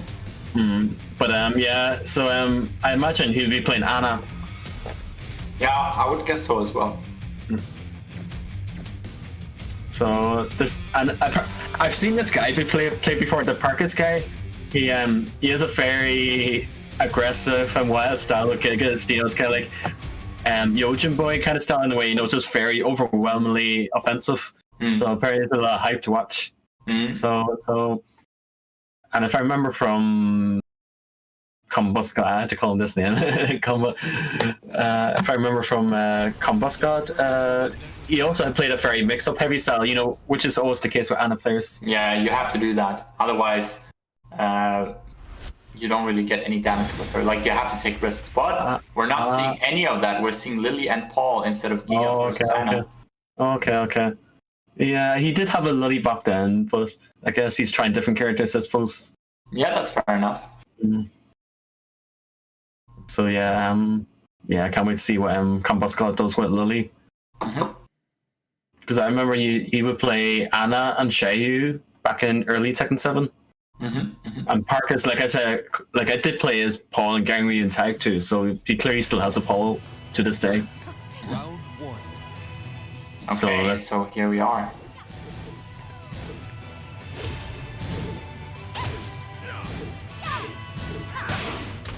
Well, a lot of pressure, as you said. Quite aggressive already, Slidu. Nice good ducker. Yeah. Parkas seems good, man. Like, good awareness of what his opponent does, and then ready for the punches. And that's the nerf damage you spoke about, right? Yeah, it's pretty sad. A lot of damage though. Yeah, but not a lot of people know, but you can actually quick do a spring kick on the last hit and take less damage. Lowers the damage, yeah, I know. I mean, Paul can't do that because he doesn't have a traditional spring kick. He has this, I don't know if that works for him as well. He has this roll thingy. And then I'm not sure if that affects the damage or if it has to be normal or not, but yeah, that is an option you have at least. Yeah, okay. Oh, no break on the 2 throw. Oh, good interrupt on the backswing pressure. Good punish. I like how this podcast plays. Like, very, very ready for a lot of things. And that was the crap punish, but yeah, a little bit too slow. Yeah. Oh, the neutral hop kick whiff into Matterhorn. Okay. And then the combo. Man, Half-Life. Yeah. So he's approach with the slides, and then I think he's just trying to keep him at range with the jab. You know, Lily has a very good jab. Good, okay. Round 4. So I think Parkus needs to do here is like be less passive because he's kind of letting Compass guards just go in and in. So I think what he needs to do is like be a bit more aggressive. There it is. Okay. Goes in with the Demo Man. Yeah. But I feel like the thing that I see a lot is Parkas is getting hit by the big lows. Like most of the big lows that Lily has are reactable. Oh man, the blue one. Rage Drive spent. Now is he gonna? Okay. Oh, and the sidestep. Yeah, sidestep 3 is a very strong move for her anyway. Very, very good. How much is sidestep 3 on block? Do you know that? By any chance? It's safe. I think -8, -9. Yeah, okay, so you lose your turn after, but yeah, very, very strong move to use. Gives a guaranteed follow-up on hit. On block, you're safe. And then, of course, you could just do a sidestep and mix it up with any other move. So definitely good. But I felt like in the first match, Christos played very, very good. And I also felt like Parkas was getting hit by the big lows a lot by this. What's the input for that? Where she does a low where she kicks your feet and knocks you down a normal hit. Down by 3+4. Down by 3+4. Yeah, those type of things are seeable if I'm not mistaken. But he's not reacting to it. I don't know how fast it is, but I think it's like 23, 24, like kind of on the verge almost. Yeah, it's definitely rough to see, but like I think if you're ready, perhaps you can react to it. But yeah, this is a big part that he's exploiting right now in Parka's game plan, and it's definitely working out for him. So you should keep going with it as long as it works. That's I mean, all's fair in love and war, right? Yeah, never change a running system, especially if you're in tournament. Do it as long as it works, and then if it doesn't work, just stop doing it. That's super fair. Yeah, so imagine. I wonder what character Parker's gonna pick, because I know he has a few characters on his hands. People said he plays the Gigas. I wonder if he's gonna. Gigas, there it is. Gigas, yeah. I can imagine Shaq going ham for it now. Because I don't know how good Christos knows how to play against Gigas though. Has he recently started playing with Tekken? Has recently started playing Tekken 7, or has he been playing since the beginning of the game? He's been kind of on and off the game, I believe. So, I mean, I didn't even know he's back on it right now, apparently. So, I mean, I literally just found out in the Greek tournament. Yeah, I get that. So I would imagine he was just on and off. So here we are, Howard Estate, and yeah, Giga's very, very oppressive with his jabs. You whiff, instantly 1-2. Oh, and it's gonna hurt the wall. Oh my god, the damage. Yeah, this is an entirely different Parkas. He's doing what you told him he should have done with Paul. Like you told him he should be more aggressive with Paul, and now he's starting to do that with Gigas. But what a response from. Oh, okay. I know he tried there, but he doesn't have enough advantage. Back turn launch. Weird combo. The wall messed him up there, unfortunately. Pressure. Oh, the FC's. You can actually get a full combo off that. Yeah, you can get a full combo off of it, yeah. 1-1 in rounds. He's not giving up. No, not at all. Yeah, I'm not sure how much you would know Gigas, you were saying earlier. Again, I don't know how actively he's been playing this game, you know. Yeah, that's why I was wondering. Oh. Yeah, there it is. Yeah, there's the full combo. Yeah. Running 2, oh boy. If you don't sidewalk that, this becomes dangerous to deal with. But then again, if you start sidewalking it to the left, 4-4-2 could hit you, so it becomes a very, very annoying mix-up. For sure. It's just a string. Yeah, it's very hard to get away from Gigas. Like, even if he's considered a bad character, his tracking is one of the best, I think. Yeah. His jabs alone, like, they have so much tracking and the range that you don't really want to step too much against him. But then I feel like if you don't do it at all, then the while running 2 becomes very, very oppressive. So sometimes, even though you shouldn't overdo it, you kind of need to do it. Or you just try to pressure him a lot or play defensive. Because Gigas has a hard time really opening you up unless he does stuff like where he risks himself with down back 2s and like the charge moves and stuff. And like the sweep, because the sweep itself is also seeable. It's like Snake at speed 28 to 29 frames, I believe. Yeah, it's quite slow. And Parket's making a comeback now. Nice. Seems like Gigas like his character. Yeah.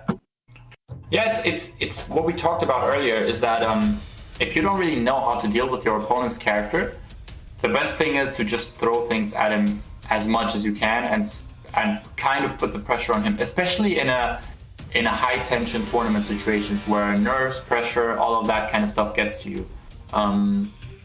So yeah, well done, good choice switching from Paul to Gigas. And yeah, as we said, combos, Christos seemed to have struggled with the matchup a little bit. He ducked a few clutch strings here and there, but overall, it didn't really seem like he knew how to approach this matchup correctly. Like, should I play defensively? Should I play offensively? What should I do here and there? And this match is very important because the winner of this is going to advance into the winner's final, if I'm not mistaken, since we're here in winner's semis. Yeah, you're right in saying that. The winner of this will go into winner's finals. The problem is playing defensively with Lily is a bit tricky because there's not much going for her in terms of keep-up moves. Yeah. So, like, if she obviously has her movement, her backdash is not amazing, but her sidestep is one of the best in the game. Yeah. But then again, Gigas, it doesn't matter that much with his jabs, right? That exactly, yeah. Have a lot of range, so you kind of remove this kind of strength from Lily. She's like this is kind of a weird matchup for sure. So I think Gigas would tend to give Lily a lot of issue, actually. So I wonder if Crystals will stay to Lily or switch to the Xiaoyu. Yeah, This is interesting for sure. Yeah, like I said at the start, he did have a Xiaoyu before Anna was out. He had a Xiaoyu at start Tekken 7. So, and he in Tag 2, if I remember, like he played Anna and Miharu, so he always had like a Ling. You know, he always had a Ling. Yeah. So I wonder if he played a very like tricky, so dammy kind of style in Tag 2. So I'm not sure how his Tekken 7 Xiaoyu compares. The question that I ask myself is how well does Farkas know how to deal with this? Because considering AOP, like Gigas, I would say has a lot of good tools to deal with it. Like he has down 3, down 2 potentially could hit her out of AOP as well. For sure. Like, you have to be careful with AOP against this type of character. Yeah, no, Gigas is actually like, this is a matchup we have a lot in Ireland, you know, and my friend Signal for Fella, and then we have a few Xiaoyu players in Ireland, and he always says, this is a good matchup for Gigas because he can just poke away as normal. All of his mids hit AOP anyway, his tempered one, then it's no issue at all. Yeah, so he can just play it normally against Xiaoyu because they're all hit AOP anyway. Doesn't really need to worry.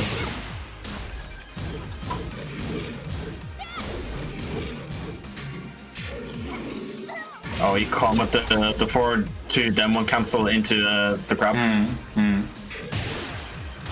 Nice, 4 for 2. Like it's safe now. So AOP under the golden mid. I'm really wondering why Combos AK Crystals isn't using down back 2 at all of Link. That move is silly. So I think it might be the best low poke in the game. I mean, you could argue about that, but it's definitely one of the best, like for sure. It's just so good, and I haven't seen it once from him so far, I think. Yeah. Well, I think is maybe he didn't play Season 4 Xiaoyu so much. Either he just picked her right now. Could be. Yeah, because like someone said in the chat, like he's not playing as much, so maybe he didn't get enough time to play Season 4 Xiaoyu, who is a different beast in this game. Understandable.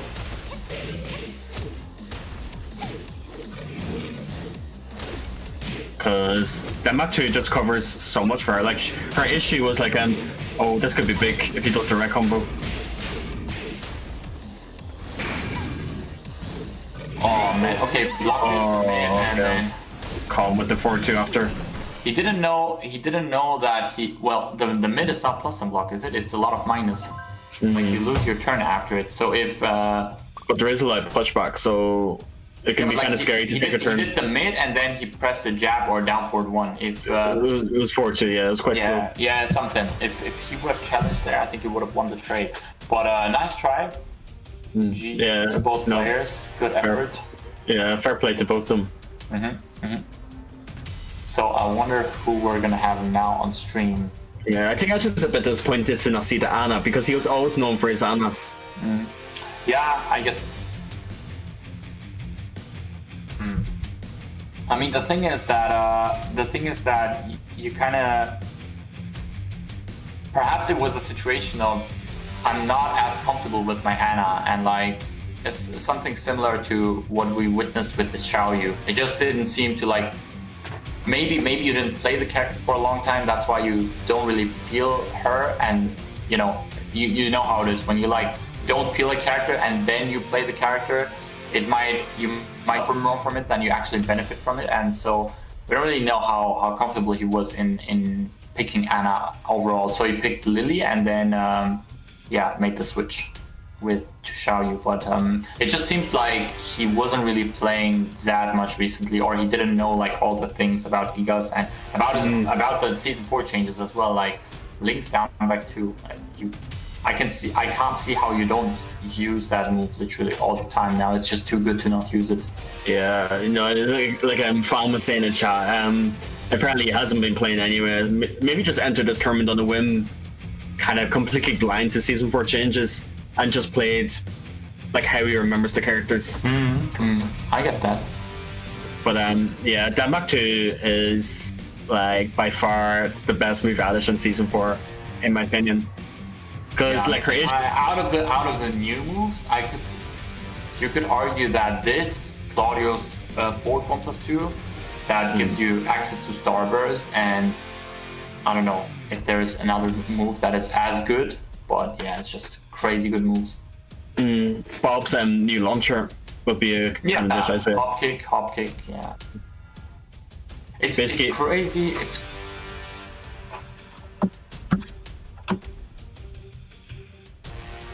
okay. So we're gonna have another winners final, if I'm not mistaken.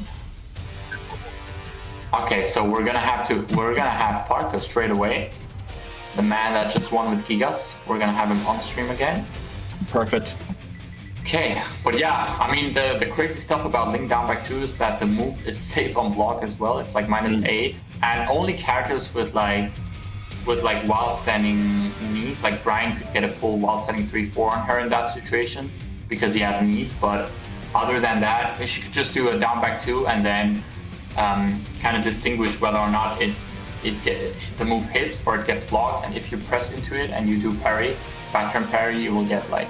Yeah, you're not I think gonna get punished for it. As far as I know, up to 13 frame mid shoulder headbutts, etc. Wall side moves are guaranteed. Yeah.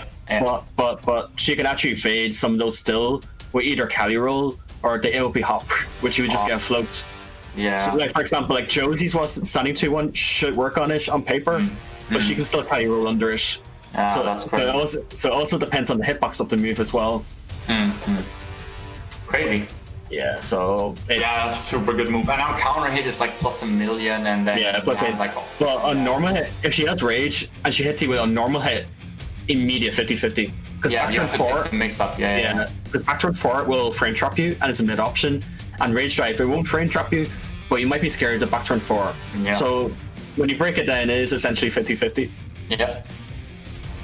And you can't really fuzzy guard as well, because like there's like a 3-frame difference. And it obviously can be delayed as well, so you can't really fuzzy it. It just kind of plays into the things that we've been saying for forever now, basically, that we've said that it seems like Namco really wants to force you into 50-50s a lot and guess correctly, and those type of moves kind of enforce that a lot. And may we feel positive or negative about it, it's just what it is, and we kind of have to deal with it for now. But yeah, that move alone, I think, made a huge impact on Link's whole BT game in that sense, especially with rage. So crazy. But something that's not talked about is like Shayu's normally weak to size up left, but Damak 2 covers that way. So it also addresses that issue of Shay that had, size up left, but she has now a tracking load in that direction. Yeah. So it's just another property that plays so good. It's kind of like a dragon of down 2 now, so to speak. Sort of. Essentially. You can step it to the right, I believe, but it's not that easy as well. And just loads of. It doesn't even do a lot of damage, but like the whole pressure that comes afterwards is kind of stressful to deal with, I would say. But yeah, like when you consider all the options that she has, this Damak 2 is just like thrown on top of it and everything. Okay, so we have now, ladies and gentlemen, watching from home, we have Podcast, I hope I said that correctly, versus Accestiel, and that was the Noctis player that ran over Lily the other game, Lily and Julia. Now versus the Paul and at the end the Gigas player that we just have seen on stream, and this is going to be the winner's final. So the winner of that advances to tomorrow's top 8, if I'm not mistaken. Top 8 is going to be tomorrow, if I'm not That's wrong. Right, yeah, that's correct, yeah. And so it's going to be interesting to see, because I felt like Accestiel was won very, very, very convincingly with Noctis. He didn't seem to struggle at all. And Parkas, I feel like if he picks either Gigas or Noctis, Gigas or Paul, and plays aggressive, which is sort of Noctis' weakness, this can be a very, very interesting match, to be honest. Yeah, because, I think, Noctis, as we said, he struggles to deal with pressure. Sorry, what did you want to say? No, I was just saying, his Gigas looks more impressive than his Paul anyway. He seems to be more comfortable with Gigas, and he seems to be a fan favorite as well. In Greece, a lot of people seem to be hyped for him, so I guess Gigas is his character, so I wonder what we'll see now, though. Paul versus Noctis, okay. No, I'm not sure about this, because Noctis can reliably punish like misspaced demo man and Deafus with Dumper 2 like pretty much consistently. Yeah, that's the thing. You don't really want to overextend, because overextending in that situation will hurt a lot. So you always want to be sure that you don't try to. It's like the same as with Heihachi. You don't want to use these type of moves against Noctis because he can punish them very, very badly and rough. Yeah, you want to make sure these moves hit like Space or Demonman's right, you know, otherwise you're going to get launched. So yeah, I mean, Noctis doesn't have many strengths, but his range is absolutely one of them. That's why you want to play up close against him as well, simply because he's so good at controlling the range. The further you are, the more deadly he is, to be honest, with his running 1+2, with the warp strike, forward 2, and then all of that stuff. But yeah, Parkas is doing a really good job of controlling the space over behind teams. I think sidestep to forcing crouch is a big thing for Noctis. It is. It's plus now, and it forces crouch. Is it plus or is it still 0? I think it's neutral and block. Neutral block. Oh, okay. But it forces crouch, which is big. It does, yeah. Noctis standing, so. Yeah. So but the only thing is, he doesn't have his own dick jab to interrupt, like to trade with the opponent's dick jab. So he has to sidestep the dick jab and use his new dampered 1-2 to punish it with. Yeah. And that's a risk in its own again.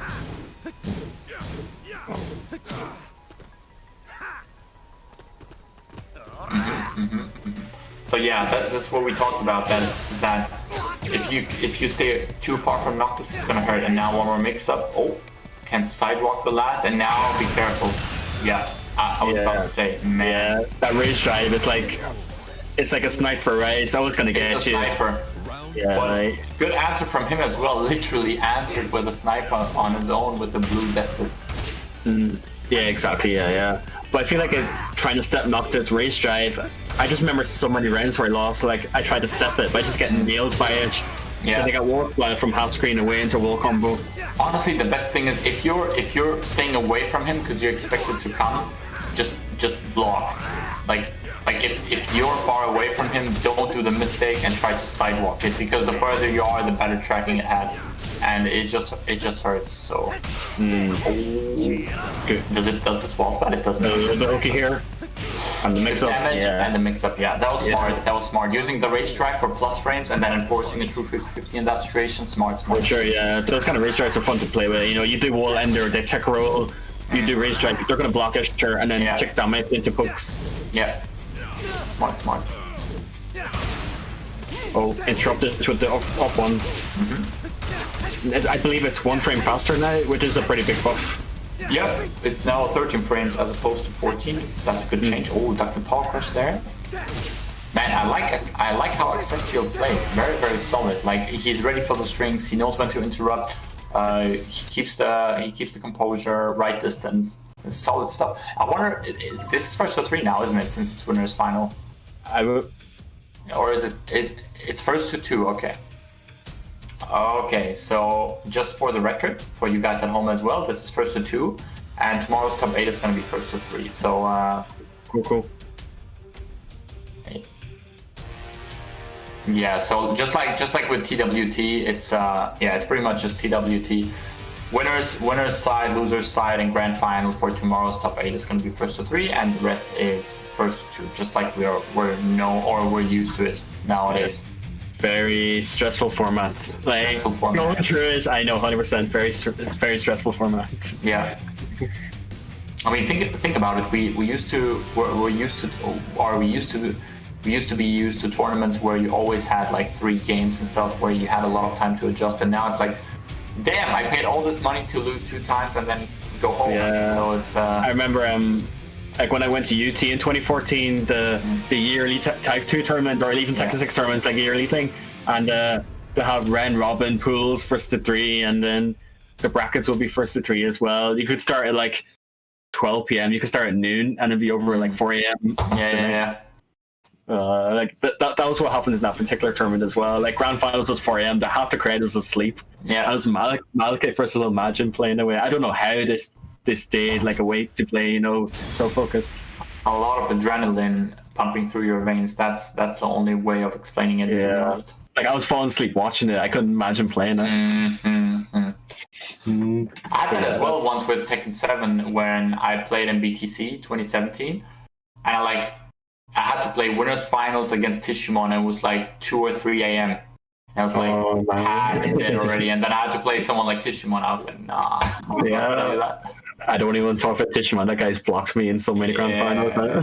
Like 4 different grand finals. Like, just leave me alone. Let me win one. Yeah, the guy's just.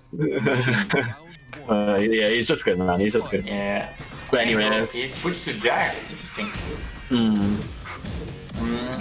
Yeah, very interesting choice actually. Yeah. Nice punch. He seems to like the big bodies, I guess. I mean, to me, honestly, he seems to be that kind of player that really likes the poking type of character. So this is definitely working. Seems to be working out for him. Oh, beautiful block. Success steal. So Jack could definitely fit. It kind of comes down to don't do the wrong things. Don't overextend with the lows because there is the threat of Noctis just going ham. Sometimes maybe a down for 2 here and there. Yeah. And not a lot of people know, but Jack's Denmark one doesn't actually high crush. So he's still very prone to being up 1 by Noctis up 1, for example. I mean, the thing with Jack's down back 2 is like you can me as a Mishima player, I can also whip punish that with electric because he doesn't. Does he recover crouching? I don't think he does. Does he? I'm not sure. I know FC Denmark 1 to recover from crouch. I'm not sure about normal though. That's for sure. Yeah, and that stuff like that you've got to know, and so it's interesting to see on whip punish. Especially, I like how he sidestepped before that, just to get like the proper launch to prepare it, sort of. Yeah, it's nice to have something like Noctis Damper too. You know, it's just a fast, consistent, good punisher. You know.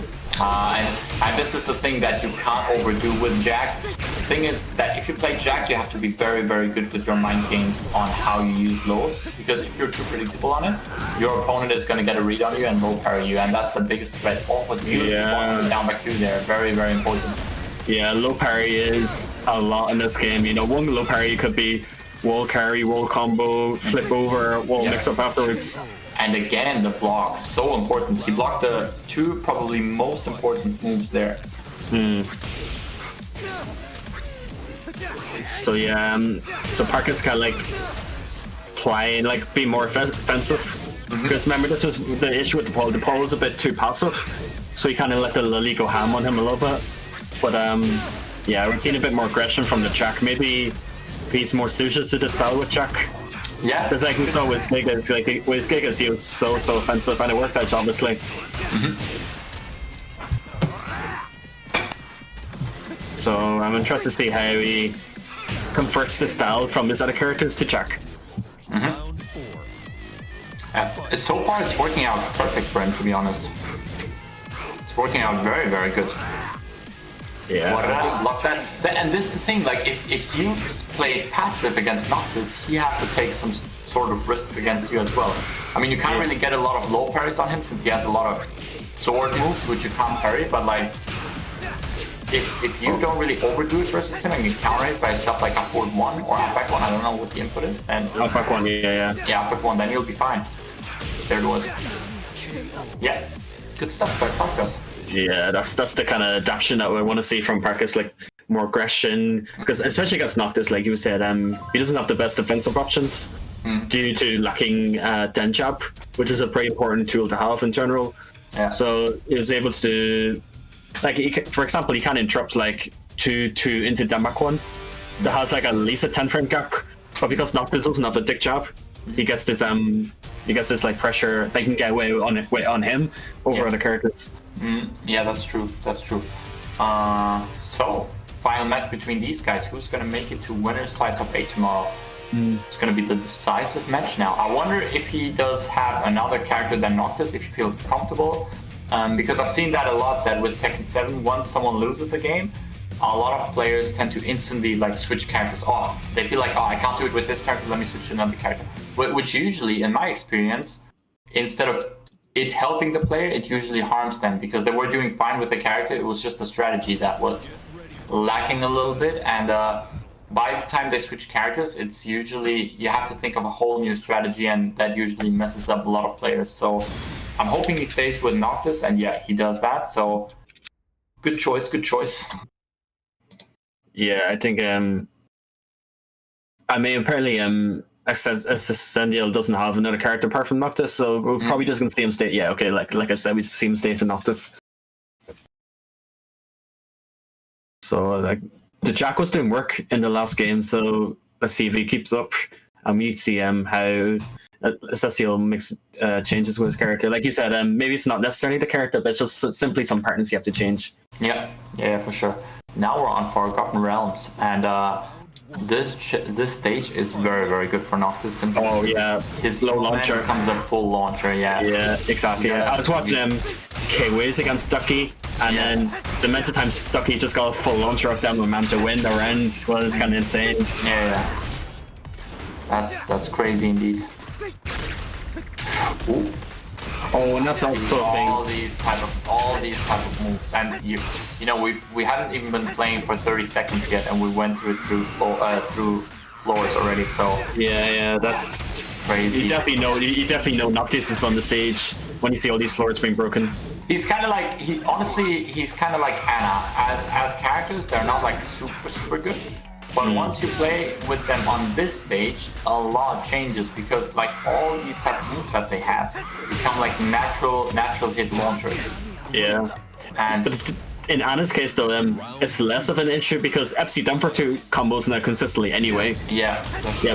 Before she had to settle up properly, but on this stage she always got it no matter what. But like even sidestep 3 at the wall now floor breaks, doesn't it? Yeah. No, the main thing is Damper 4, the quick low poke. Exactly. That is the main thing. Mm-hmm. But so all the floors are gone already. In the second round, they're all gone already. And this is kind of unfortunate for Accessiel, considering he was the one that broke 2 floors in the first stage, and he still didn't get the round. So that just shows that Parkas really has some really good reads and some good awareness of like the whole situation. Okay, raise drive block, and now get strong, one more mix up, and the down 3, boom, you're dead. You see, Parkas actually ducked, but Accessiel actually delayed his demo man timing, so he stood back up and then ate it. Yeah. So that's why timing is so important in this game as well. Absolutely. Because when you go for a medium mix-up, you know, like you can mess with your opponent's head by simply delaying the timing of your options to like make them second guess themselves. Timing is definitely one of the most important things in this game, and it's often sadly really overlooked because people feel like it's not that important, but that's literally what makes a difference sometimes. Like if you know the move is coming but you don't know when, then exactly yourself, you know, and that's the scary part about it. I mean, it's not a concept that's explained or really gone over much, you know what I mean? Yeah. So I mean, there's a lot of concepts in this game that isn't like really taught properly. Yeah, that's true. Or there's no like resources out for like the specifics of this game. Oh, and Parkas is making a clean comeback. Final round. Who's gonna make it to winner's top 8? Yeah, this is very decisive. Literally, this round is very decisive. Yeah, and there's the launching throw. Good stuff so far. Has him at the wall now. Oh, okay, no duck on it, but I mean, yeah. We all know the Jack's wall game. It's very oppressive. And he overextended there and gets countered by Accessiel. Up back 1. Now he's at the wall. This could be a lot. Oh, he backs off. Okay. He wanted too much there. That was a little bit too greedy towards the end. And Parkas makes it to top 8 for tomorrow. Good stuff. He's the first top 8 finalist for tomorrow. So, the first wave is over. We're apparently gonna have a small break. I don't know for how long. Okay, so apparently, people at home, we're gonna have a longer break here. We're gonna have like a 30 to 40 minute break just to catch up on the players in the second wave, I believe. Yeah. And yeah, hopefully you guys will be there because we got a lot of good matches coming up in not too long. Yeah, no, so far it's been a blast, right? Yeah, no, stick around, please, guys. Anyway, definitely more hype matches coming up. Okay, well, I guess we'll see you after the break then. Take it. Be safe, guys. Be safe.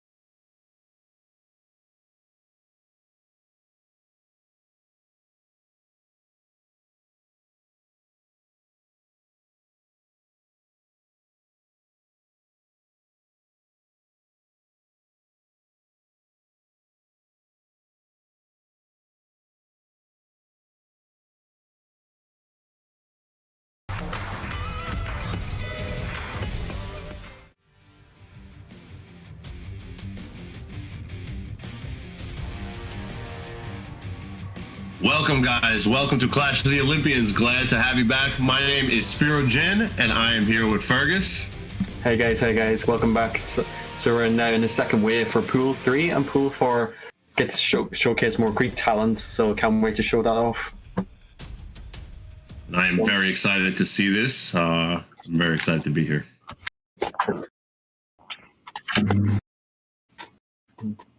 Yeah, so our first match coming up would be, just have a look at the bracket here. Get ready for the next battle.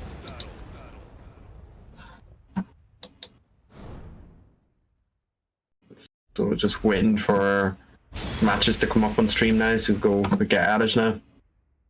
So yeah, Spiro, yeah, thanks for coming on. Thanks for hopping on the commentary. Yeah, man, we're really happy to be here. Really excited for this. Yeah, I mean, you know, some of these, like, you stayed over in Greece last year for a while, didn't you? Yeah, so I got to play against a lot of these guys. Really good talent all over Greece. And I'm really hyped to see what they're going to bring today. Yeah, I imagine you would know some of these players. You would recognize some of the names, I would imagine. Yeah, I'm not sure. What is our first match coming up here? Yeah, let's have a look. The names will come up anyway. So we got... What up, some Mayhem? Yeah, here we go. So Bakuman versus Heihachi. Bakuman's still a very strong character in this season. Like, kind of got away with nerfs a little bit, so he's still quite strong. And no punish on the B. Yeah, and then Heihachi, of course, you know, I think he improved a little bit in the season. He got some nice things like an easier combo of his launcher, which will help his punishment. So that's a great punish on the down for 2-3 from Bakuman. That's Mayhem taking the first round. Yeah, I think what Heihachi is, you know, he's very oppressive character, so, you know, if you let him get going on you, you can rack up so much damage. Oh, it's a good nice punish on a low. Yeah, Heihachi does have a new launcher for while standing for like an easier punish, because before he would have to do crouch cancel electric, but now he has like some while standing 3/1+2, I think it is. So I haven't even seen that yet. Wasn't aware of that. Okay. Yeah, I think it's a season 3 change, I think. And in season 4, he has an easier follow-up of it nowadays. So hopefully we'll see that from Minham when he blocks the stagger lows from Bakuman. Right, and another one. Yeah, it's pretty impressive right now. I mean, that's what the character does, right? That's why he's strong. Yeah, this character is so good, man. I ran into a fucking ramen rank and it was ugly. Yeah. Perfect. I mean, that's what he does. Right? He makes the match ugly. Like, he makes you like preemptively interrupt him. So that's what the character does. Mayhem looking like he's trying to come back on this, tie it up in rounds. Oh, the thunder kick. We all know the story. It's going to hit you at some point. So there's just no avoiding it. To the wall, and this is the combo. Yeah, I went for guard break. Nothing mid-screen though. Too much pushback, but he went for the guard break option anyway. Yeah, I like how Mayhem started sidewalking, really to try to protect himself and move away from the wall. Yeah, it's always a good idea, because Bakuman's guard crush game with the wall is pretty nasty to deal with. And that's the 3-4 into the follow-up. Because the standing 3 is so strong because he has so many options off it that if you try to interrupt, he can do 3-4 to counter hit you, and then he gets that big chunky follow-up afterwards. Right. Yeah, he has so much guaranteed extra stuff, and his damage output is just so high. For sure. I mean, he's a strong character for a reason. Yeah, I'm surprised he didn't get they didn't nerf him that much in season 4. No, he's definitely a survivor. Like him, Leroy, Akuma, Julia, they got away. They got away. They definitely got away. They got away with murder, man. Yeah, and Paul is another one that kind of got away. Like, he got hit a little bit harder, but he got away, I think. Right. So we'll see. We'll see if Mayhem can come back from this now. See if there's any adjustments that can be made. Yeah, maybe a character change, perhaps, or maybe. I was just gonna say that. Yeah, but me and Mihawk were saying earlier that, like, maybe a lot of the times it's not really the character. Like, if he lost because he made a wrong decision or two in a round, that you just simply have to like change your patterns up a little bit just to adapt to the opponent rather than changing the character. Right. That makes sense. We'll see what. Okay, he sticks to Hachi, so he won't change character. Okay. So I mean, I think he needs to be a bit more patient against Fuckman because Fuckman was getting a lot of like counter hit strings in like 3-4 and such. So I think he needs to like play a bit more patiently and bait them out and punish. Yeah, but, I agree. But at the same time, you kind of have to be active against Fuckman because if you relax too much, this is where he gets his guard break strings in. Right, then the guard breaks start coming in. But it did seem like Mayhem was running into a lot of launchers. For sure, yeah. So I mean, it's kind of hard to get a fight. It's like be patient, but also be ready to interrupt things at the same time. So you have to walk the fine line, yeah. Yeah. It's hard to give fights against Fuckman. Right. Oh, there was something free float, but you still got conversion off it. Oof, yeah. Hard break into the wall. Yeah. That's what I mean. You can't at the same time you can't really relax too much. Right. Yeah. So the health is about leveled out right now. Almost even. Missed him in the lead. Oh, wow. Yeah, you saw that, right? He just went in. Yeah, he was like, I ain't waiting. Yeah, he went up this standing 3. Oh, here we go. Nice. I mean, a whip punish is whip punish with anything, really. Right. Yeah, just take what you can get. Ooh, then back to okay. He's definitely playing a lot more aggressive than he was in the previous match. Way more aggressive. Oh yeah. Yeah, that's what I like to see anyway. Because Fuckman has like a bad sidestep, so he's kind of prone to pressure a bit. But at the same time, you have to be careful with pressuring with your fists because he has a punch parry. Right. Yeah, which leads into a full combos. Yeah, there we go. That's what we just saw. Oh yeah. Yeah. So you need to start maybe introducing more forward 3s. Oh, did you block this? Oh, nice read on the rage art, yeah. Oh. Get extra bit of life damage on the rage art there. Right. Alright, so just like that, Mayhem up 2 rounds now, looking to tie this up 1-1. Yeah, I think he's kind of trying to implement what we were saying earlier, like be patient, but also not be patient. Right. I guess that's it. That's the best way to approach this matchup, really.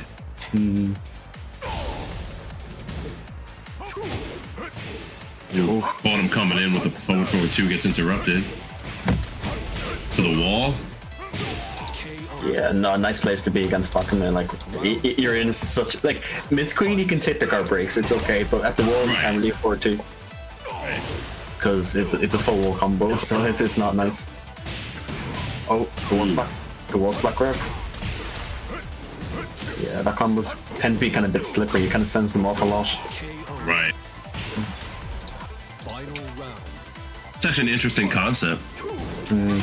It's it's interesting on paper, but it's really tough to deal with. Right. No, you just want to like block your way out of the wall, right? But against its character, you kind of have to like be really active on interrupting them because you can't afford to just keep blocking. Right. Mayhem on his last chance right now. Ooh. Yeah. Ooh, good sweep. Is this where the hero falls, the tail ends? Ooh, headbutt to the face. Gets him on the knockdown. Here we go. Oh, and no waiting. Just down back 2 like Nike. Yeah, the down back 2 just to close at the end there. That was nice. Yeah. I mean, like sometimes it was risky. The down back 2 was risky, but sometimes you have to take these risks to show that you will do it, that you're not scared to do it. Right. You know what's funny? I just noticed is, Mayhem, his highest ranked character is fucking Rum, but he's using Heihachi. Oh, you mean Katarina is there? Yes. Maybe he feels more comfortable with Heihachi in this match, perhaps. Right. Maybe he didn't like the mirror match, so he definitely, that tells me that he has the fucking Rum knowledge. He uses them. Yeah, we just have to see, like I said, like the fine line between interrupting Fuckman at the right times or being patient against Fuckman and not fall for his counter hit strings. Right, and being that he has that character knowledge now, maybe he needed that. Maybe he needed that extra game just to kind of get the download. So, now with that being said, you think Maracos is gonna stick with fucking Rum? What do you think we'll see a character switch on that end? Yeah, I think the main thing in the first of two is like, okay, it's in the first of three you can lose the first match, you can afford to lose it, it can be okay, but in the first of two, if you're trying to collect data and you lose the first match, you got to make sure that your data is good to win the next two, right? To win the next two comfortably. Definitely. Yeah, because like I said, in the first three, you can kind of afford to lose the first game if you feel like you can play better and then win back. But in the first two, it's rough. You gotta be fast. You gotta have fast adaptation in the first two for sure. Right. And that last match was close. It was down to the wire. So everybody's sticking with their characters as we go into round 3. Yeah, I think like his Hayachi has definitely shown signs of adaptation, but it's also a case where the Fuckerman could actually show adaptation back. So it'll be interesting to see how it goes in this third match. Yeah, I'm excited.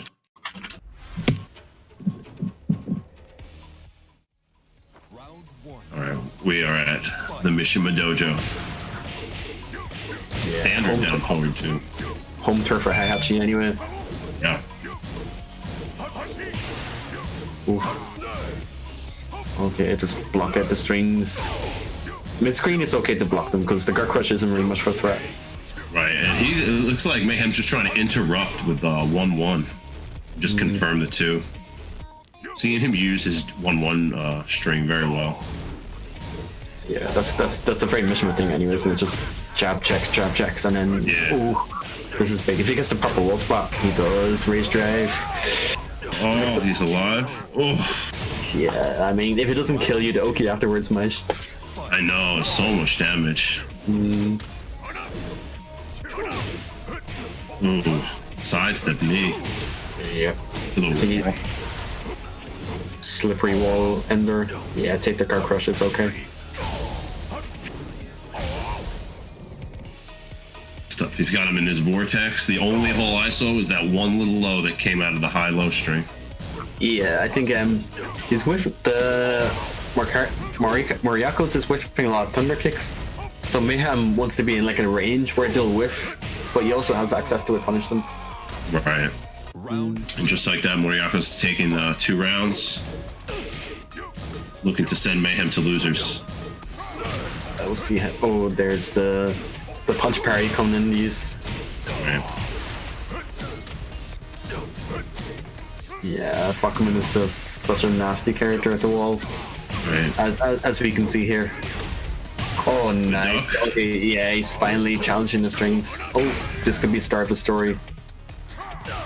Ooh, throws him back, and what do we got?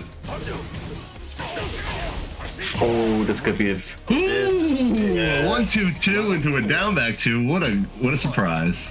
Yeah, this is definitely the start of a story. Hopefully it's not a tragic story. Oh man. Well, Mayhem stayed alive with a pixel last time. Let's see what can happen now. Oh, but he has made the comeback, so he can definitely do it again. Right. Ooh. Big whiff from the knee. I mean, could have gotten a better punish, but a punish is a punish in the end. There you go. One more, and that looks like it's going to be it. Yep. Thunder kick, man, can't stop it. Such a great move. Well, excellent match between Mayhem and Barakos. That was it was tight. For sure, yeah, for sure. Well played to both players. Yes, definitely.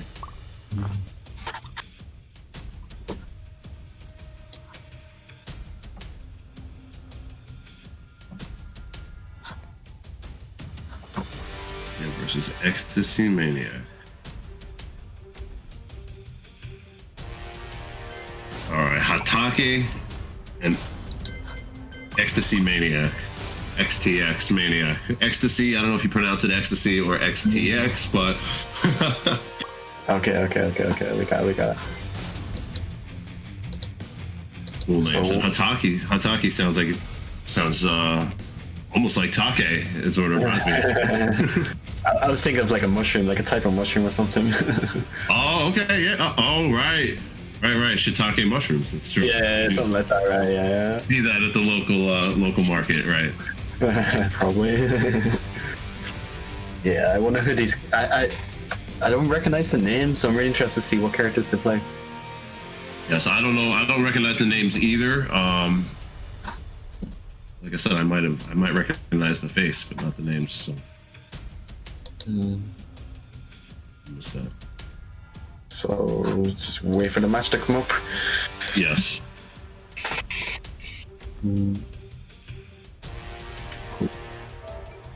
Okay, so we're gonna get into the lobby in a little bit. We're just inviting the players right now. Great. So Spiro, did you learn any Greek while you were over there? Any words? Like I'm sure they taught you curse words or whatever. Yeah, the words that they taught me, I don't know. We'll just say the first word. We'll say Stasi, and I think everybody that's in Greece knows what comes after that, but we're going to keep it as PG as we can. Oh, okay. Yeah, that I think it'll go over my head. I don't know. Yeah. But like someone's gonna no, don't say it. It's funny. Yeah, no, because the thing is like I grew up in America here, and like they didn't teach me Greek. You know, like it's funny. It was almost the opposite. My parents would speak Greek when they didn't want me to understand what they were saying, so they would like have that. They wanted to have that edge over me, you know.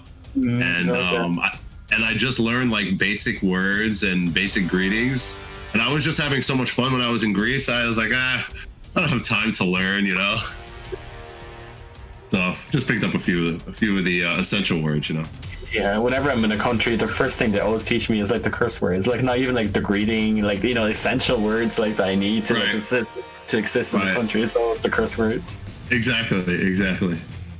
So I know how to say like for example, like I won't say like the S word or whatever, like for example, I can say this in like 6 different languages.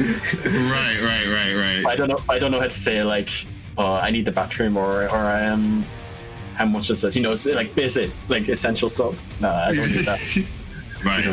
Well, if you know how to say the S word in 6 different languages, essentially you know how to use it. I mean, actually, yeah, that's true. Double Z. That's true. Right. I mean, that's really getting down to business, but yeah. They'll know what you mean. When I was in Italy, my first or second time in Italy, I don't remember, but they taught me a word which is called stronzo. Which they told me meant GGs, right? So I would play Italian players in casuals, and when we finished, I would say stronzo, and they would just look at me with like an offended look, and I'm like, and it was shortly after that someone told me, it actually means it's like a very vulgar version of asshole in Italian. Oh man. So I was just going around calling everyone assholes. Oh shit. That's funny. Hey, I guess if anybody can get away with it, it's you. Right. Well, I mean, they'd be like, "Oh, it's the foreigner," it's funny, haha. Right. Let it slide. Yeah, kind of thing. It's either that or you get murdered, one or the other. Yeah, I never did learn what GG's meant in Italian though. Oh no. Funny. All right, so it looks like we're trying to get both of our guys in here. Yeah, I think we're just setting up the lobby. It'll take a wee bit. Right.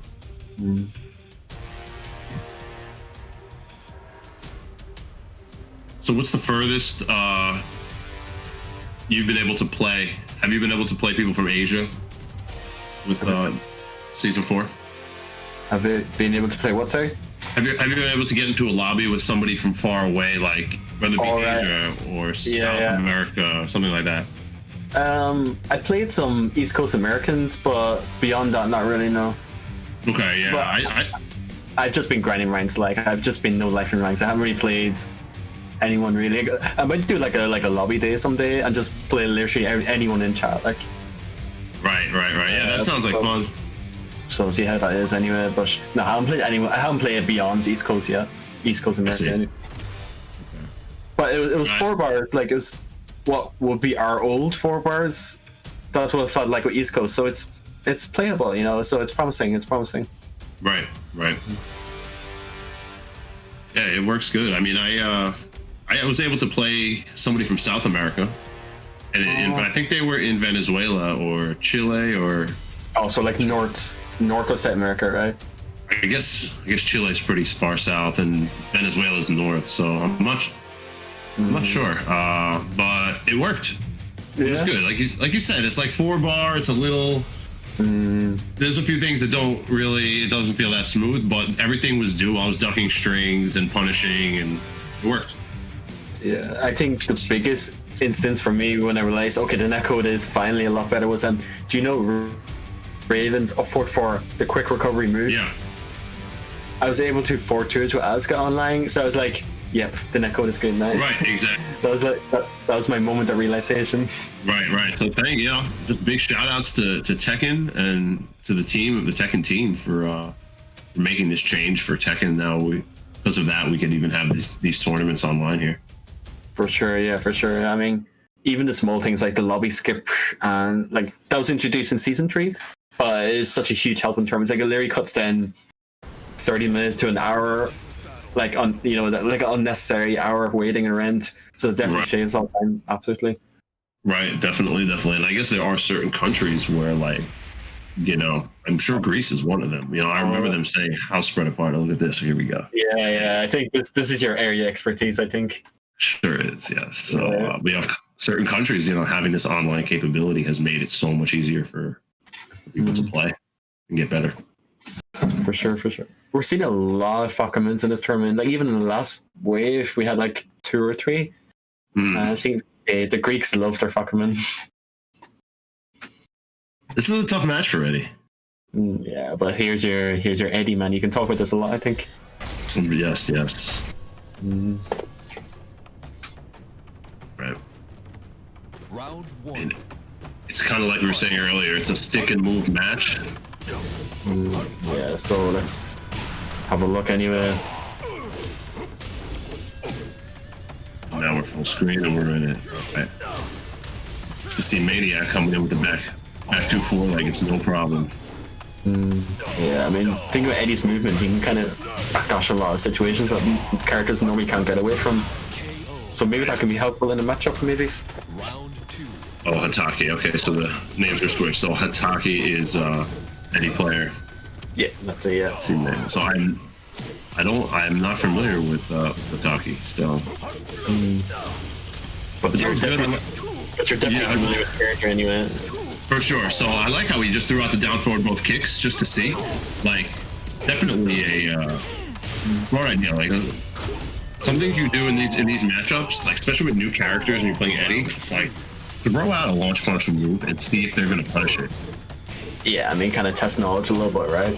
Right, because if you see that they're not, that changes instantly what you're able to do, and then the matchup is not so bad anymore. Yeah, instead of them worrying about playing the matchup against you, right, they're thinking about how they just have to punish you, right? For sure, yeah. I mean, you just got a big whip punish on the Demper 3 before. I think the Eddie player, the problem with characters with like big backdashes is sometimes you backdash a bit too much and you're out of range of your whip punishers. I'm sure you experienced that, right? Where you backdash a bit too much and then you tried to whip punish with Demper 3 before, but you went too far. And you lose your opportunity. Yeah. Like, yeah, I felt that with Zafina. Like, I'll backdash too much and then I just can't whip punish anything because I go too far because I'm surprised by the backdash speed. Right. So that was tough. Yeah, he came in hard on him. There was a couple of ducks that, a couple of highs that Ecstasy Maniac was throwing out that could have been ducked. So if Hatake maybe could sharpen up on what comes out, like could have gone to that throw. Like notice like throws and highs that were being applied at the wall. Yeah, I mean that's the way to go with Falcon anyway, especially with walls black and grab. I think what I want to see is like a bit more rodeos from Hatake because a pretty good grab to have always on buffer, right? Right, like maybe test him, throw some rodeos out, see if he breaks them, and yeah, see if you can get some damage in that way. That's a very good idea. Yeah, because I mean Eddie's strength is always like his backdash and his kind of keep it as well as slice up people's for and them for 2 and these kind of moves. So I think just trying to maintain the distance against Falcon, make him approach you, make him do something silly, and then slap in a Denver 2 counter or something, or a slice up 3 +4. I mean, definitely. I haven't seen much side step 3+4, so he should probably test him as he's coming in. See if he runs into it.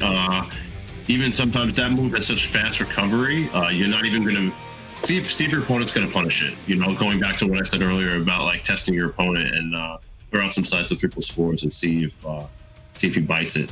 You know? Yeah, it can be pretty awkward to punish it with. Like you said, it does have pretty quick recovery, and especially on block, where not only like does it recover kind of fast, but there's also like quite a bit of pushback. So some characters I don't think have a punish at all, and then for others it might be distance specific. Yes, exactly. The first hit is minus 17, but the second hit's minus 12. So if it's spaced properly, it's minus 12, and sometimes he can go into crouch if he wants. So yeah, I gotta have like a 12 frame hit.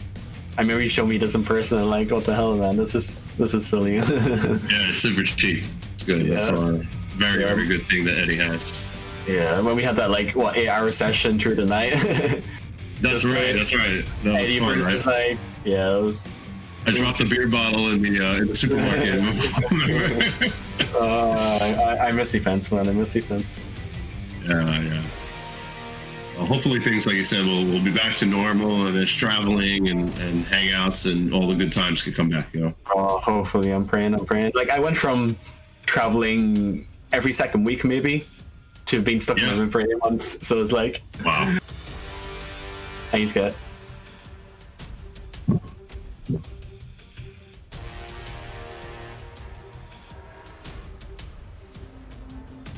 So yeah, I mean, you were really traveling. You were going out like...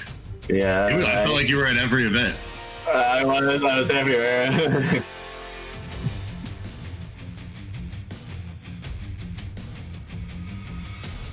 Oh, okay. Electricity is a little bit of a problem for Ecstasy Manic, so they're gonna play the rest of their match off stream. So if you want to see the results of the rest of this match, definitely tune into the bracket. Absolutely, yeah. Like unfortunately, you can't control these things. Like these things are just out of your control. So unfortunately, this isn't the case. Electricity issues are always always a bummer. Yeah, for sure. I know. I woke up the other morning 2 days ago, and the power was out, and it was like right around the time when the tournament was going to happen. I was like, oh man, imagine this happened. Yeah. Mid-tournament. So yeah, I get it. But it did. You were there for CT, I think, in 2018, and it was during pools, I think, in one of the days, and the power went out for like 5 minutes, and all the setups were gone. I don't know if you're in the room for that. Maybe you're upstairs, but that happened, and it was to have that happen at a major. You know, it's such a huge inconvenience. Right. Yeah, especially when all the matches that were being played were just suddenly disrupted, and you kind of have to like agree on how do we continue. Yeah, how do you continue exactly? Yeah. Yes, I do remember now that you mentioned that. I remember that was crazy. Yeah. Thankfully, I wasn't playing at the time, but I can imagine a lot of people were kind of pissed off that their matches were suddenly cut out. I've been at like tournaments where tables just collapse. Yes. At Evo, right? Yeah, I think there's a clip that went viral. Like I was playing Rangchu at Evo, and thankfully our match had just finished. It was 1-0 to him, so our match just finished. But the table just fell, and like all the setups just like crumbled on top of each other. And Rancho was just like hands up, you know, and that was a hands up as well, so we didn't touch anything, right? but I think the other people on that same, like, there was like 4 setups, right? There was 4 setups, so 8 players were playing, and then the others were like, what do we do? Like, one of them played Akuma, so you have to like think about the meter as well. Like, how do I get my meter back at this point at the time, you know? For Tekken it's easy, right? Like, if you lost 2 rounds, right? Okay, just take 2 rounds and move on, right? But if you play a meter character, you have to like, okay, I had 1.5 hours at this point, you know, I want this back. So it matters so much, yeah. Or in 2D games, you know, like you have like all the meters and everything. You have to get the meter what you had before back at the same point. So, it definitely gets more complicated. Make me bad, okay. So next up, we're gonna have Make Me Bad versus Skyrocket, I believe. Right, and Make Me Bad actually beat Nivek, it looks like. Okay, that's surprising. Nivek is, I would imagine, it's definitely one of the favorites to go far in this. Right, so now Nivek is sent to losers. Yeah, so we'll get to see what it's all about. Maybe bad. I remember back in Tag 2, I used to run into him often in ranked. He played Mishimas, I believe. I think it's either Mishimas or just Jin and Cassie, I believe. So it was maybe you'll see one of those characters now. Right. But yeah, I was saying like the Evo table just collapsed in front of us, and we're just like, oh, okay. Crazy. So crazy. Yeah, Evo is an exhausting experience. I actually lost to you. I actually lost to you at Evo. I remember it now. Yeah, that's okay. I can say I wasn't too pleased about that, I think. Yeah, no, I feel like our matches are normally way closer, and I had the upper hand on that day, or that moment at least, you know. Yeah, no, you played good. You played good. Yeah, that year was crazy. Like Jimmy lost to Akon, the lay player, like pretty early as well. He actually beat me the round before that as well. So it was last round. I remember if it's last round, I remember. I remember. Oh man, yeah. But he beat Jimmy in the next round, which was crazy. Yeah, I remember I watched that happen actually. That was really cool. And to see something from Africa come and win, and I was like, "What? I didn't even know there was a scene in Africa." Yeah. No, Akon actually used to live in France for a couple of years in Tag 2, and earlier than that. So so I knew of him before like this Evo performance. I see. I know, that's really cool. Yeah, so we got a match here. So so I was right. So he is playing Jin against Skyrockets. I mean, I should have guessed Horang, right? Yeah, right. Yeah, I should have guessed. Unless he's like a bake player that retired from it. He kept the name. But so Jin against Horang, you know, lore story battle here, like Tekken 4M how did it go in? There is no reason to fight. Will I do or whatever, something like that. I can't remember exactly. Right. Both members of GG. The Greek gods. Is that what it's called? The Greek gods? Shout outs to the Greek gods, yes. That's sick. So they would be very familiar with each other then? Yes.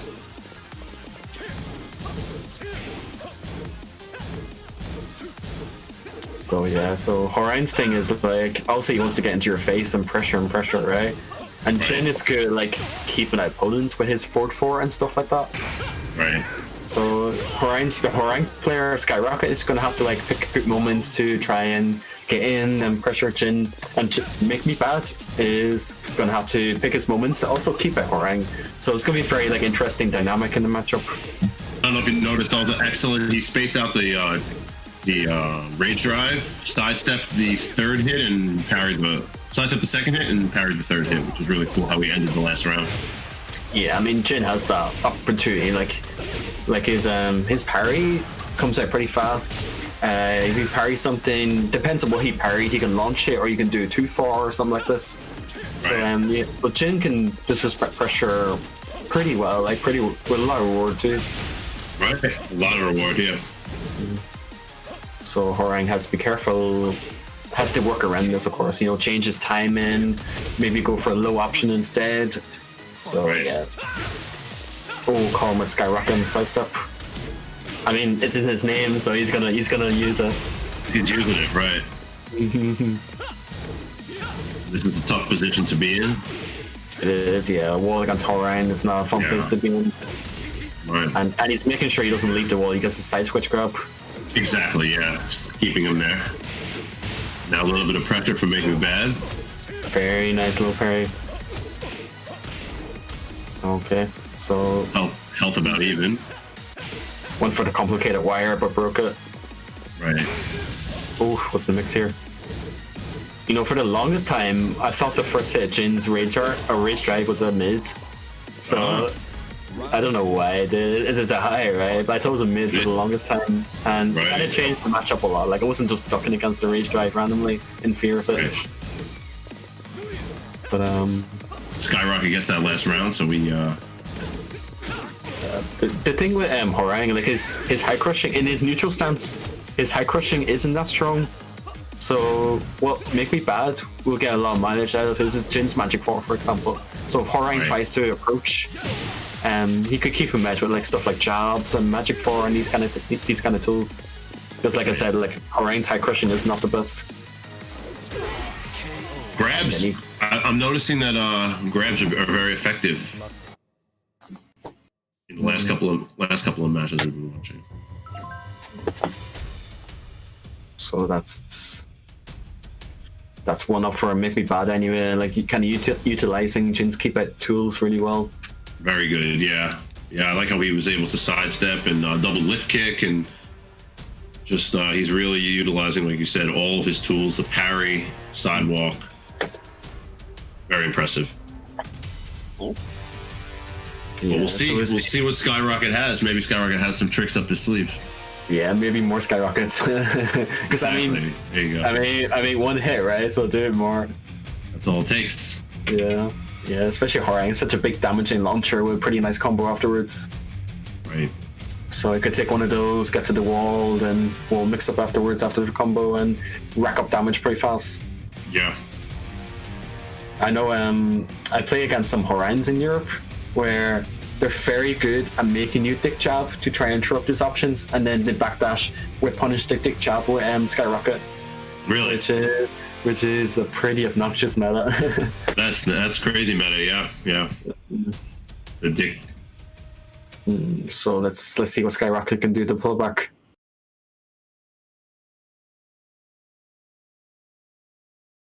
Please say duck jab. Okay, say duck jab.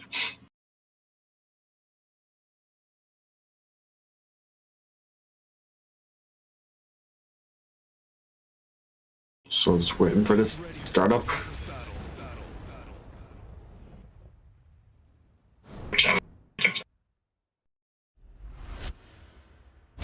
Okay, so second match of this is gonna happen now. Here we go. So let's get into it. So maybe like I said, maybe Horang needs to start using like Dembak 4 in the neutral stance to start high crushing under Jin's jabs and his Magic 4 and stuff like that. Right. Because Jin definitely does excel at, keep edge, of course, it's his whole thing. Like he's a very defensive character. Oh, good whip punish. Yeah, good whip punish on the back one. Yeah, just keep him up the wall, keep applying on the pressure. Yeah, he's just playing very compact right now, just frame traps. Yeah, playing very solid and very safe. That's the way to go anyway. Yeah, that's a big nerf for Jin's 444 actually. It used to be +4, but now it's neutral and block. So it definitely hit his pressure quite a bit. Oh, no duck on the 3-4. 3-4, yeah. Oh, is that gonna hit? There we go. Disrespect with the Rager. Again, you just have to do these things sometimes to show that you can do it. Fight.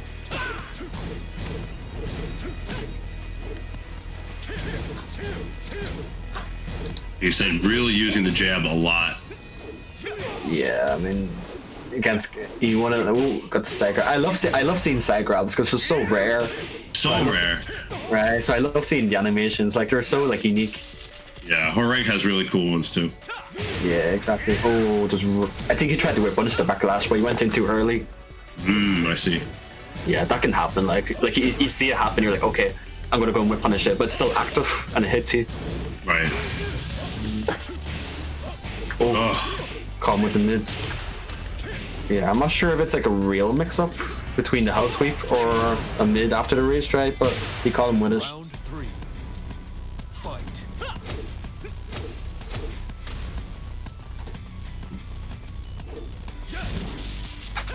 Okay, kinda. Oh, good duck. Sidestep right. Yeah, very good duck on it.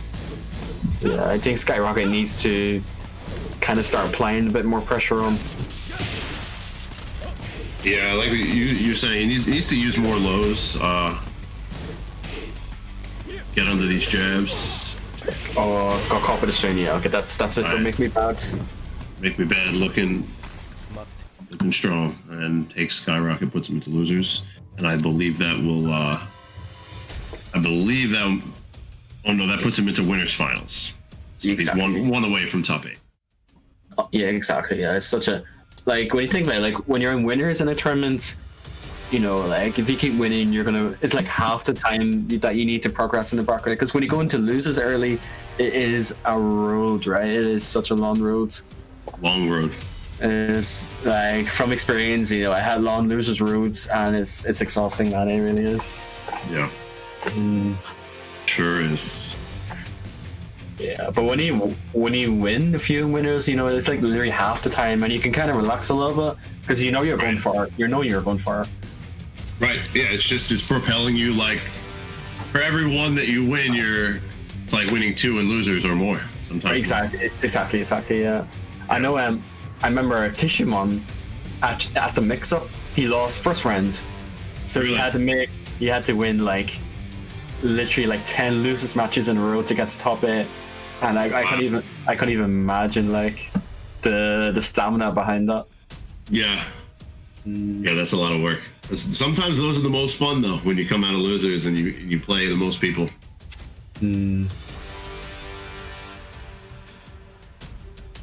Okay.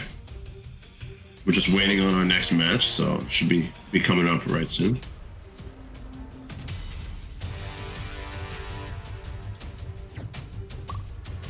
Okay. It's like Fox is up next. Yeah, I believe he is one of the top Greek players. Like I remember his name from Tag 2 as well. I see his name crop up a lot, so I say he's definitely one of the favorites to do well in this tournament. Yeah, he's good. I got to play against him when I was in Greece. Fox is a very strong player. Yeah, I believe he's using. Well, I remember that he used Bob in Tag 2. I'm not sure about nowadays. Right. If anyone in chat would know, or who's Bob, on, yeah, he was a Bob player in Greece when I was there. I don't know. I mean, Tekken 7. I don't know if he. I'm pretty sure he played. I'm pretty sure he played Bob a long time since Tekken 6. Is that right? I mean, I wouldn't know, but I just remember it's Bob in Tag 2. I don't know if it's still the case, but I mean, it's not. But yeah. It's not a bad choice now. Like Bob is strong now, man. Really strong. Yeah, yeah. The CD1 normal hit launcher is just wow. It's like Tekken 6.0 Bob again. It's important. That was a huge buff that Bob got in this season. Yeah. Yeah, and it's 2-1. The mid natural string, it's safe now. It used to be unsafe, and now it's safe. So he has a very strong like mid string to throw at neutral. Just keep throwing out, right? Have you seen his hop kick being used effectively or not yet? I've seen like Rukan. I think you know Rukan. Yeah. Oh yeah. Yeah, I think he streams often now. So when I watch him play, he uses the new move as like a quick whip punisher up close. I see. Okay. It's 15 frame, right? So it's a quick whip punisher up close, and he obviously uses a block punisher for minus 15 moves. The moves that could be hit by highs, right? Yeah, so it's like kind of a controversial change because his weakness was that he had no 15 frame launcher. So right. now we're like, okay, let's give him a 15 frame launcher. So people are like, but his thing is that he can't launch minus 15 moves, or he doesn't have a quick whip punisher. That's a launcher, right? Right. So decide to give him this. So it's kind of controversial, I think. It's interesting because it's a high. So like, there's going to be times where we'll miss, you know. Yeah, no, that is true, and I think it has pretty quick recovery though, so you're able to like kind of whiff it and get away with it a little bit if the opponent's not on point. Are you aware with it? Do you know what it is on block? It's -9. I think it's safe, but -9. -9. Okay. Yeah, so it's like almost a safe hop kick, almost. Okay, I see. So it looks like Aiden beat ETP, and it's going to be Aiden versus Fox coming up. Should be an interesting match for sure. And I see Arnis in winners finals already. Right. Legend and Lee player, like. Yeah.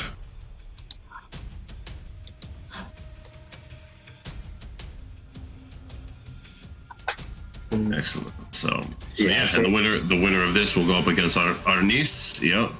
Yeah, Arnis, man, what a legend! Like honestly, like I love his cameos. Like when they do advertisements for the Clash Olympians, they had like little videos, like Nivik dressing up as one of the gods, like Suez or something, and then Arnis Arnis is like praying up to him. I love these videos. So yeah, I remember Arnis.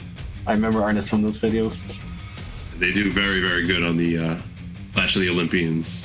Yeah. videos The advertisement was top notch for sure. Perfect, yes. It wasn't. I'm pretty sure it was Ernest in the video. Imposter? Imposter. Am I mixing you with someone else? I couldn't beat, no way. Yeah. But yeah, it was top notch advertisement for sure.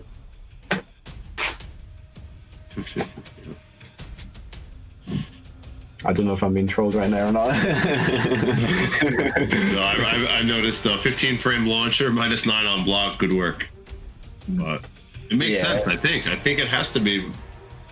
You know, and it's high. Like I said, it's high. So it's like hop kick and down forward twos are gonna work.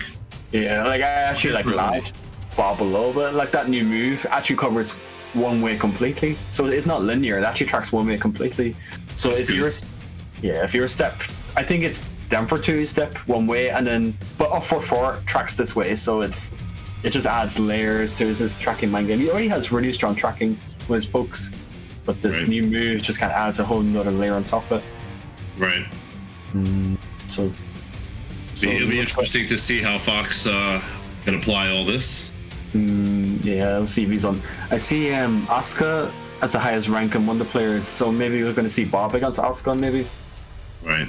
You know me, I'm always happy to see some Asuka. Always up for some Oscar, right?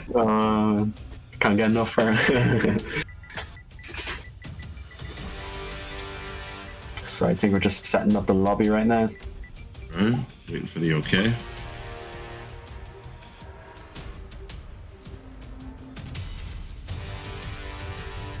So obviously, like, shoutouts to UIU and Astro for helping out with this tournament, for sponsoring the tournament, you know.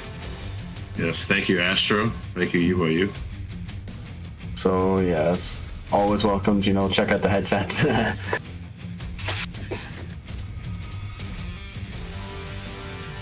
So it looks like we're gonna get right into the match now.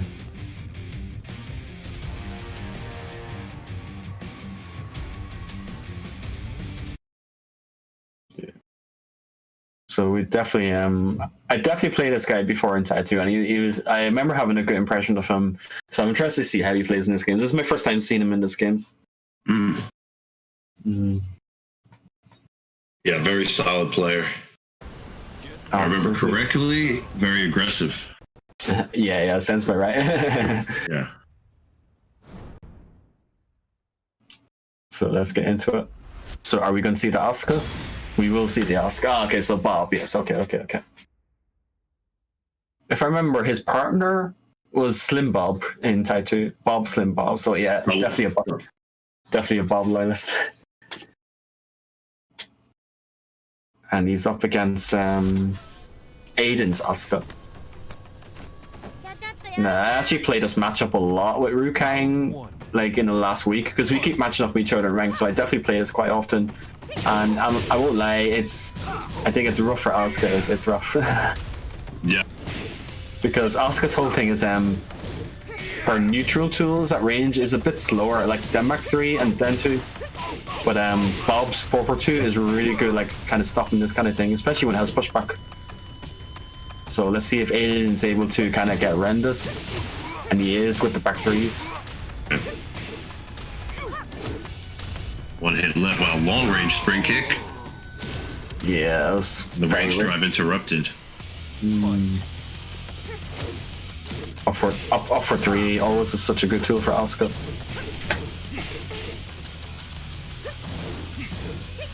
Oh, no punish on it, but sometimes it's hard to punish these things anyway in an instant. Right. Back 3 is always a tricky one.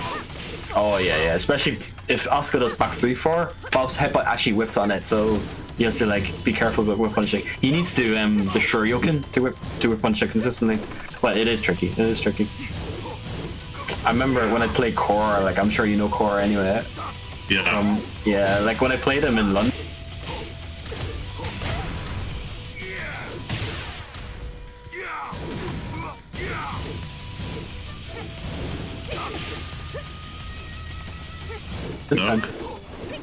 Oof. Oh, good patience. Okay, not the best punish, but good patience though. Oh, that's a classic. Also, clutch rage drive and now clutch reversal into the rage drive.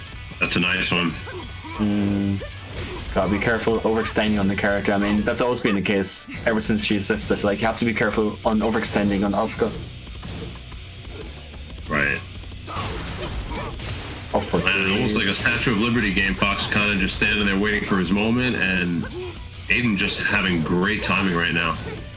Yeah. Oh, good duck. Yeah, he definitely needs this. He needs to like vortex from here to make a comeback.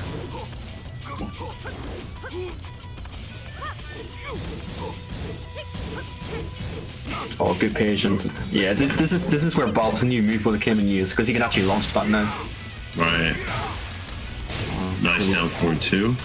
Oh, I didn't get the wall before. Okay, didn't get the wall, but got the Oki afterwards. We got the mix up on this hell sweep, and here we go. Fox on the board. Yeah, so let's see if Aiden is able to continue his keep back in against Fox. Hell sweep. Same situation, just shy of the wall, and then the hell sweep. Yeah, we know the situation. Okay, you guessed wrong. Time to guess again. Oh, he's pressing. Yeah, it looks like Fox is looking strong, looking to adapt and make a comeback. Yeah, Fox is looking very comfortable right now going into this final round. Oh, good whip punish. Okay, he's definitely like warmed up. Yeah, he's got. You can see he's got the rhythm and his timing.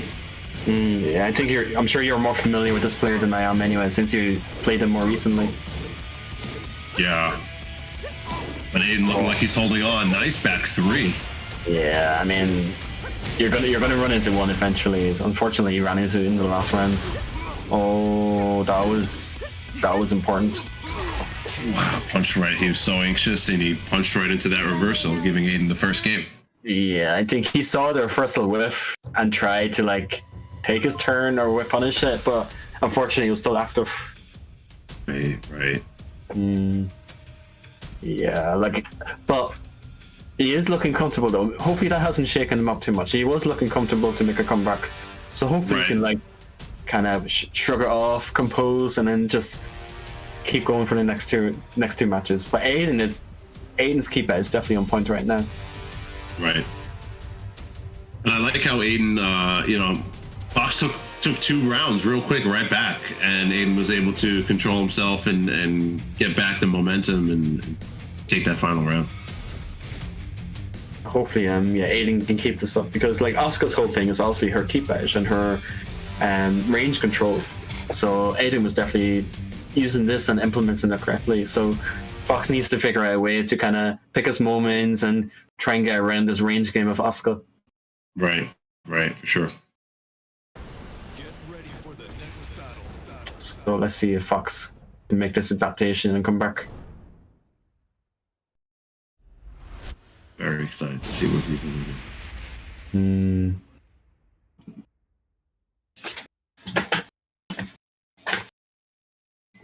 So we'll get right into it. Yeah, thank Lord for the lobby skip buff. Lobby skip. That saves us so much time.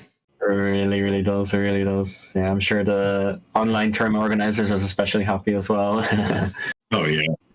Yeah, there's a confirmation there. Confirmation from Tasso. Yeah. Right. We're at Mishima building. Tasty Steve's favorite. Is it actually? Song, yeah. All I know from it is like the blue stuff. Blue stuff.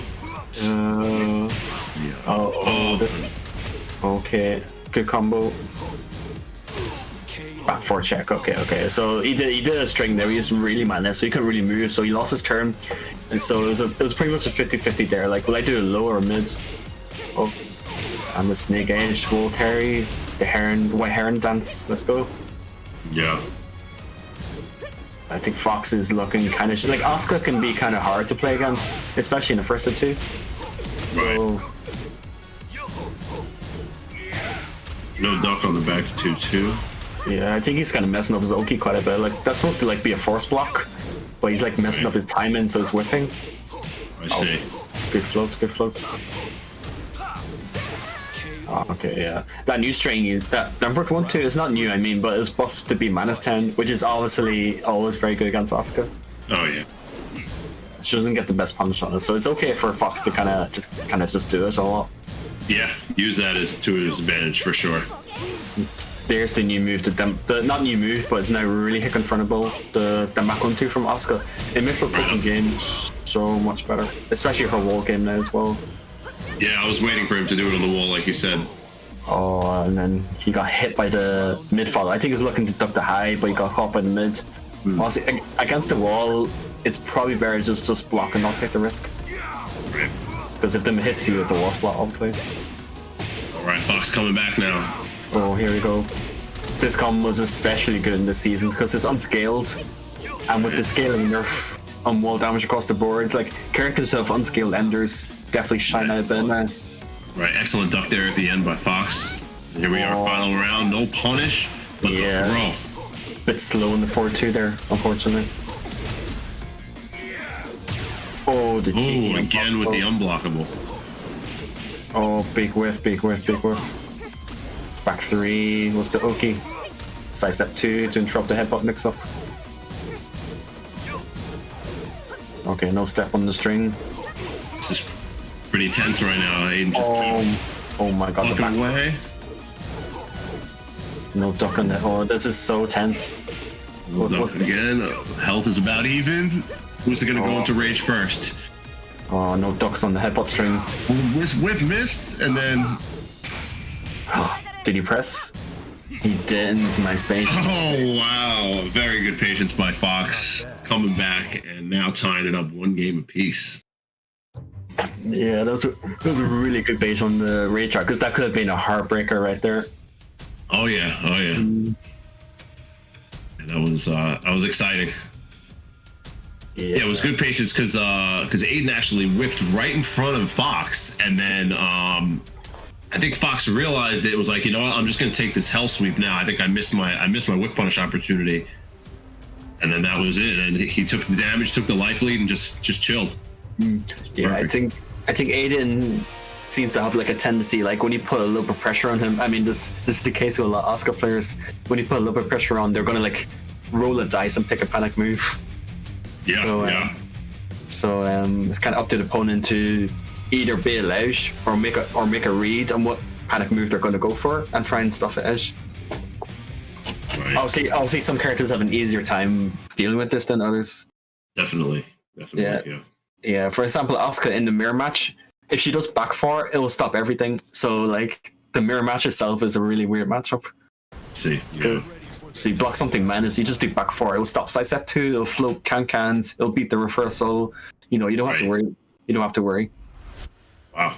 So she beats herself very well. Yeah. She's actually really good against herself. Right. Same goes for Eddie. Eddie punishes Eddie like the best. So I don't know what kind of good checks Bob will have for Asuka. I think that's why I think he's doing a lot of headbutts, you know, because Asuka can parry the headbutt, of course. So I think he's trying to do the headbutt and hit confirm the follow up as well. Yeah, because sorry, go on.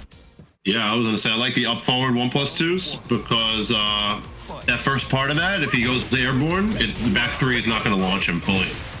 Exactly. And I think that happened once in the last. I don't know if that was the move he did, but he did some type of right there. Yeah, like jumping moves where he's getting out of harm's way. Yeah, you can float him. It's actually a good idea to jab Asuka a lot up close because it will stuff her out of upper 3 and can cancel float them. So if you feel like Asuka's going to approach you with upper 3, just jabbing a lot is a good idea. Right. But obviously you're open to sidestep 2 and the punch to back you, so you have to be careful. Right. So let's see what's happening in this match now, specifically. So back 3. Yeah, okay, he went for the mid option instead, the hell sweep. Throw break, no throw break. So first game for Fox. Like I said, Fox was looking very comfortable to make a comeback. Right. Back 2-2. Good defense on Fox. Taking his turn and then just blocking.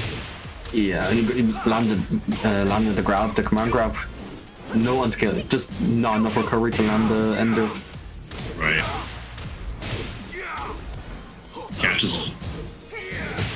Oh, that's definitely one of the best power crushes in the game, man. Because not only is it only Minister thing, but actually high crushes jobs.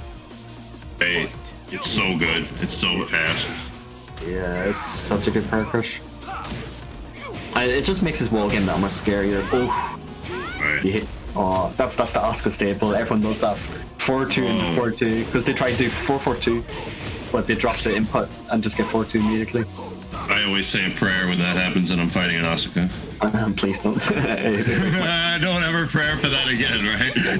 It breaks my heart. Oh, I know. Alright. It's done. I keep forgetting he has a back. One more mix up. Good, okay. F3 gets the wall pretty easily punished. Yeah, no pushback anyway. So yeah, Fox, I mean, definitely showing his experience and his composure and his ability to make a comeback. Excellent gameplay by Fox to just take away the lead that Aiden had and just and secure that match. Fox will go into the winners finals against Arnis, so that should be nice. And that's going to happen right now. So Fox is going to stay on and Arnis. So get ready for some Lee and Bob action. Yeah, no rest for the wicked anyway. Right. Shout out to Aiden. He played very good, by the way. Very solid gameplay. Absolutely. Yeah, so I imagine Arnis will use Lee. He's pretty kind of known for the character, so let's see if we can. I mean, it's a question of Lee or Violet, you know. Yeah, that's right. It's going to be one of the two, right? Yeah, they get kind of picky about this. Like, they're like kind of meme lords. No, I don't play Lee, I play Violet. Right. Yeah, of course. I mean, if Tiger was in the game, I wouldn't play Eddie. I'd play Tiger. Yeah, I know you love your Tiger anyway. You have like the Tiger custom, and I remember your avatar in Tekken Zapatsu is like Tiger, right? Right. It's actually my avatar in my Discord avatar too. Oh, okay. I just see it there. Yeah, man. Yeah. We have an Irish player who loves Tiger as well. So like, really, he's also praying for him to come back at some point. That's funny. That'd be a cool little add-on. They should do Tiger and Christie. Why not? You know. Yeah, maybe it's palette swaps anyway. That's what I mean. Yeah, more like just palette swaps or customizations or something. Same with like a Sebastian thing, palette swap with Lily or you know those type of things. I think should be, or Miharu for Link. Please. Please. I know you have a Miharu for some reason. I love it. A little Miharu, yes. I don't know why I do. I think she was cool in Tekken 4. I was like, all right, I gotta learn her. She's. Yeah, I think for Lee and Violet it's kind of easy because they're literally the same person, like. Right. So just change the costume and the colors. That's it. But like, it might be harder for like Lily Sebastian. Like, they're completely different people. Like, or Shy Miharu, like how much effort they're willing to go in for like another model, you know? Right. Yeah. I think in Tekken 4 it was just Miharu was just a palette swap for Xiaoyu. Yeah, like straight up. And then she became her own. She had her own move list in Tag 2, so. Yeah, she had a few unique moves in Tag 2 anyway. Like one of them was actually like very, very useful. I think you remember the slides, the FC slides. Yeah. Yeah, like it did a lot of damage and it gave really good Oki afterwards. So that's cool, yeah. Yeah, Xiaoyu didn't have anything like that. You never know. Maybe Xiaoyu will get the buff. Oh, Denmark 2. Oh my god. That. I'm not gonna lie. That might be the best low poke in the game right now. It's crazy. Yeah. It does everything. It literally does everything. So good. Yeah. Yeah, because I think it was one of her weakness was that like you could sidestep left against her. Like a lot of her pokes were weak to sidestep left, but this new low actually tracks in that direction. So that removes like kind of a weakness from her. Yes, that definitely removes it, or at least it makes it better. At least it gives her the option to constantly be checking her opponent when they're on a sidewalk like that. Yeah, exactly. Yeah, it's like I loved it, and I can't believe what they did. Yeah. And I see all the Shays going ham with them back too now. Like I thought. And like we have an Irish player uses Shay, and I play against him. I was just getting so annoyed at Denmark too. I just can't believe it's a move. It's this, you know. Right. Yeah, especially when she has Rage Drive and she hits you with Denmark too. Guess. Right. Rage Drive or back turn 4. You just have to guess immediately. Right. Yeah, because it's plus enough that you can't press buttons against it. Right. That makes sense. Yeah, so it's oh my god, I can't. I'm gonna play Shay this season. I don't care. I'm just gonna spam that move. get to Omega with them back too. That's right. We're going into our winners finals. Oh, Gangryu. Yeah, I do remember actually. He played Slim Bob, and Gangryu. I remember. So Fox is switching over to Gangryu against our niece.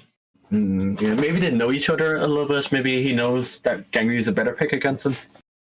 Yeah, or maybe I'm not sure the history between these two guys, but maybe our niece, maybe he beats Fox's Bob. So yeah. I mean, there's a lot we don't know, right? So right. So I think sure a lot we're about to find out right now. Absolutely.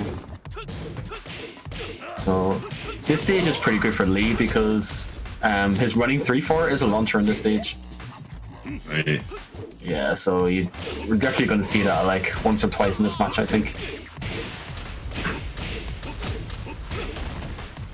Ooh, I think you can call him movement on the ground. Yeah. Yeah, so Lee basically has a plus and block launcher on this stage. So I think what Fox wants to do is just break the floors so Lee doesn't get this opportunity. Right. Our niece, knowing him, he's gonna figure it out. Oh, sorry, I should say Violet. the Lee players are gonna come after me. No, it's Violet, man. But yeah, that's what I'm talking about. That's exactly what I'm talking about there.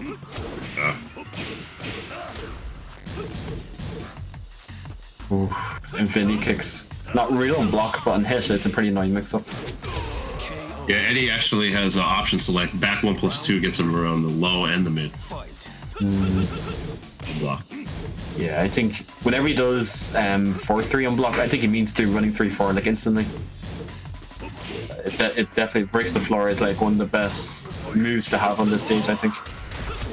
Nice pressure by Fox really staying on him, but oh my god, that was a big boy mix up. He did crouch cancel 4-3 to catch him ducking after looking out for the slides. Right, that was great. Yeah, but I think he meant to instant running 3-4 there as well. And just like that, our niece up 2 rounds. Yeah, this Violet's looking very impressive. Yeah. Oh, that's an issue that I know they complain about a lot. 4-3 connecting on the first hit, but the rest of it whiffing. Yeah. It's definitely an issue I've seen more than once anyway. Right. I went for the reversal on the mid, didn't happen, and here we are, final round. Oh, just straight up snake edge. I mean, gotta do it, right? Yeah. Even if it's mental damage. Oh, good punish. Oh, okay, just missed the asset rain there. He's very consistent with. Oh, nice. Nice hit. Decisive Hitman 2.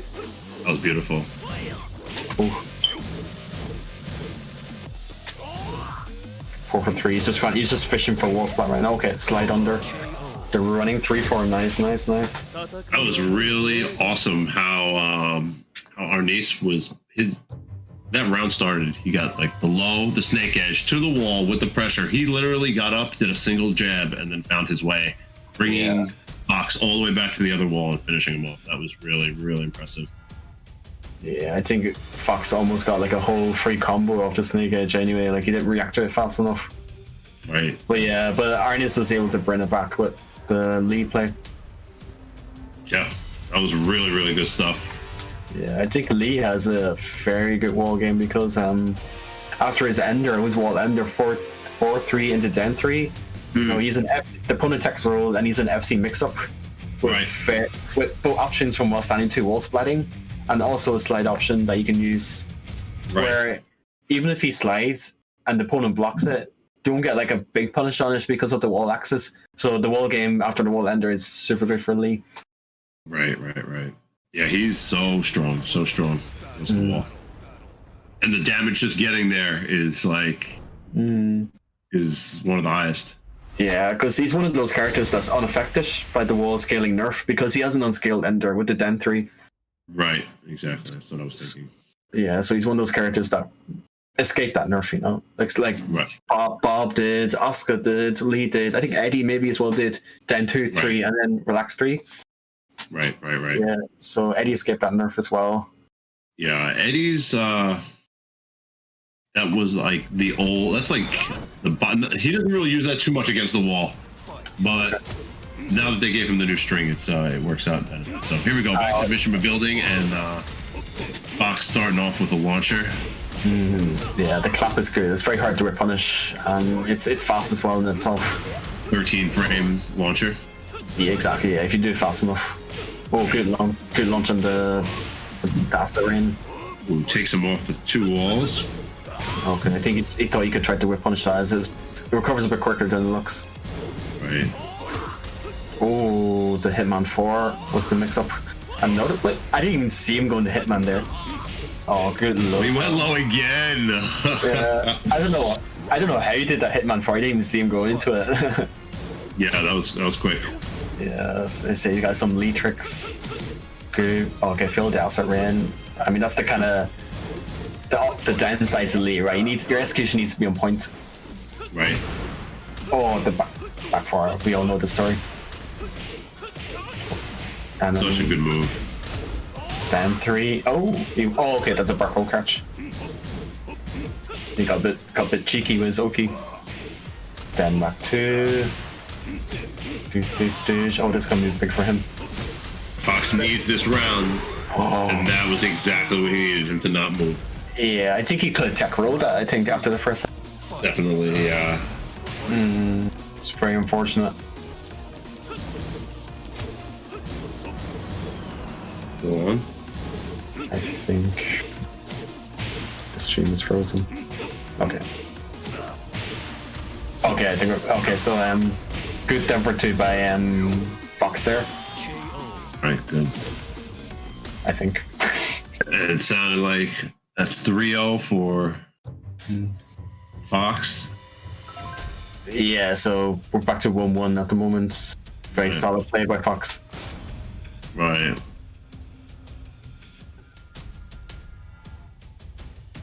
So we kind of just caught. Now I'm seeing. I missed it on my end, but now I'm looking at the replay, and it seems as if he just caught him with some mix-ups and just pushed him to the wall, and it was straight mix-ups. Did you catch what happened, or did you miss it on your end?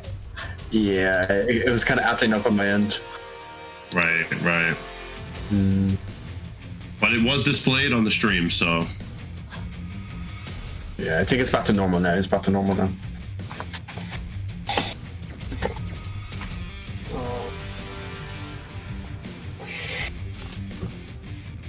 So yeah, 1-1. One of this goes into top-ish tomorrow, winner side. So, you know, very decisive match to happen now. Big match right here, yeah. One will move on, and one will fight for the other spot. Yeah, I think I'm not sure who's the hero here. I don't know the Greek lore, you know, I don't know the Greek scene lore, so I'm not sure who's the fan favorite or the. So I believe for this is these are 2 different schools. We got 2 different schools of fighting here. You got the Greek god school, and then you have Arnis, which is more of the new school. So this is old school versus new school, if I know correctly on the lore. Yeah, I think Arnis is new. I don't remember the name in Tag 2, so I'm gonna guess it's kind of newish. Yeah. So yeah, so this is exciting. This is good, and obviously high skill from the old guys, high skill from the new guys, which this is something that I picked up on when I was in Greece. I saw talent all across the board, from young to old. So absolutely, yeah.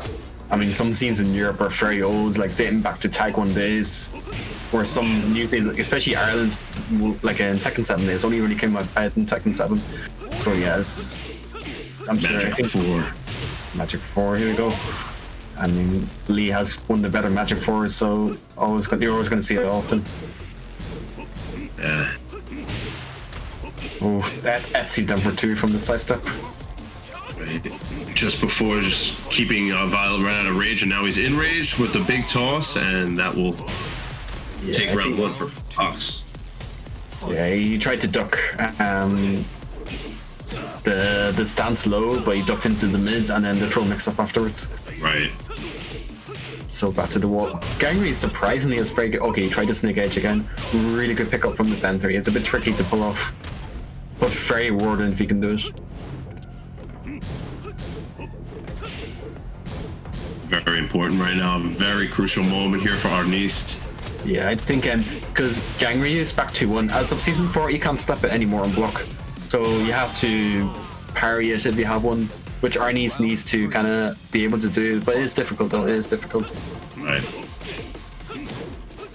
But Fox is getting a lot of mileage out of the back 2-1s. Side wall, not able to finish and get the Oki that he's looking for. And Fox retaliates on the wake up. Yeah, drop the acid rain again. Again, the third time he missed the third hit of the acid rain. Yeah, it is tricky to pull off consistently. Especially online, yeah. Yeah, Izzy's not quite online friendly character, I think. Oh, caught him. He caught him with the power crush. 3-0 for the game for game 3. And that will send Fox to top 8 for tomorrow. Absolutely, yeah, very impressive. I mean, good effort by Arnist though. Excellent, yes. You could say it was excellent.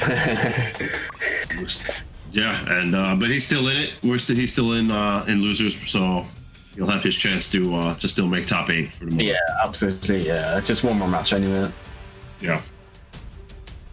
So congratulations to Fox and congratulations to Greek Gods.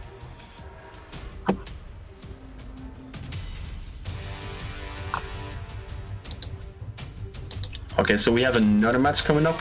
So it's Make Me Bad versus K-Top.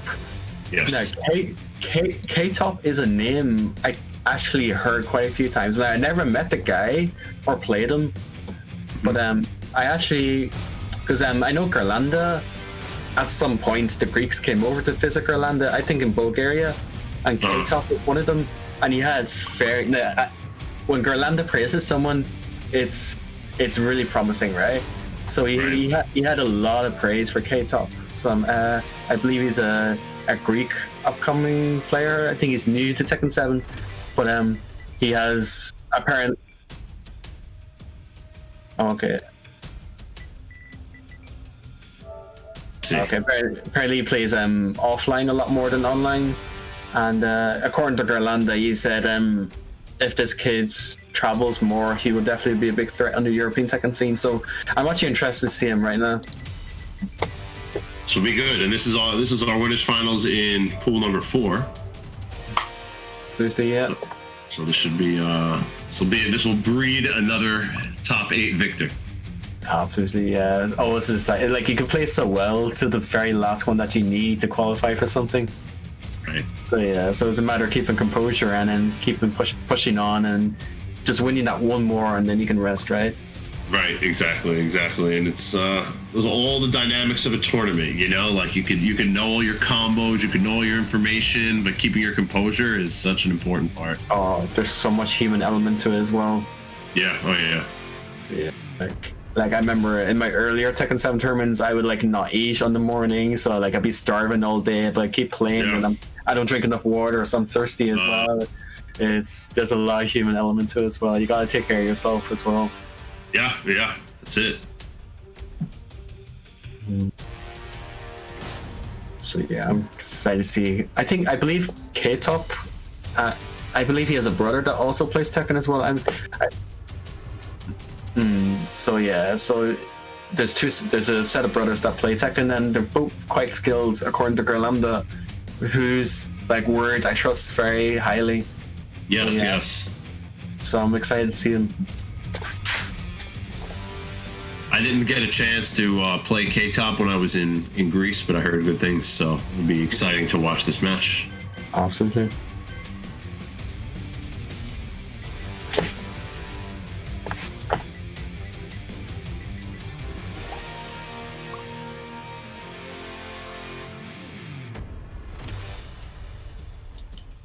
So I think we're just setting up the lobby right now, almost ready to play. I believe K-Top, if I remember correctly, it was either Katarina or Alisa, if I remember correctly. So I think It was a waifu character anyway. That's all that matters, right? That's all that matters. That's all that matters. It was a waifu character anyway. That's good. One of them anyway. Right.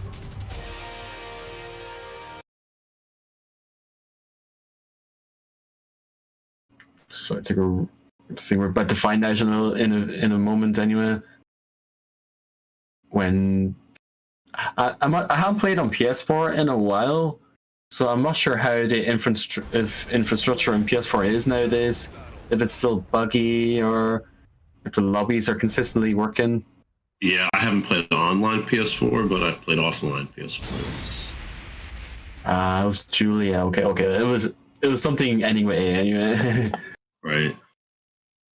Maybe Bad versus K-Top. Right, let's go.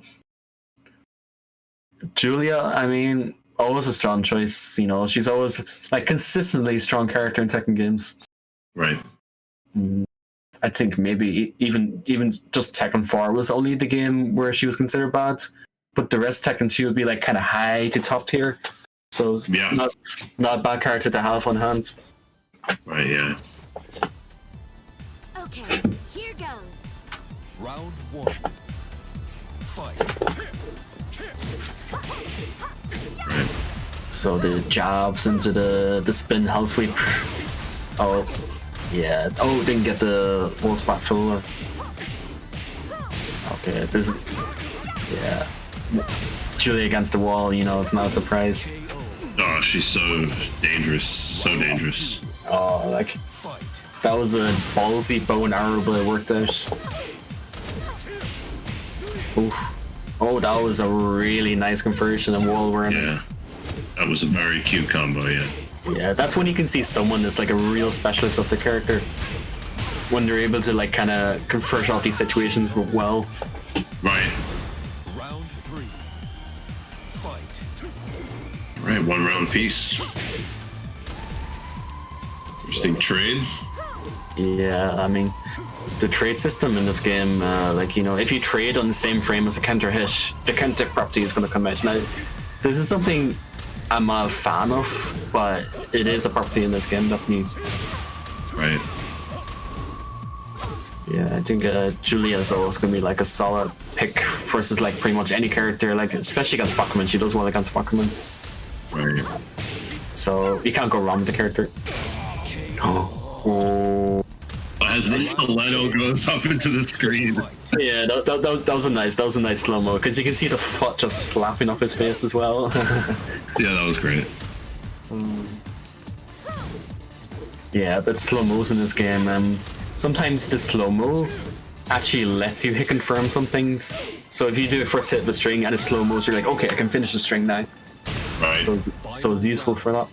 1 round back and forth in exchange. So. Yeah, this is gonna be big for K-Top, for either player. Right. Okay, the spin house sweep. Applying pretty good pressure with the electrics.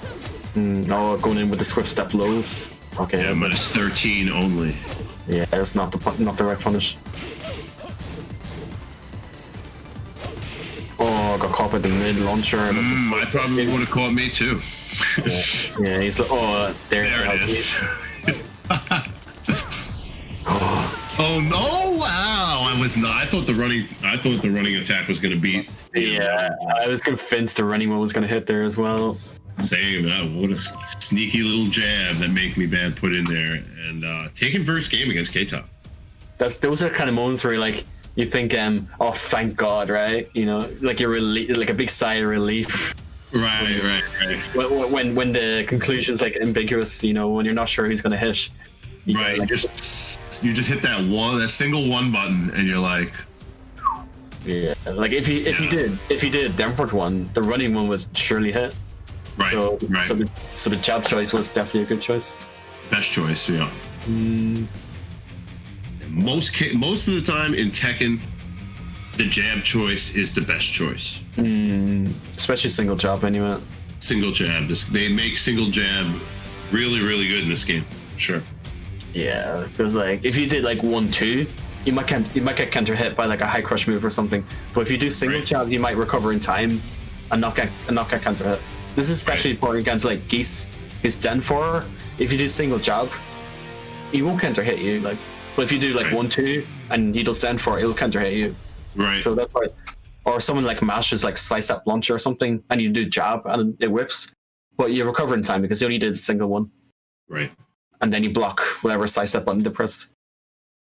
So so single jab, man, so important. Like GDCR made a video on it, and it's a really, really, really like insightful video that everyone should watch. Like the power of a single jab. Yeah, power of a jab is the strong. It's the single best move, I would say, in Tekken. So Julia again. Maybe bad up 1-0, and this is for this is the winners finals. Even though it is 2 out of 3, but winners finals of the pool to make top 8 for tomorrow. Should be a good run tomorrow for sure. Like we already have like a great selection for top 8 matches tomorrow, from what we've seen so far. Yeah. Fight.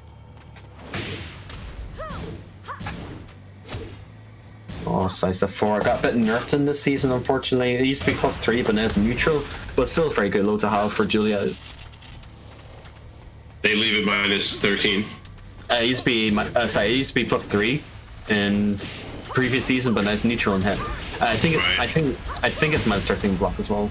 Yes, if they didn't change it, it's still 13. Yeah, you're happy about that. You can launch it. Of course I am. Oh, okay, so the flip over Roki, we all know this. Oh, right. That's like one of Julia's worst moves, but it's such a good red ender because it's a very quick mid-low poke. Right. So it's pretty hard to block if you've never seen the move before. Oh yeah. Julia has some pretty good round ending stuff. Yeah. She can get if she can get close to you. For sure. Like down 3, 13 frame low, very good round enders. Oh, the matchup. Oh, yeah. This could be different. This could be GG's. Okay, no, you didn't get the right splat. Yeah, I'm seeing a lot of Oscars and Julias in this tournament. I'm happy. Yeah. Because I play these characters like. Yeah. Excellent pressure by Make Me Bad. Oh, didn't get the most block that you wanted. Oh man, that was crucial. Yeah, you hate to die to a get up kick. Oh man. Yeah.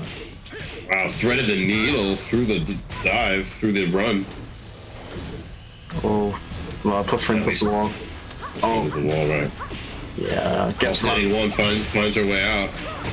Yeah, he gets run on the FC mix-up from Julia, like one of the better FC mix-ups in the game. Especially when Julia hits Den jab, she gets a free like FC mix-up straight away, so it's a really scary position to be in. Right. There's a string again. Yeah, it's very hard to block if you're not ready for it. Even when you are ready for it, it's still hard to block. Yeah, it's fast, like. So good. Oh, okay, good parry on the swift step pressure. Oh, nice. What's the mix after here? Oh, can't do it. Oh, that was a really nice conversion, actually. And there's the string again. Right, that time you used a little bit differently that time, but still used at the end of the round. Don't forget to subscribe. K-Top, tying it up. Showing that he means boss. Absolutely, yeah. I mean, the stories I hear about this guy is definitely coming to true here. Yeah.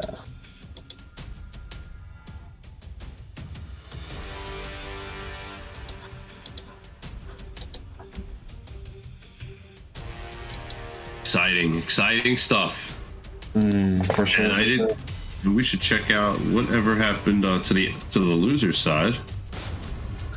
Yeah, let's see what's happening on the loser side. Who's eliminating Nivik is making his run through losers. Fighting his way back, and now it looks like it's going to be Nivik and Skyrocket in losers semifinals.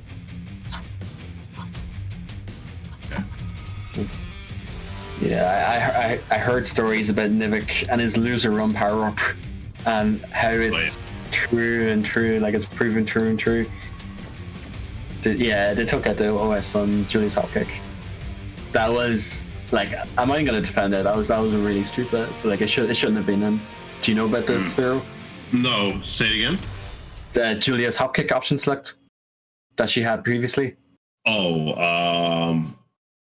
I didn't. No. Tell me about it. Okay, so basically, if she did a 4-4-3 in a certain timing, it will only come out on hit. So, Okay. and you know her up 4-4 is safe on block on its own. So she basically had a safe up kick that you could option select to only come out on hit. So it was. I see.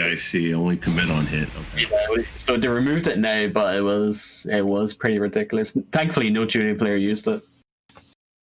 See, I didn't know that was live until recently. Yeah, no, that was like a season 2 thing, like for like half a year, I think. I know. I never saw anybody do it. That's why.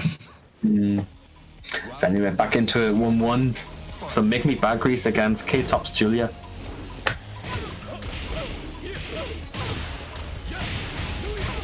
Good conversion. The short carry from the electric. Oh yeah, he has hit that quite a few times. Like the thing with sidestep 3+4 is like it's pretty evasive. They can go into jabs. They can go into some mids. A very strong move. Been a good move for as long as I can remember. Yeah, Tekkens as well. Yeah, she always had it. Yeah. Oh, weird. He hits his side walls really nice there. Oh, he ducked right into the race drive. Oh, nice resplat. That resplat was crucial to end that combo. Just enough light.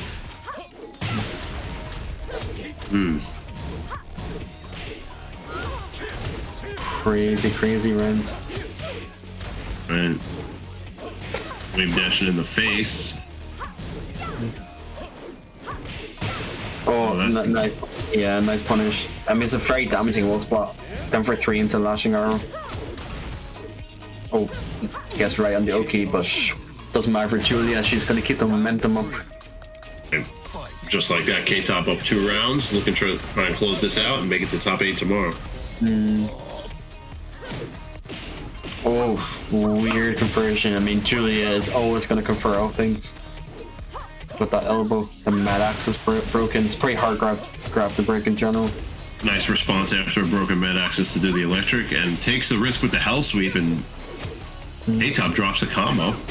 Oh, good conversion. Frustrated with the lows, he tried to hop kick his way out. Yeah, that was a very good interrupt on the Denver tune to switch that mix up. Oh, that was really weird. The 4-4-2 just whiffed. And then the mad axis to take it, and K-Top advances to top 8 winners. Yeah, mad axe is always infamously good to break. I mean, good to use. Right. Congratulations to K-Top, and Make Me Bet still has another chance getting sent to losers finals. So I believe our next match is going to be Nivek and Skyrocket. If I am correct. Yeah, should be. That should be coming up now. Nivek, I think, might be the most popular or the most famous Greek player. I think he's shown dominance not only in this game, but in Mortal Kombat as well. Right. So yeah, so definitely like a national hero in the community, I think. Yes, he is definitely a real life hero. For sure. Inside and outside of Tekken, definitely helped house me and take care of me when I was in Greece. So yeah, he's a legend, man. He's a good guy. Good guy, knows a lot of cool things. I'm sure. Any Greek history, you get to ask me that. He knows all Greek history. I think he's listening. He's listening to you there. Of course. Yeah, he's a cool guy, man. I had good experiences with him.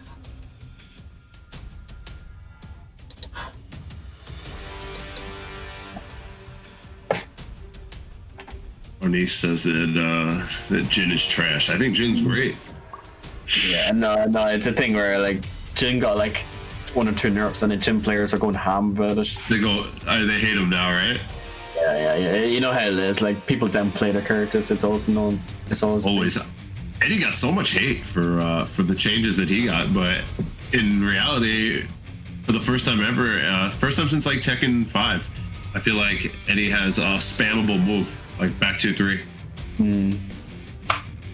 Yeah, he's joking. Arnett's just memeing. Like he's No, just I knew he was joking. I was being sarcastic too. Yeah.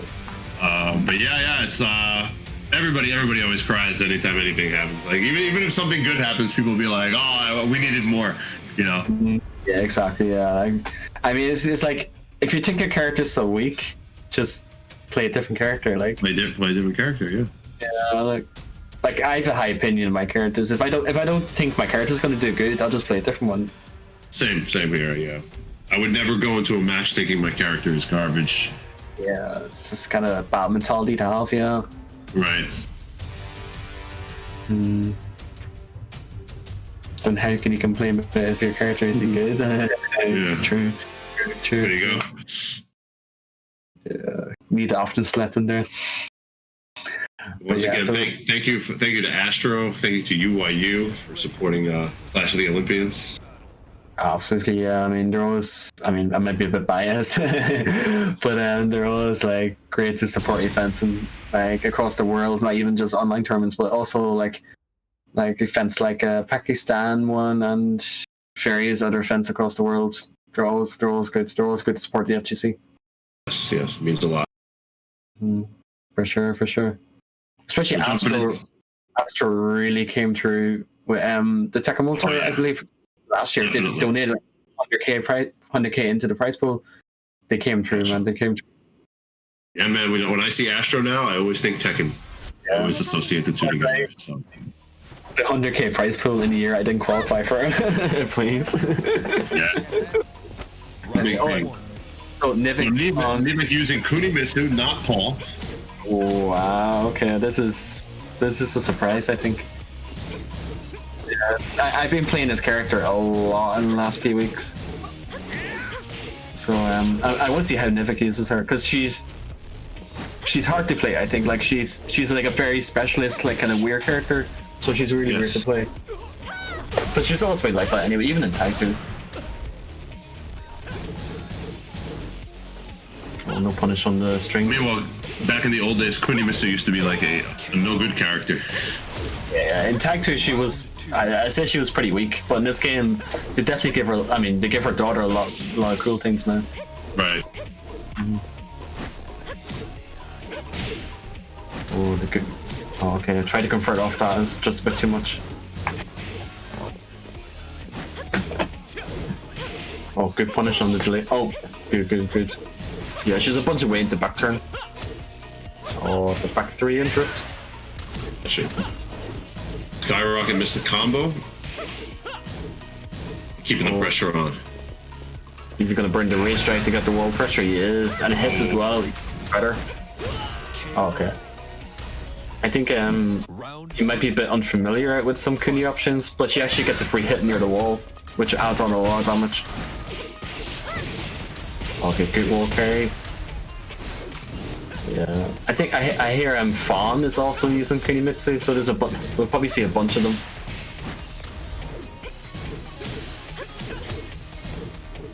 Yeah, I think Skyrocket might be like very unfamiliar with Kunimitsu right now. It makes sense. I mean, new character, new moves, new setups. You got to know the frame data. This is a lot, and somebody like Nivek is not like he's not a new player by any means. So. Somebody like him using a character like Kunimitsu, any new character, it's going to give anybody problems. Absolutely, yeah. And I think he definitely knows. I think he's aware of this because he's testing him with a lot of things as well. Right, especially Nivek knows all the different players in Greece, so he's gonna know who he could get away with, what, and know how to test people specifically because of how well he knows each of his opponents. Yeah, so I mean, a new character comes out, people are going to try the character out for a while. They might try her out in tournament.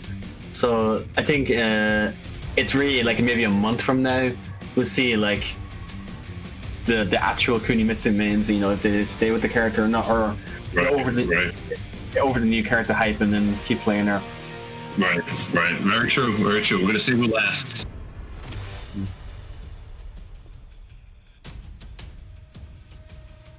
I think we got some Nivik fans in the chat as well. Oh yeah.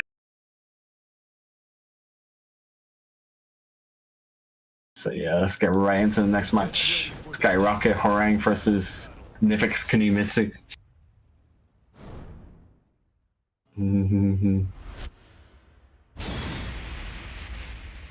So we're going to Geometric Plane, one of my personal favorite stages. Yeah, this is actually like a very underrated stage. I actually really like it a lot. Yeah. It's a nice. I feel like the stages recently have been pretty good. Like Fuckerman stage and then the Kunimitsu stage have been pretty good. Yeah, they've been doing great with the new stage add-ons. Yeah, because the selection otherwise is a bit disappointing, I think. Right. You got Volcano, then you got another Volcano, then you have a Volcano from another angle. Right. It's a bit much, like. Somebody loves volcanoes in Namco. They really love their volcanoes. Boot punish. Yeah, that's the thing about Kuni. She has a very like a reliable 10-frame punisher that does a lot. Right. Oh, good break on the 1+2. Excellent throw break. Set 3 going. Not many people know yet, but set 3 is actually neutral on hit. So if Kuni's pressuring you afterwards, it's kind of fake. Right. Good low parry. Good low parry. Yeah, I think Skyrocket is being kind of tested right now with Kuni knowledge. Right. Yeah, it's looking like Skyrocket's looking like he's just coming in heavier in this game. Yeah, that parkour is quite good. Yeah. Oh, nice duck on the string from Horang, and the CD2 to carry, really impressive. Good duck and combo, and now Nivek just one round away. Going to losers finals. That's one of the strengths of Kuni. Like her wall carry is very good. And yeah, see Nivik's wall carry is on point right now. He definitely has like researched this character. Oh, good cheeky high spot. And the power crush. Oh, that was a weird whiff. Caught him out of side. Not going to do a whole lot of damage, but yeah, damage is enough to get him going. Oh my god. The 4-for-3 and the running 3 pressure. Oh, and the 1+2 grab to close the renders. Blue be gone, right? Throws him out of it.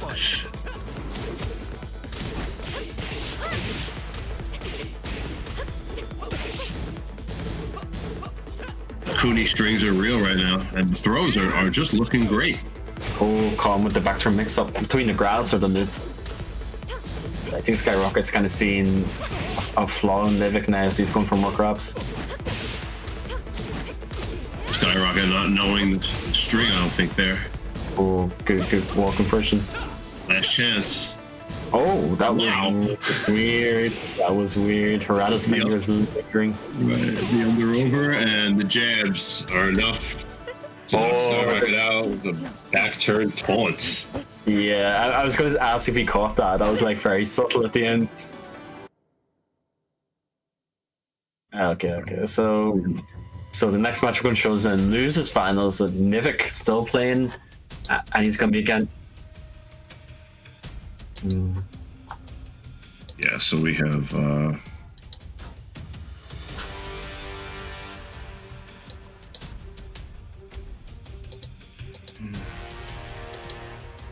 so we got what about our niece and Aiden? I don't know if that Tatsu's been playing offline right now. Okay.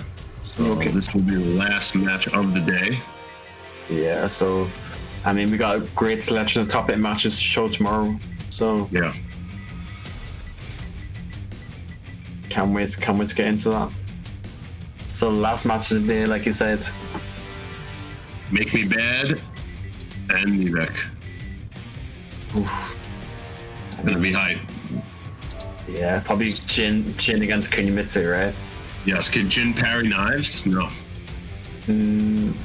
The parry will be very good anyway against Kuni. Yeah. Is he able to parry the knife or no? The parries everything, so he should be able to. Yeah, he would be able to. Okay, that's good. That's important then. Yeah, especially Kuni, like a lot of her pokes also contain the dagger that she has. So the 2-2 is a dagger attack, Then back to is also a dagger attack. So Jin having access to parry to beat this would be very good for him. Very important, yeah. For sure, for sure.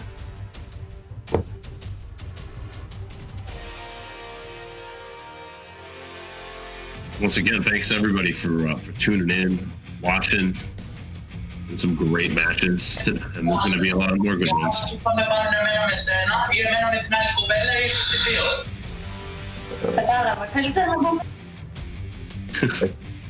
think we got a quick hello from Yaya, which means grandma. So you know, teach Fergus from Greek. No, it sounded like someone came in and it was a grandma talking. Yes, Take kind of invaded the comms there for a second. Yeah. No, that definitely wasn't Tassos, no.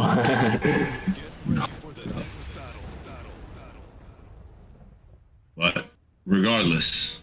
Yeah, let's move on. Here comes the next match. Anyway. So yeah, Nivik against Make Me Bad. It's gonna be a good match. It's gonna be a good match. Very decisive as well. Winner gets into top 8. Right. And just so we just to refresh, Make Me Bad beat Nivek 2-1 in winners quarters. So this is a run back. Yeah, it's gonna be a long overdue run back, I think.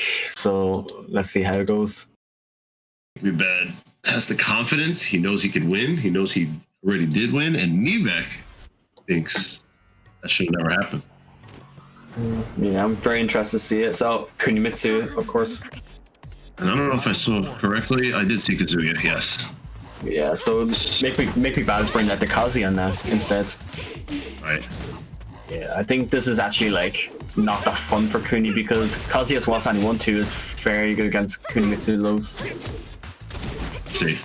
Because he can launch back turn den 2, he can launch den back 3-3 and stuff like this, so it's gonna be hard for Kuni. Oh my god. This is gonna be everything. Killing mix up now. Between mid electric or the hell's right, he gets dragged. That's a scary situation against Devil Kazuya because mid electric or has sweep with the follow up, you know, it's guaranteed to kill you. Right. Oh. Double hop kick. Then 2-1-2 string. Not the best of advantage. Oh, you went for the FC mix up. Right. Wow. I think that was an accidental key charge, was it?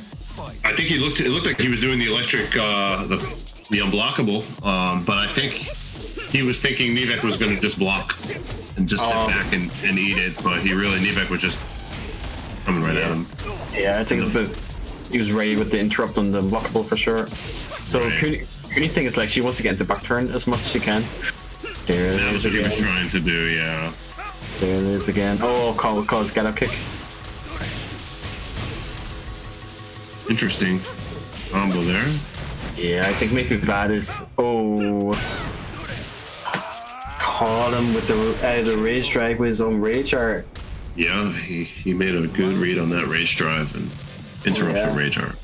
Yeah, rage mechanic against rage mechanic work. Oh, okay, good punish, not the best punish, but still. Good enough, yeah. Yeah, 4-4-2 is such short block stun, so it can be hard to punish consistently. Right. You got Nivek at the wall now, fighting out with a hop kick. And now. Oh, good punch, good block. Yeah, good block on the power crush and punish. Yeah. Maybe bend down to his last hit. Broke the set grab. Very important. It's very hard to see the set grab. I like that. The whiff launcher into hot knee. Good play by Nivek. Good play. Yeah, very, very sneaky. Very well. I mean that's Kunimitsu in a nutshell. You gotta play like creative and kind of sneaky ninja tricks with her. Yeah. Yeah, she is no joke. Yeah, I think she's fun, but she's kind of rough to play. I think you gotta be like really creative with her offense. What would you say from the time that you've played with Kunimitsu so far? What do you think her best tool, her one best thing is that she has, whether it be move or setups or anything? Well, I mean, her strength definitely lies in her back turn stuff, because her offense, like her lows from neutral, are pretty bad. So her back turn mix up is quite strong, because she has a 1+2 grab from back turn, so you can mix this up with her generic grabs from back turn, and you can't see the limbs. So it's a Can't see the limbs, right? Yeah, so it's a 50-50 grab option. So she has a 12-frame Punisher 4-2, and it jails on block as well. So you kind of do this until it hits, and then you can go. Then you go into back turn, and then you can do your mix up. She has a few mids. She has a -12 mid launcher, or she has a safe mid check where she like twirls on the spot with 1+2. That's So safe. back turn is her biggest strength. Yeah, for sure. Like getting into back turn is kind of hard, because you have to kind of condition them, or you have to punish your way into it. Right. But when she's in back turn at advantage, it's scary to be in. She has good options. And her wall carry is definitely one of her strengths as well. Like she can carry from wall to wall with the right rates. Right. But I think her issue is, like I said, her lows from neutral are pretty bad, and her poking is not the best. So she struggles versus like turtles for sure. Like she has to take risks eventually. Her FC mix up, I'm sure you've seen the sweep into the forward. Yeah, so she has to take risks to kind of beat down turtles if she's losing. I see. Right. Make me bad. Staying with Kazuya. Yes. Yeah.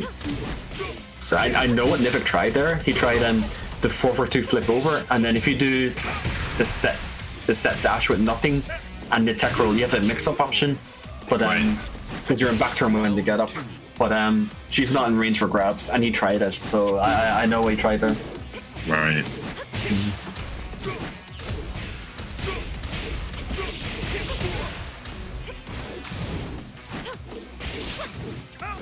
Yeah, he's just kind of like really testing them out right now.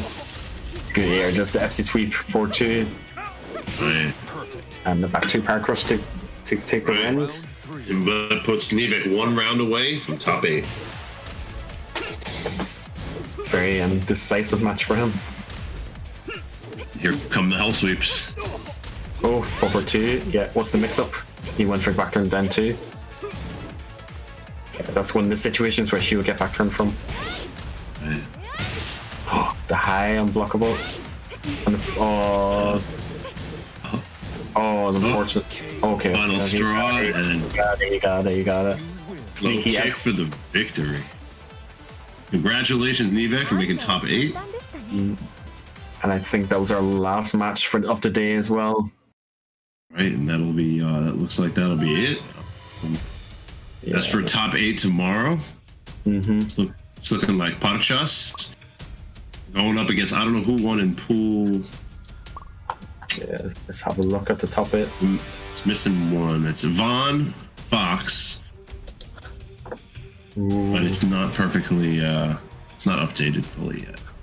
Yeah, but either way, it was awesome games. Yeah, it has been really good games for sure. And make sure you guys watch the top 8 tomorrow. And then Nivik, you got your losers power up ready to go for tomorrow, I imagine, as well. Oh, he's ready to go. He's got his Kuni on deck. Yeah, exactly. Like all the set mix-ups and the back turn stuff, he has them unlocked already. Yeah, he looked very comfortable with her. He flowed very good. He punished right, and he was ready. So very dangerous. Absolutely. So I think Fawn is also using Kunimitsu as well. So we could potentially see a Kunimitsu victory tomorrow. Yeah, very, very good chance of that. And it's going to be part. So thank you guys for watching, and thank you for having us. And obviously, Spiro, it's good to catch up with you again, man. It's been too long. Yeah, this was great. It was really fun. Great games. Good seeing you, Fergus. And again, thank you, Astro. Thank you, UYU, for all that you guys do, and for the for putting our name out there. Yeah, absolutely. And thank you, chat. Anyway, so take care. Come back tomorrow for top 8 action, and have a good night. Good night, guys. Thanks again.